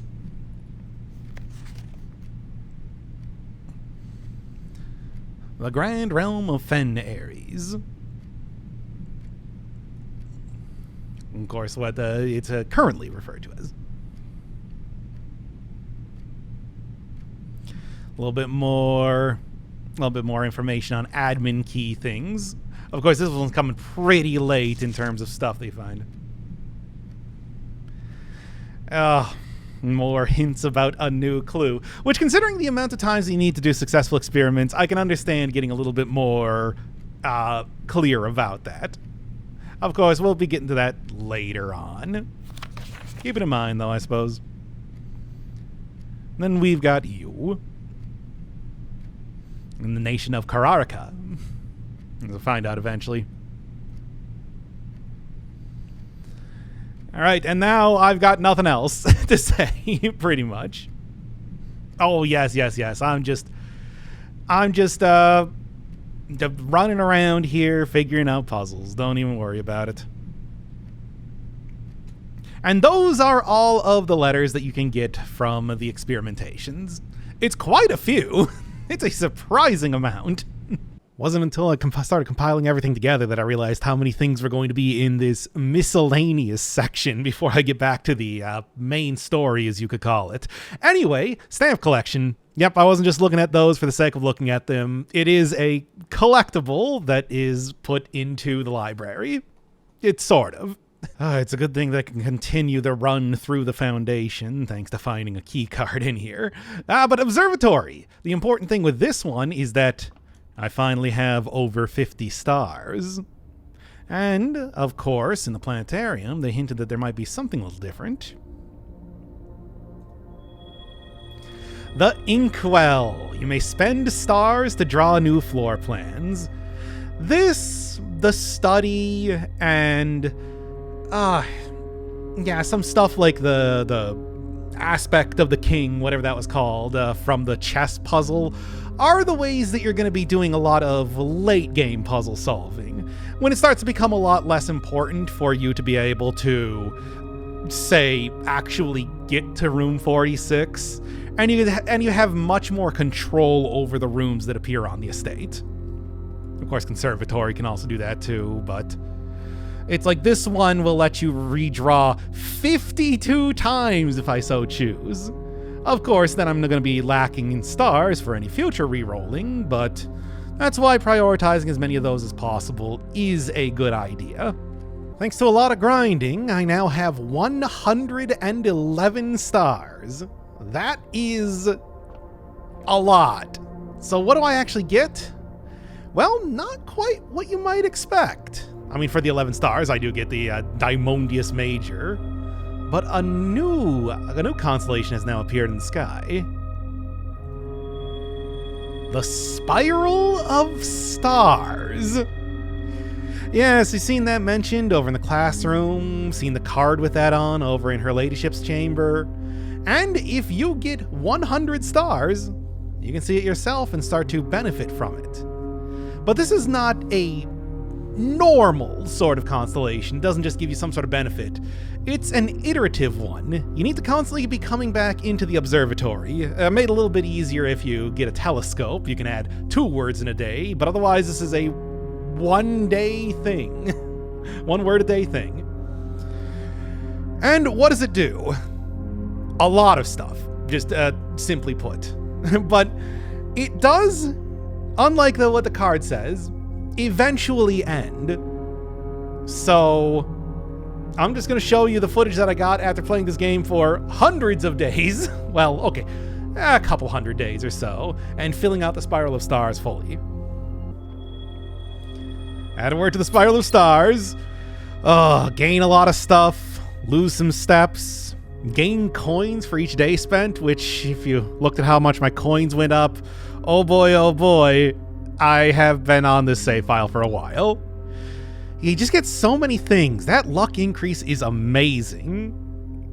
But eventually, your day will immediately end if you ever attempt to add another word to the Spiral of Stars. Period. And when I back right off of the telescope, yeah, so you get a lot of benefits, but it isn't a permanent sort of thing, because this will eventually happen. I think this is a really good example of just how powerful the luck increase that you can get from the Spiral of Stars is. This is just all of the things required to make a power hammer. Just right here in the workshop. Immediately after I just got the spiral. How about that? And of course, Alzara has a couple more prophecies to do, so let's go at those right now.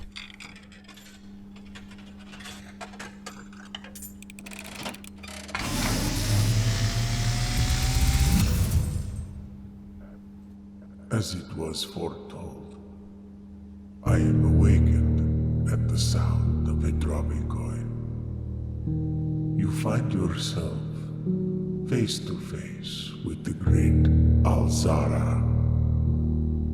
And I suspect you wish me to look into your future. The image is becoming clear.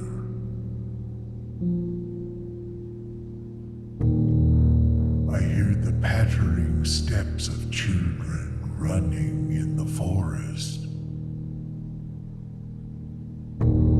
The joyful echoes of laughter in the courtyard. I see an old man sitting in an even older chair.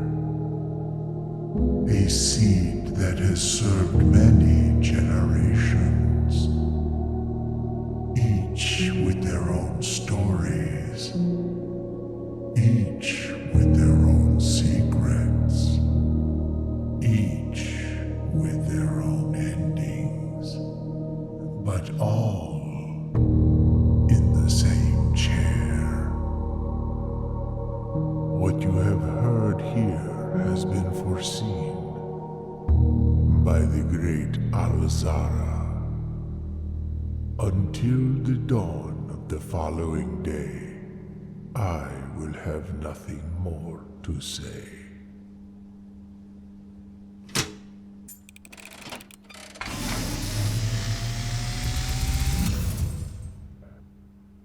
As it was foretold, I am awakened at the sound of a dropping coin. You find yourself face to face with the great Alzara. And I suspect you wish me to look into your future. Faintly in the mist, I see a figure. A statue cradled in a courtyard of sentinel stone. You will find yourself one day wandering these paths, walking in the footsteps of the past, wandering and waiting, searching for a shadow that will never be cast, longing for the day to end, the hours to pass.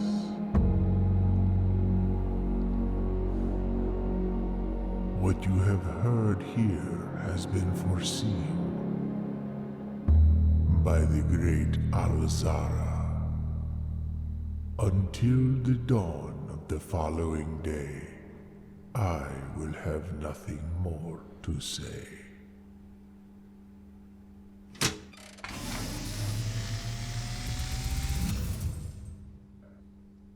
As it was foretold, I am awakened for one last time by the sound of a dropping coin.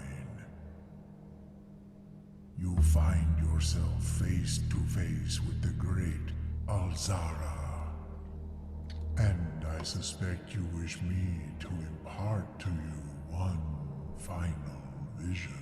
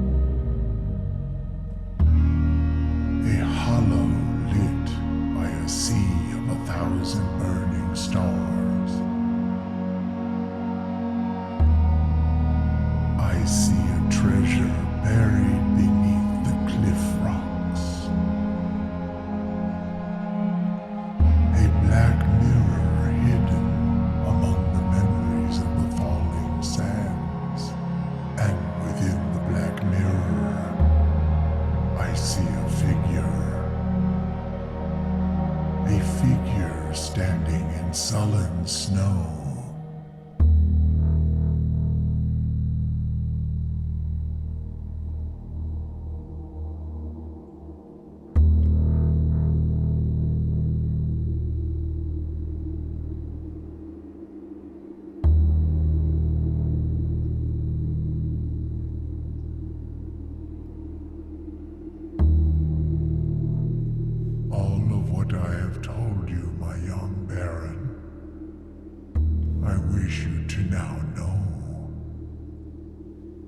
Until we meet again some distant day, I will have nothing more to say.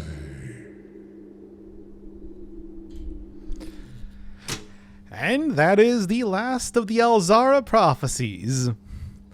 All things that are very vague, even if you know exactly what they're referring to. Well, I just drafted the boudoir, and I have a feeling that today may be December 31st. You know. Of course, as they also hinted at in the card over here. So yeah, coming into the boudoir on Christmas, you get, well, a lot of presents. Which, hey, you know, I mean, considering at this point in time, I am kind of doing a lot of sort of cleanup. I've already gotten all of the basic things I need to do stuff. This isn't entirely necessary. I mean, for example, laundry room's already given me 82 gems, but I am not going to turn it down. That is nice. There's no secrets or anything, at least as far as I know, associated with this. I just got a prism key, and I was thinking, hey, what if I tried to get a room that could not possibly fit in the corner, like a hallway? Apparently you can. So what does this even do, then? Just blocks it off, I suppose. For some really miscellaneous content, the laboratory treasure chest, when you dig it up, actually does have its own box. Does that mean anything? Probably not, but I mean, it's interesting, right? Got enough money, which means that it's about time to go buy out the rest of the bookstore, meaning that I should never need to draft this again. Okay, Curse the Blackbridge, Realm and Rune, and the drafting strategy. Everything. So you know what that means? A lot of reading. Go get on the skip forward 15 seconds if you do not want to see a lot of this. Oh, what to even start with? How about we just go with first edition? Sure. The History of Arindia, first edition. Pretty much going to be the same as the one I saw before, except, well, this one is not censored. And as always, I am going to be going through this very quickly because it is something of a lengthy read. Keep on that pause button if you want to see everything.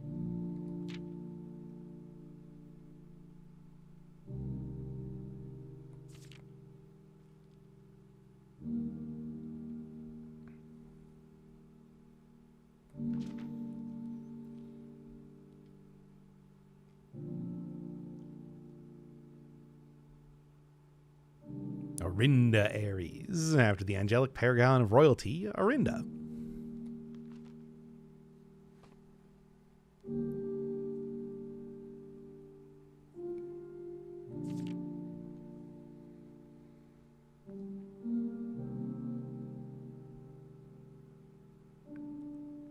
Move the capital from the secluded mountains of Readington to the public stage of Oris.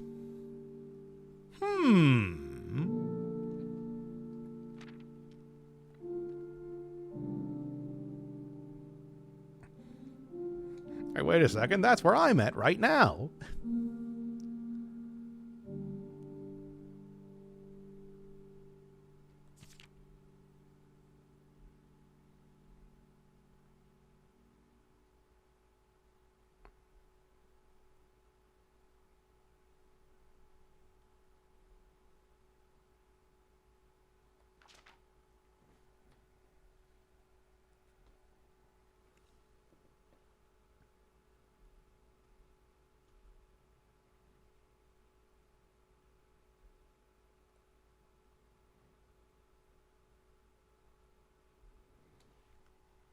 The Curse of Blackbridge. Yes, I'm skipping a new clue for right now because that's going to be more relevant later on.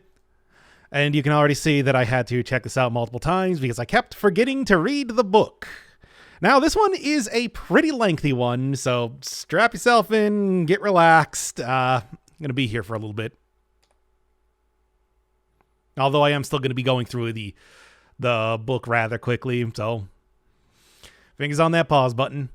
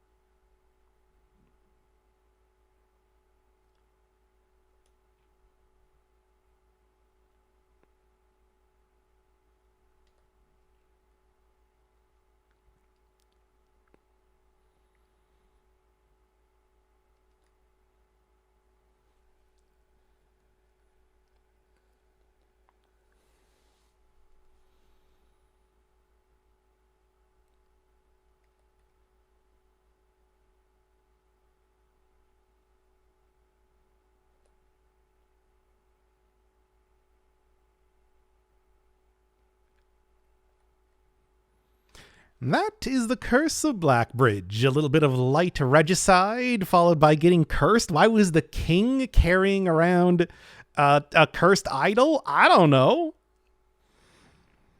And yep, and then the berry picker dooming their entire crew of criminal children to being buried by the Black God. Yes, I am skipping another book because Realm and Rune is going to become more relevant a little bit later. But for right now, we got Drafting Strategy Volume 4, learning about the various items that exist in the house, of which I believe I've seen all of them. At least I think so. Stuff like the stopwatch appearing over in the clock tower, repellent spray in the Lost and Found, ornate compass from the showroom. They're all here. And then you can clearly see those are just the 3D models put on the page. I believe the missing one is Rabbit's Foot for the lucky purse. So there is that. Upgrade discs, 16 in total. Getting there. Oh, and I don't know if I ever actually showed off the Nook. Not that it really matters. I don't think the description changes at all, and the only real difference between any one of those is that a plate of bacon and eggs now appears on the table. Hall pass. Good old hall pass. Oh, and they also just tell you how to get into the secret garden. Would have been helpful if I had that if I had volume 4 much earlier, because it took me a long time to figure that out. Candlesticks. And watering can, be able to refill by redirecting some water with the pump room over to the kitchen. It's not an extremely important way to get a lot of extra gems, but one of the things I really like about blueprints is just the attention to detail. There's so many little things that you can do here and there, and I love that in a game.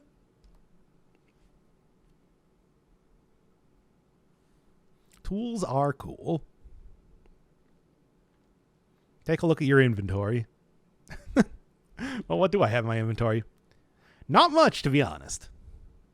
I also like every time that I open up the map, you can always tell the weird order that I'm recording everything in. This being day 50 right now with some random blessing. What even is that? Stay tuned to find out. The last of the bookstore books, for now, is drafting strategy number 5. Oh, that Drax's. Always getting me when I'm not paying attention to what constellations I got in the observatory. Look, dead ends certainly have their uses. Stuff like the study is my favorite of maybe any room in the game. I really like the study. But still, they're also very frustrating to have a lot of. Like the lavatory, for example.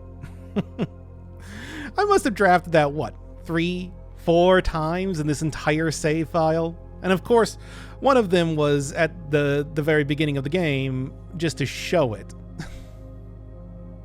Of course.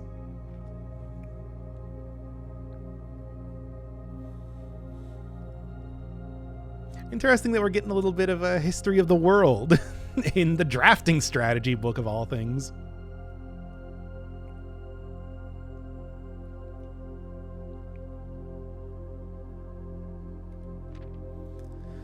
Outer rooms of note. Grounds for termination. It feels like sometimes these drafting strategy books are supposed to be for general usage by anyone, and some of them seem to be specifically targeted to the Mount Holly estate. I don't know. I don't think you're supposed to think too much about it. Schoolhouse day and on a hovel day. It's like, nah, it's pretty much just trading post day every day for me. Trading post and occasionally shrine. Of which that's going to be the next section, by the way. Looking at all the shrine blessings. You can see right here. I totally forgot that they actually included that in this book. Blessing of the Berry Picker. You can probably guess who that's referring to. Unless you skip past the Curse of Blackbridge. Now, top 5 dead ends. I think Secret Passage and the Study. Those are the... Or solving chess portmanteaus. Hey, come on, we haven't gotten to that part yet. Come on now. But anyway. Okay, the dead end contest. 19 dead ends in one day. And you do get a trophy. So, I'm gonna have to do that. In fact, funny enough, that is the one trophy that prior to starting up this video, I still have not gotten. Now, I know that I can, through the power of stuff like the Study and the Inkwell constellation. That's why I'm still getting more and more stars over time. But it's going to take a little bit to fill out the house like that, where almost half of the rooms have to be dead ends. That's so many. I've been mostly focused on the Blessing of the Gardener, but there are a whole bunch of blessings that you can get from the shrine. So let's start out with just 1 coin. Blessing of the Dancer. May pay gems to spin floor plans, which is interesting, but I don't really think it's all that important, so I'm just going to real quick take the gold back. And now I'm cursed. It's very fun sort of circumstance that you get into when you decide to curse yourself. But I mean, here's the thing. If you didn't really like what you chose and you didn't want it to be on for the next 3 days, this one only lasts 2 days. That's kind of better, right? Kinda. I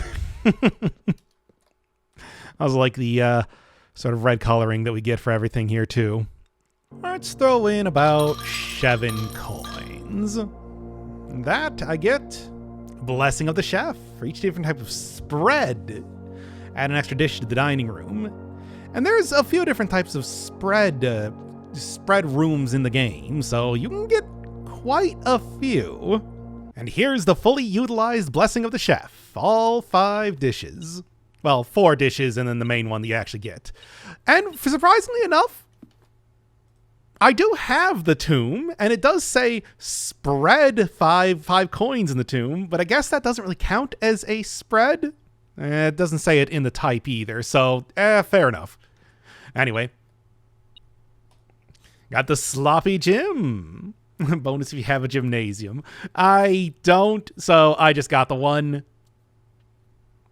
pickle slices and a gem for extra crunch. That's right, Simon's just going to eat this gem. Hopefully it's one that comes from one of the flowers, so it's organic or something. Then over here, we got key lime pie, which is the most obvious sort of pun that you could make, but here it is. And I do believe I do, in fact, have a locksmith in the house, so should be getting that extra key. Yep, 10 there. That's just a boiled beef stew? Country stew pie, that's what it is. Boiled chuck stew, which, I mean, you know, see this plenty of times. Still take it. Of course, eating with the silver spoon for maximum amount of steps. Fruit cocktail. And you do get just extra fruit there as well. I do not have any wine cellar on this one, so just the 2 fruit this time. And then finally, for the office, golden sunrise soup. Plus an additional 5 coins if you have a morning room. That's a tall ask if you want to try and max out the amount of money that you're getting from this.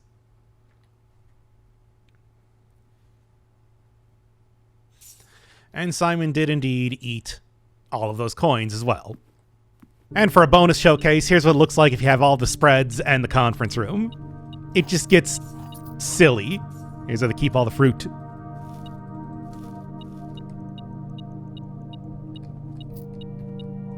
Finally have enough money to be able to get the maximum shrine blessing. And what is that? Well, it's a curious one. Maybe not so much the effect, but certainly the lore, I guess, behind it.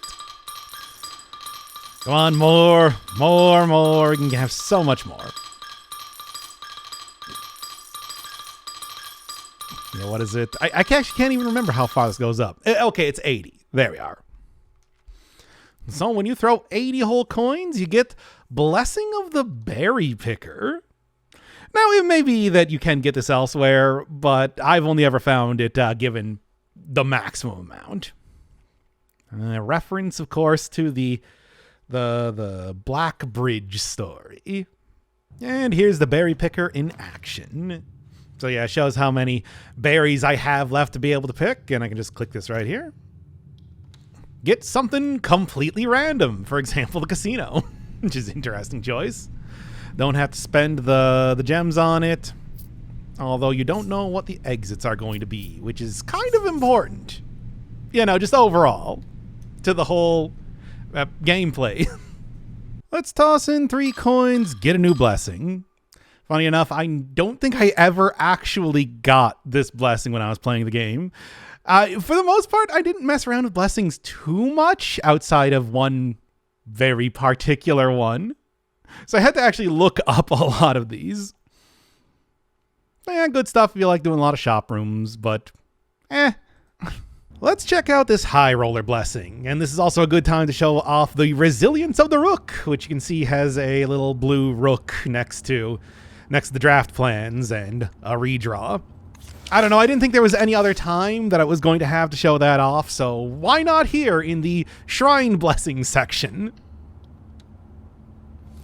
That was less impressive than I thought it was going to be. And then re-roll, get some money. Simple as that. Today at the shrine, throwing in 10 coins and getting a new blessing. Blessing of the General, where you get a little model of General Teskin, as we've seen several times over in the classroom, that classroom side quest that I did. At the Red Room, you have at least 5 different ranks containing Red Rooms, gain 5 gems. That's, well, I mean, that's a big ask. That's a lot to set up. But thankfully, thanks to the power of Aquarium run, I'm trying to grind out stars. I do actually have that all set up. I suppose Lost and Found is as good a choice as any. So, yeah, not even much of interest happening with like a big cutscene or something like that. I was kind of hoping that there would be something. I don't know. And I do believe that I should be able to get that to even... I guess if you get it set up for one, you should be able to get it set up multiple times. So that's an easy way to get a lot of... I don't know if it's worth it. Red Rooms are already difficult enough to deal with that inviting this sort of blessing into your life doesn't really seem like the best idea. This time, I'm going to give 11 coins. Which gives me Blessing of the Tinkerer. Every time I draft a mechanical room, trigger your current experiment. He's alright, but there are only so many mechanical rooms that exist in the game. Unless, I suppose, you were going for the electric eel upgrade for the aquarium, giving you double, count 'em, double experimentation activation. And with the boiler room, experiment successful. And symbol for the shrine is right over it. The final of the shrine blessings. Put in 13 coins. And you get the Blessing of the Monk. Call day in a room in your house. Have the opportunity to draft that room from the grounds the following day. And that is every room. As long as when you look at the pause screen, it is a room that you are in. So, for example, I can't go into, I don't know, let's just say the area with the north lever for the antechamber, because that's not considered a room in the pause screen. But the foundation, you can do it. The entrance hall, you can do it. Room 46, the antechamber, you can do any one of those. Now, there is a question of why? I think best use case scenario for this blessing in particular is probably for the drafting studio. If you haven't gotten all the drafting studio floor plans, then you can pretty easily do that just by getting them out here. Perhaps also grabbing the observatory if you just want to be able to get the benefit from the Spiral of Stars, for example, right at the start of the day. Or if you want to try to add even more letters or words to the Spiral of Stars. That was something that a strategy I employed for a little bit. Draft it inside the house and then draft it outside. But the real use for this blessing is for puzzle solving. So things that I can't really show too easily right now. And speaking of which, I think I am actually going to end the episode here because, well, I can only put up a video that's 10 hours long, and I think everything else that I want to do is going to be more than 10 hours. So I will leave it with this mysterious blessing, used in ways that you can't even imagine.